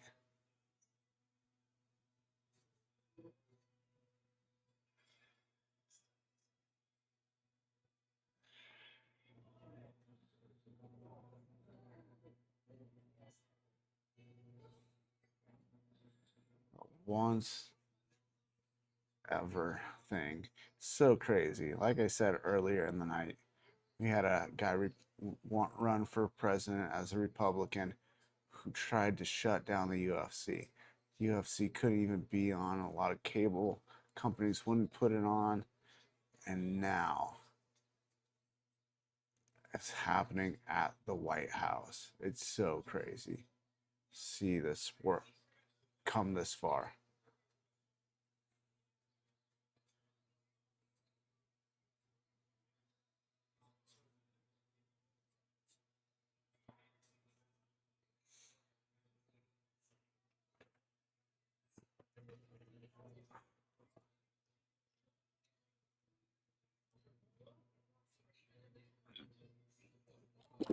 So referring to the Jai Herbert fight.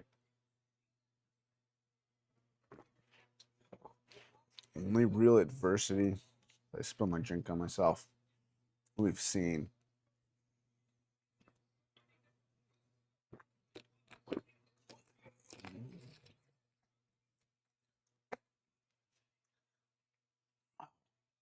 So, not the dude that fought in Karate Combat.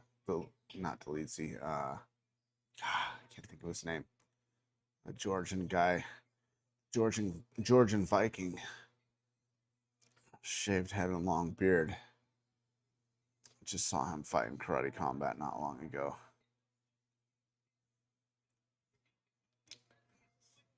Kutakalidze, something like that.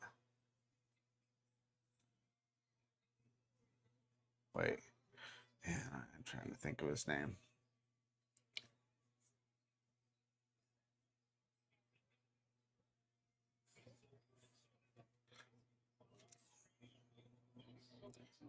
Kutakaladze, something like that. I am not positive. Gurum? Is that his name?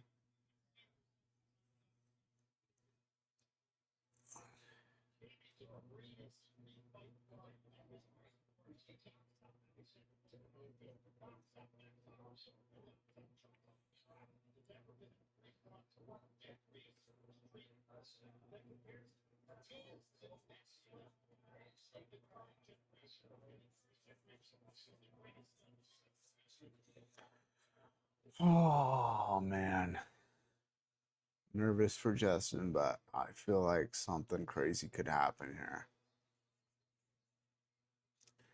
Hopefully it's not Justin face down, knocked out like in the Max fight. What happens if we get down to the last 10 seconds and Topuria is ahead? Justin points to the ground and knocks out Ilya at the end. That would be crazy, wouldn't it?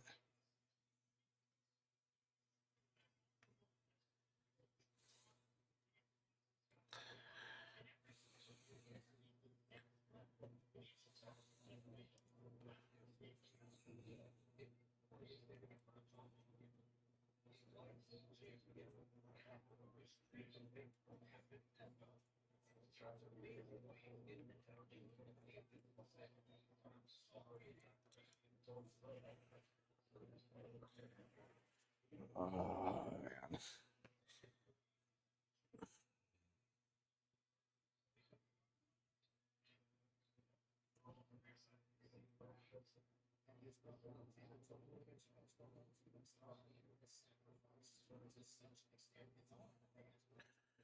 Oh, here we go.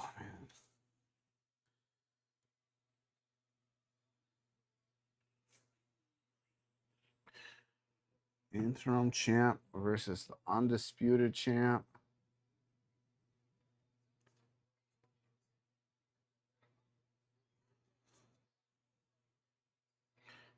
One more red, white, and blue belt to give out. Hopefully it goes to the American.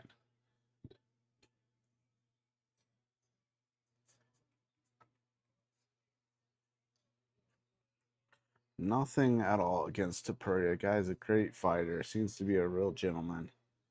But I know this is Justin's last opportunity. Have a feeling something crazy could happen here.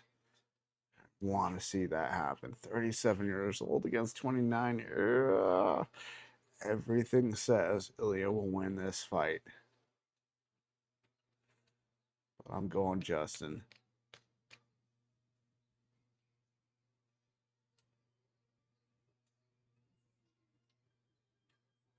Is that the music from Gladiator? Sounds like the music from Gladiator, which is awesome. Dun, dun, dun, dun, dun, dun, dun, dun, dun. Oh, man.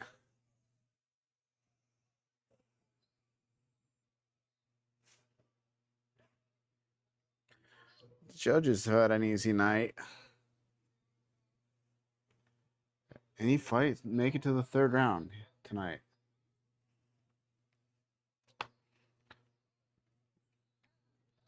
We've only seen the second round. We've not seen the third round tonight. Second round, first round, second round, second round, second round. Does this end in the first?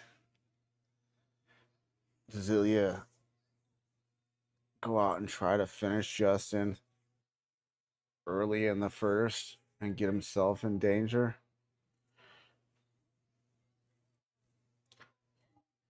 Does he finish Justin early?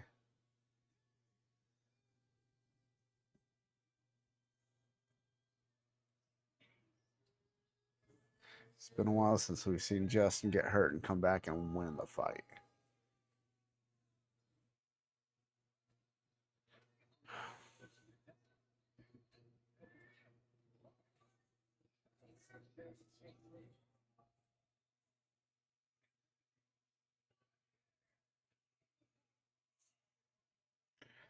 He looks thicker in the shoulders than he has before.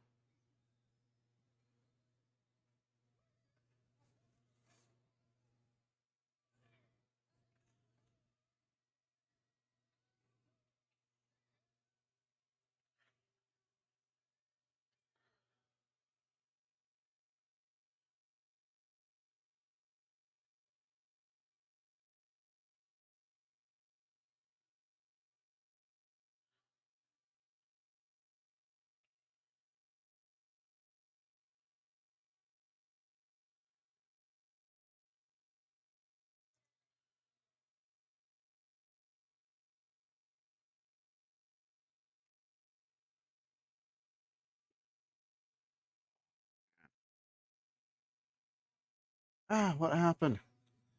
I lost my multi-feed.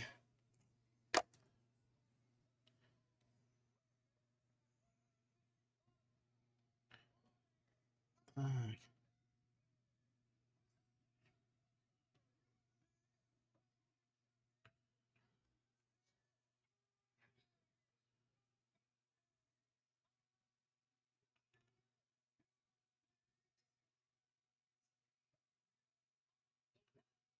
Sorry guys, trying to get my multi-view back on. I don't know what happened. It crashed over here or something. Kicked me completely out of Paramount. Come on, come on, come on.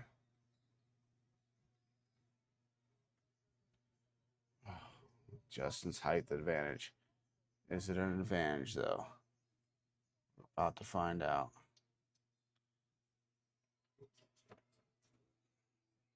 We are about to find out.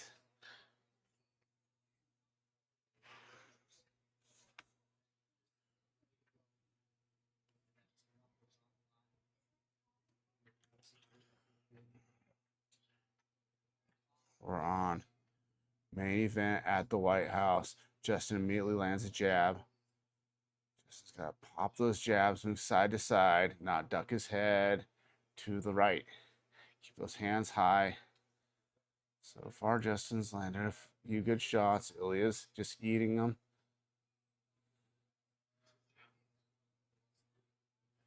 Ilya throws a low kick. That's interesting. Justin comes in with a shot, grabs the back of the head, and uppercuts. Nice. Justin doing everything he needs to do so far. Like, see a little bit more forward movement. He's letting Ilya move forward, but he's hitting Ilya. He needs to watch those eye pokes. Good left body kick there. He needs to watch throwing that left hand with it open like that. No, he likes to grab the back of the head, and Ilya comes in with a few shots. Justin looks okay. But I don't like him backing towards that fence so much. Keep popping that jab. Pop that jab. Fake the takedowns. Don't duck. Don't duck to your right. And he comes back with a strong right. Oh my gosh, I'm so nervous. So far, Justin's doing everything right. Good left head kick. Blocked by Ilya. Ilya comes in, clocks him with a right, but Justin looks okay. Justin clinches. No uppercut in there, though. There was an uppercut. Ilya covering the eye with the open hand.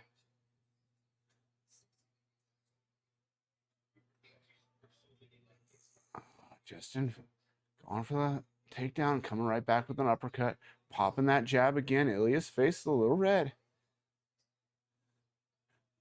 Ilya lands a good right hand. Has Justin back against the fence. Justin's being smart, though.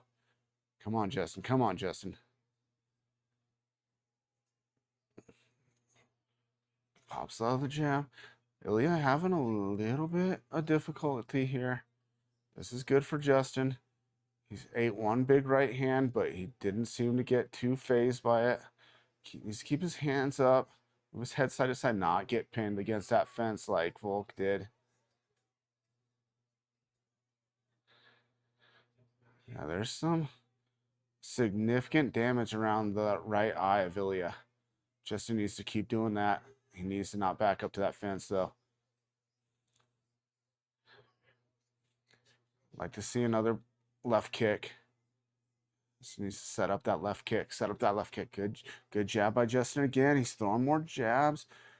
Eats a jab from Ilya, but doesn't seem to be too affected. Drops down, but comes back up. He needs to follow through with one of those takedowns, though. Justin's doing pretty good, though, but no, he's ahead, but we have seen the power of Ilya. Oh, big right hand by Justin. Oh, man.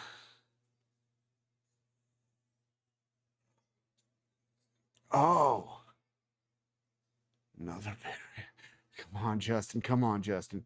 Keep popping that jab. Keep popping that jab. Another big right by Justin. He needs to follow that up with that left kick. Go high with that left kick. Grazes him with the left kick right there. Set that up with the right hand. Oh. Justin, stay off that fence. Make it ugly, Justin. Make it ugly. Come on. Pop that jab. Pop that jab, Justin. Oh man. Oh, Ilya caught Justin with another good right hand, but he's done okay. Oh, Ilya's coming alive with some punches here. Justin trying for a takedown, get a little sloppy. Yes, this has been definitely high pace. Justin's thrown a lot more than Ilya. He's done some damage here. Ilya just forcing his way in there. Justin scrapping though. But can he keep this scrap going? Big shot by Ilya. Justin needs to land something significant here at the bell. Justin looks like he's spent a lot of energy there. I'm a little worried about the pace.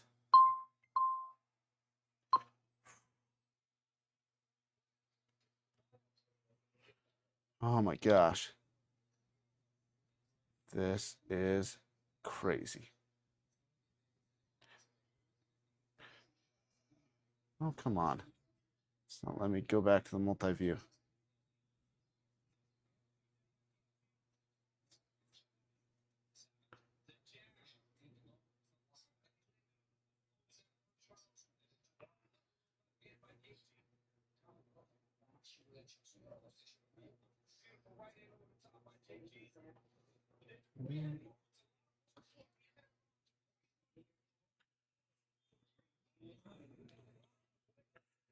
Oh man. Oh, in Portuguese. I didn't get the multi-view. I got it in Portuguese over here. 39-37. But man, look at the damage to Topuria's face.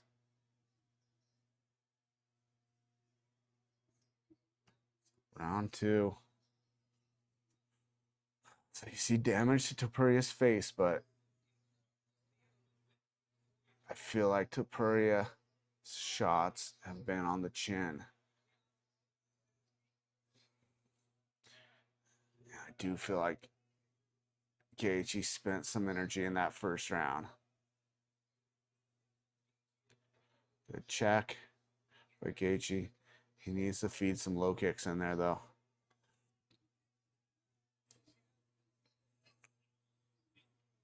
He needs to not back up to that fence, and he needs to throw some low kicks.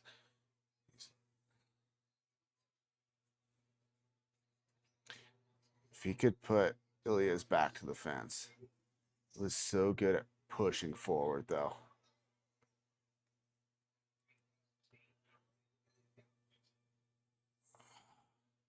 Come on, Justin. Come on, Justin.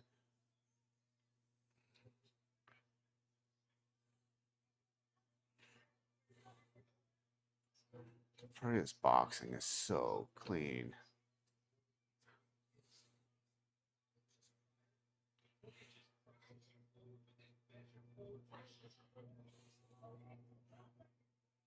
And Justin's ducking to the right. Uses it to set up the takedown, grab the head, and throw the right hand, though. But it's so dangerous. Oh, man. Come on, Justin. Come on, Justin. If Justin could just land something and look like he rocks him, it would give him so much confidence here. Oh, big right hand by Justin.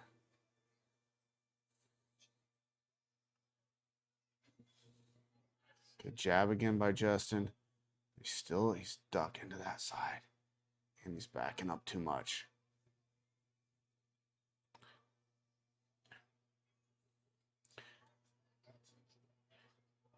Gaethje should throw, that kick more. And some low kicks too would be good. Oh, his body shots by Ilya has so much on him. Come on, Justin, come on. Justin with some good uppercuts again. Justin lands a good body shot.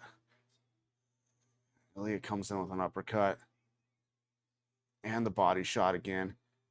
Justin is hurt. He's still fighting. Come on, Justin. Come on, Justin.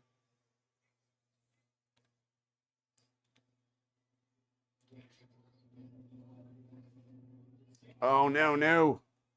Justin is hurt. Justin is down on the bottom. Huffing and puffing here. And now full mount by Ilya. This is not good. Justin gives him his back. Oh, man. He's going for the armbar. Going for the armbar. Justin needs to use that to get on top. Give him the armbar, pop up on top. Defend and pop up on top. He's got an arm under. Ooh, mounted triangle here coming for Ilya. And we talked about his jiu-jitsu in his early fights. He's trying to switch into an arm bar. He's going to reach across to try to flip Justin. Justin needs to get out of this. Come on, Justin. Come on, Justin. Get on top.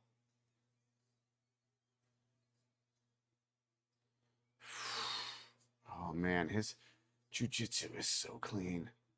Justin is not defending well on the ground here at all. He needs to push off the fence, explode, get on top, but I don't know if that's going to happen at this point. 42 seconds. He could survive this round, though. Come on, Justin.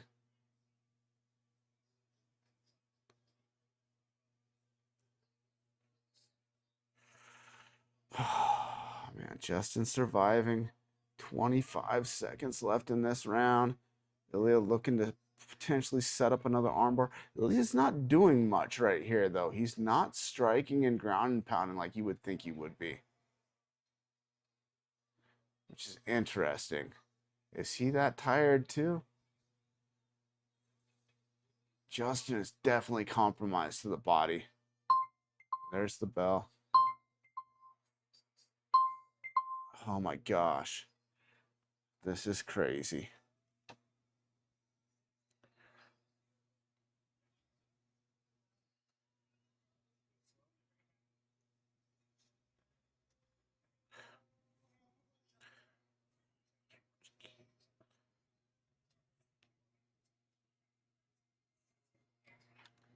I tell him not to move backwards because that's what's really hurting him. No more moving backwards. It's body shots, man. Oh.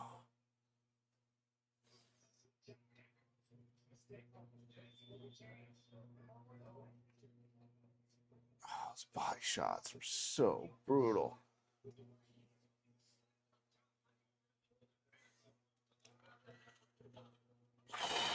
Round 3, Gaethje versus Topuria. Topuria's face pretty beat up.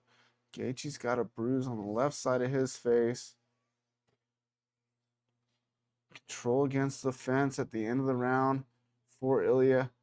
Gaethje's corner tell him he cannot move backwards. He needs to push forward, which I 100% agree with. His back being good knees by Justin. Keep level changing, keep clinching, keep punching, but he needs to push forward. He cannot be on the other side of that line. He's got to push forward.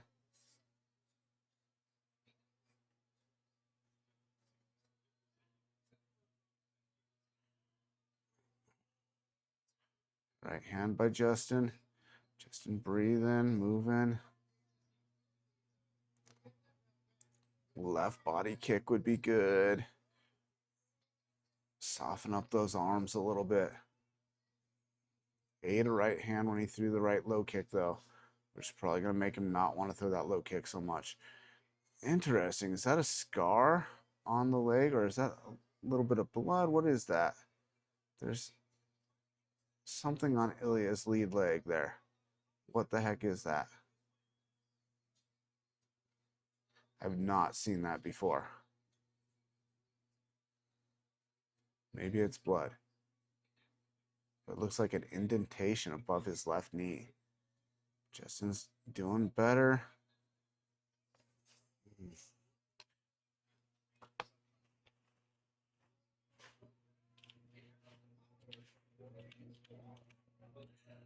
Oh, man. Ooh, good jabs. Good jabs by Justin. Justin could come back here. Or potential 10-8 round in that second round. First round was close. Justin was winning earlier. Ilya came on. Oh! Ilya just hurt him bad. Oh my gosh. Darce. Finish him. You got to finish him, Justin. We just saw Ilya Topuria hurt worse than we have in his entire career. Even being knocked down by Jai Herbert, he looked more in it than he is right now. Holy smokes. Come on, Justin. Finish him, Justin. This has got to give Justin a ton of confidence. Hopefully not too much, but enough to go after him and either win this round. High kick, which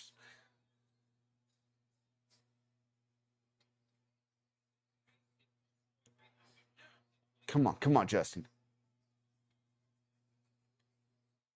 No more stepping backwards, Justin. Move forward.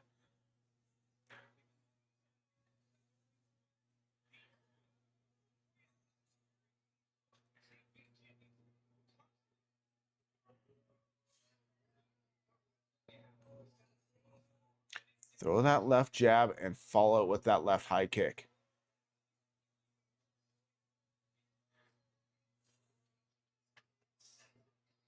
Oh! Justin is definitely winning this round. I don't think he gets a 10-8 for that knockdown, but if he keeps this pace up,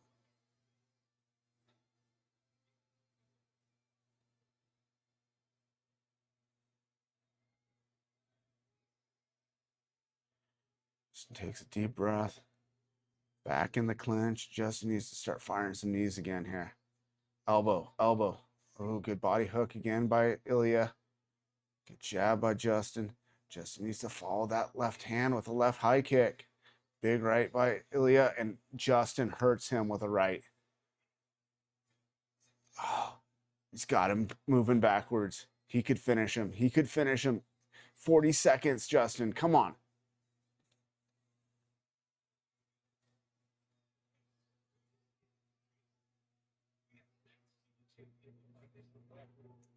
Jumping knee by Justin. Clinched up against the fence. He needs to fire here. He needs to work while he's got him hurt. Separate and land more shots. Don't let him push you against the fence, Justin. Spin off. Good.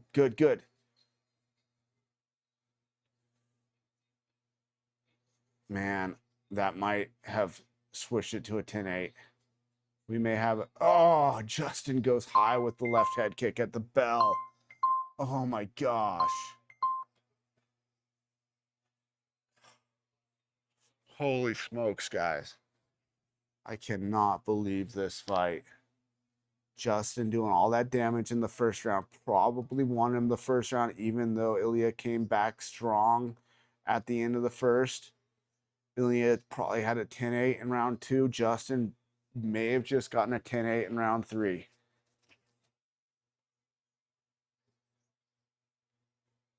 Ilya might be done, man. His eyes are both swollen. He can't see out his right eye. This fight might be over.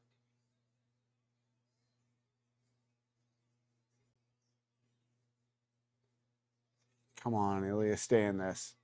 I really want to see this fight continue. He's standing up. Are they waving it off? No? No, he's getting water. Oh, they're telling him to get out of the ring. Are they moving on? What are we doing? Is that the doctor? What are we doing? Oh, they're going to have the doctor check the eye without the corner people in.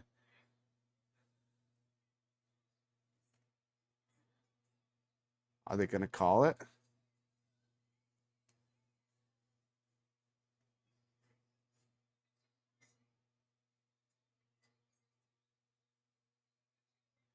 He wants to continue.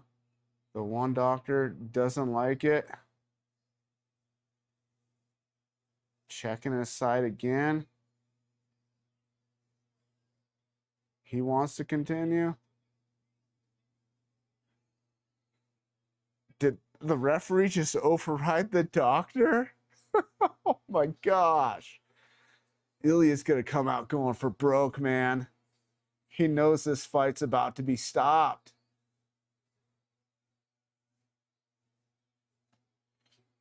Wow.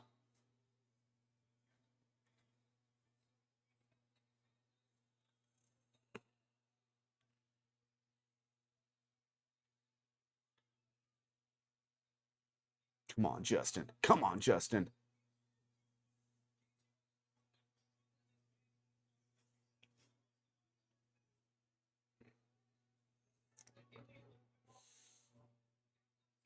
Oh, big right hand by Justin. Ilya tries to return a right hand. Justin nods at him. Justin needs to get back to pushing forward, though. He cannot let Ilya push him back into the fence because he can't see right now. He takes Ilya down, has Ilya in the front headlock. Knee. More knees. Oh, come on. Just keep that going, Justin. Knee that thigh. Knee the head again. There you go. There you go. Keep working him in there. Keep him backed up against the fence. Keep working. Don't do that.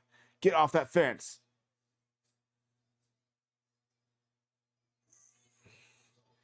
Left. Come on. Throw that left high kick after that left jab.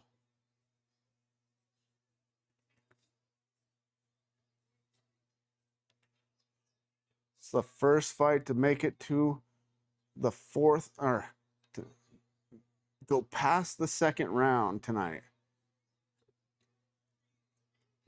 First round probably went to Gaethje for the damage he did, even though Ilya came on strong the end of that round. Second round, probably 10-8 for Ilya, hurting Justin bad to the body.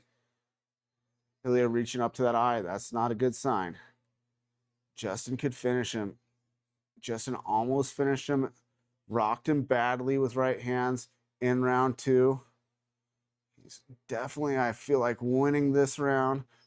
Ilya did get another good body shot in there. Justin needs to push forward.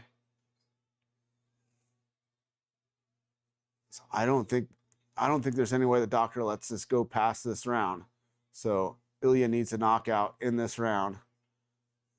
Justin just needs to land and not back up this round. Maybe if Ilya gets the momentum back on his side, the doctor might not stop it, but that damage is, there's so much damage to Ilya's face here.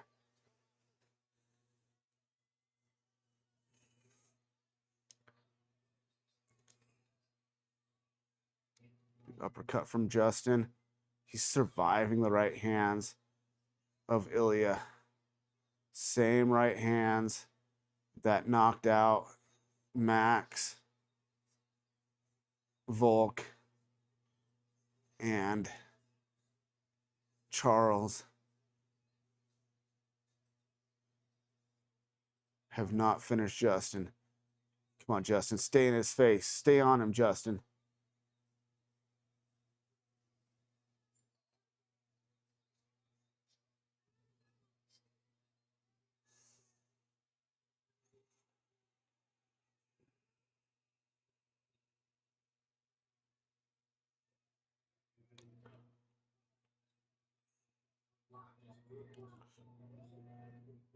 Body lock by Ilya.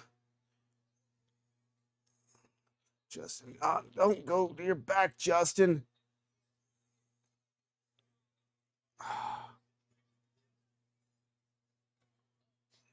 Dang. Oh. Ilya cuts him with an elbow there. We're seeing ground and pound we did not see from him in that second round. Oh, Justin gives up his back. Justin gets out the back. Body shot by Ilya. Ilya is just such a mess here. Go back up top with that kick, Justin. Kicks the rear leg, looks at the timer, does Justin. I don't think Ilya could see the timer if he wanted to. Ilya goes for a takedown. Justin sprawls. Justin's very good at this, man. So should walk around, knee the body. There it is. There it is. Knee, kind of the body, a little bit thigh.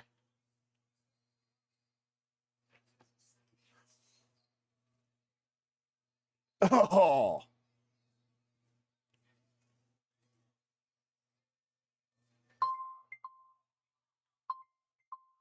holy smokes, man. This is insane. I don't. Are they gonna let Ilya come out for another round? He needs to get that end swell on that eye. It's over. They're calling it. Justin Gaethje is the undisputed lightweight champion of the world. He's gonna do the backflip. There it is. Oh, flips over again and lands on his head, but okay. Oh my gosh.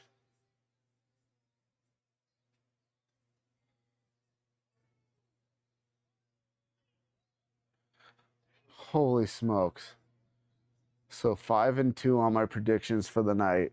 I said something crazy could happen, that I had a feeling Gaethje was gonna pull off the impossible, and he did. He did.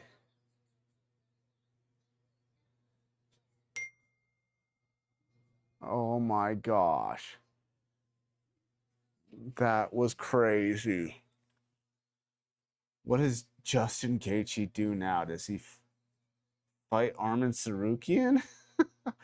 What the heck? What the heck do you do after that performance? Oh my gosh. Does he rematch with Ilya? How long till Ilya can rematch? His face is messed up. My gosh, that was insanity.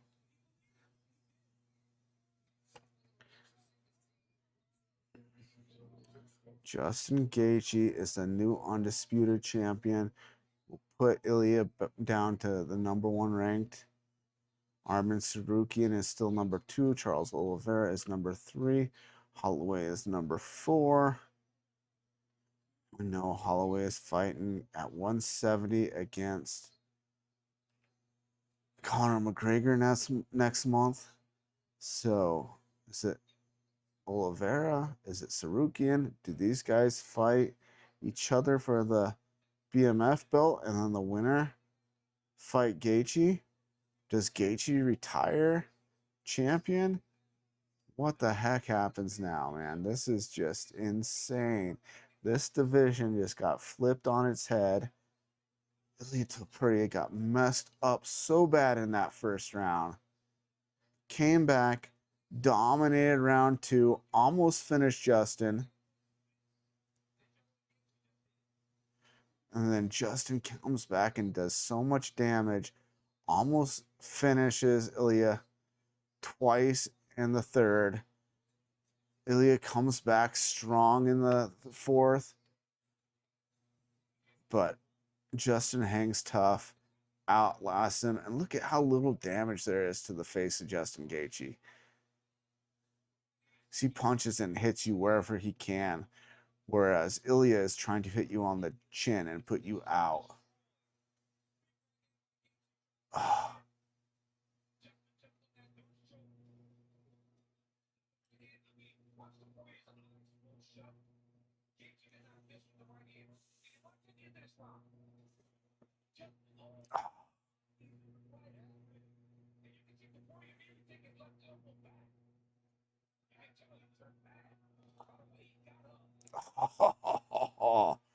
I love that shot. I did something similar in several fights and really like that knee of the body from that turtle position.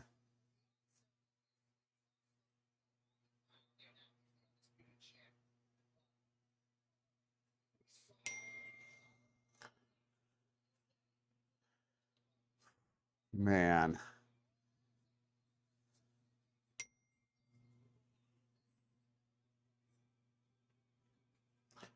that was crazy. Tom said I sure called it on that one. 5-2 on my predictions for the night.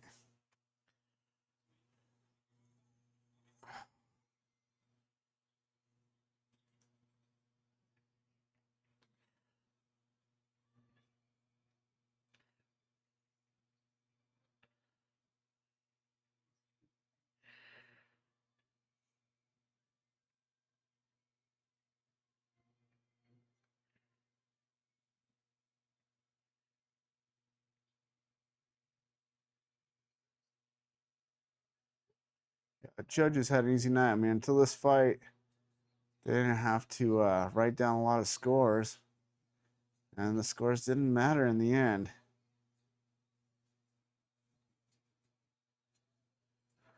Undisputed lightweight champion of the world, Justin Gaethje. Who would have thought, man?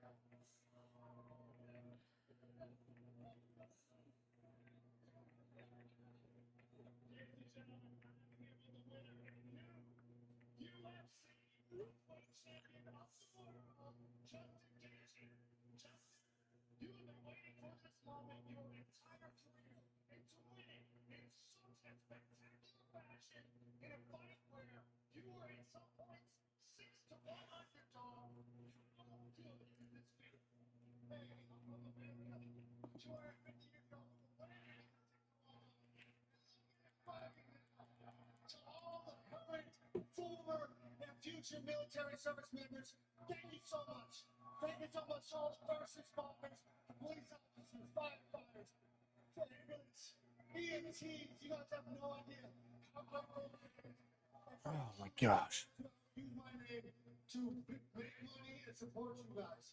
First and foremost, thank you. And all Lord of God, I pray so much for this opportunity to do something legendary. And I know that was absolutely legendary. I cannot even believe it. Wow. It's one of the biggest upsets in the history of the sport, but you are one of the most durable and legendary fighters this sport has ever seen, and you proved that tonight. There was moments in the fight where you were badly hurt, but you rebounded, regrouped, and did your damage. Yeah, I knew I was gonna have to get through the first round. His skills are unmatched when he's fresh, and I'm fresh. But my durability, my tenacity, and my heart will carry me through those first couple rounds, and nobody can outwork me in round 3, and especially the championship rounds 4 and 5. Take a look at some of these replays here because you caught him with some beautiful shots and badly damaged him. And then this was a big one. At the end of that round, that knee to the body hurt him badly.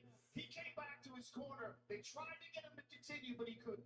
Well, I owe him that because he hurt me in my liver so bad. And again, hard work, baby. I have my mom's Mexican warrior spirit. I got my dad's German hard ass big bones. And I am made for these moments. This sport was made for me.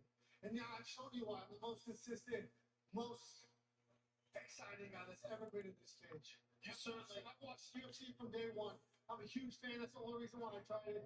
And unmatched, I'm telling you. Well, you've been always described as the most violent man in the most violent sport. Look at this tonight. The UFC 250 belts. And this one, the undisputed lightweight championship of the world. The thing that you've been chasing your entire career. Yeah, like again, I have such an opposite mindset as to what he was putting out there. I told myself I was going to lose. I told myself I was going to get embarrassed so that I can go to my most primal place and dig deep. And I had to. That guy had me in trouble. He had me rock my chin, smoke my liver, and I stuck in it. And look at my face. I got some thick ass skin, I'll tell you that. Something's wrong with my face. It needs to be studied. This was an amazing. Oh man. I want to talk to whether or not you're going to retire, really. I promised my mom I wouldn't make a decision tonight. Well, good, beautiful. Just enjoy this. Enjoy this. It was one of the greatest fights I've ever called in my life. One of the greatest fights in the history of the sport. It was an honor to call. Thank you, sir. Thank you for everything. Ladies and gentlemen, ladies and gentlemen, I gotta take it. Take that double bonus. Ladies and gentlemen, please give it up for the undisputed lightweight champion of the world, Justin Gaethje.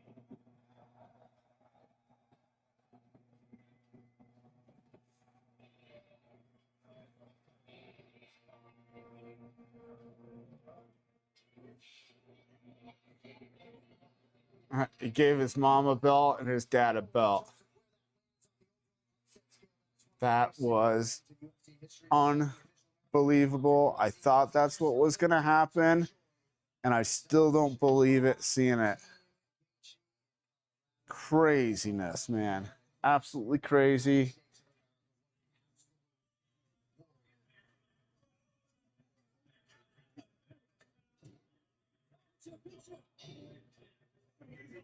Crazy.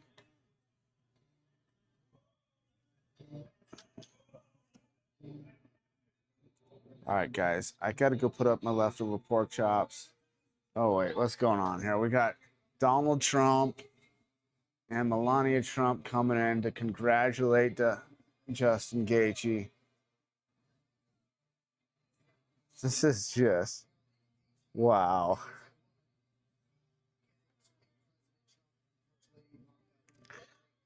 Holy smokes, man. What can you say about this night of fights? Every fight ended.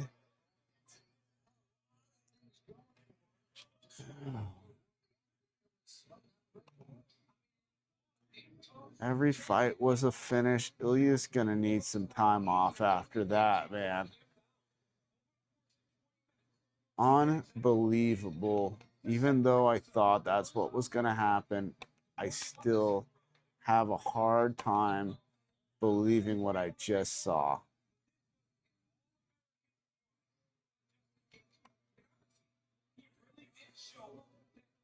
Crazy. Tom says he thought Justin was going to get killed. A lot of people did, man. Too many people counting him out, including Ilya Topuria. All that confidence that Ilya had.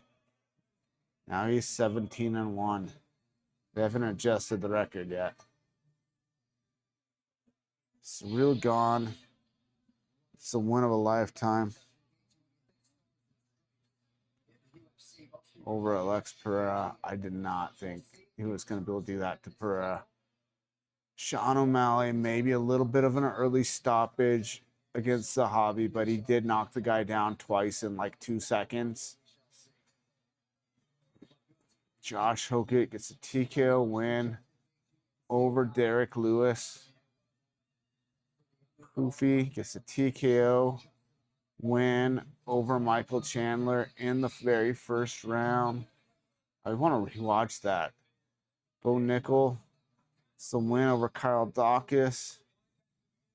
Diego Lopez gets the win over Steve Garcia, fighting through a tough first round. He comes back and KOs him in the second. These fights were crazy. It didn't rain. Fights did not get stopped by the whole lawsuit thing.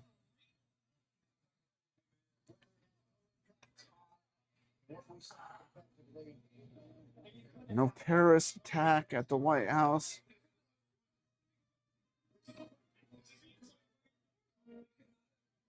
It's so crazy, man. This whole weekend of festivities for the UFC. The motorcycles doing backflips on the White House lawn. Who would have thought we'd ever be here? The UFC would ever come this far. It's crazy, man. UFC that was banned from pay-per-view on cable. You had to buy a satellite dish if you wanted to watch it. Man. All right, guys. That was crazy. UFC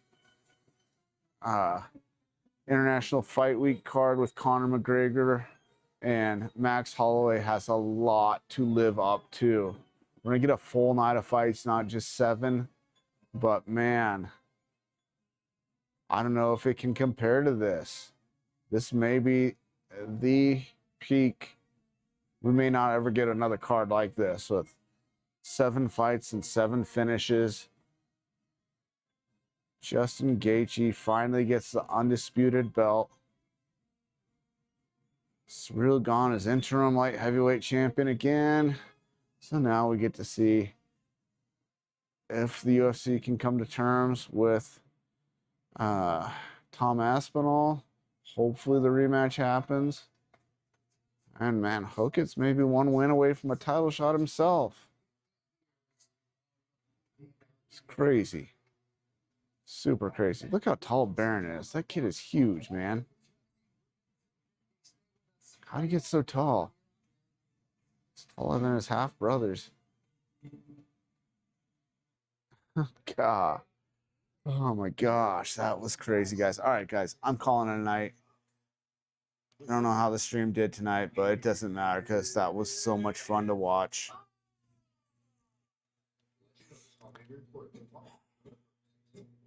Told you guys that Justin Gaethje could pull this off, man. I don't know if I fully believed it, though. I thought it was going to happen, but I didn't believe it was going to happen. All right, guys. God bless. Have a great night. I will see you for the fights next weekend. If I don't see you before then, hopefully get more views. But I'm calling it a night. So, night. God bless.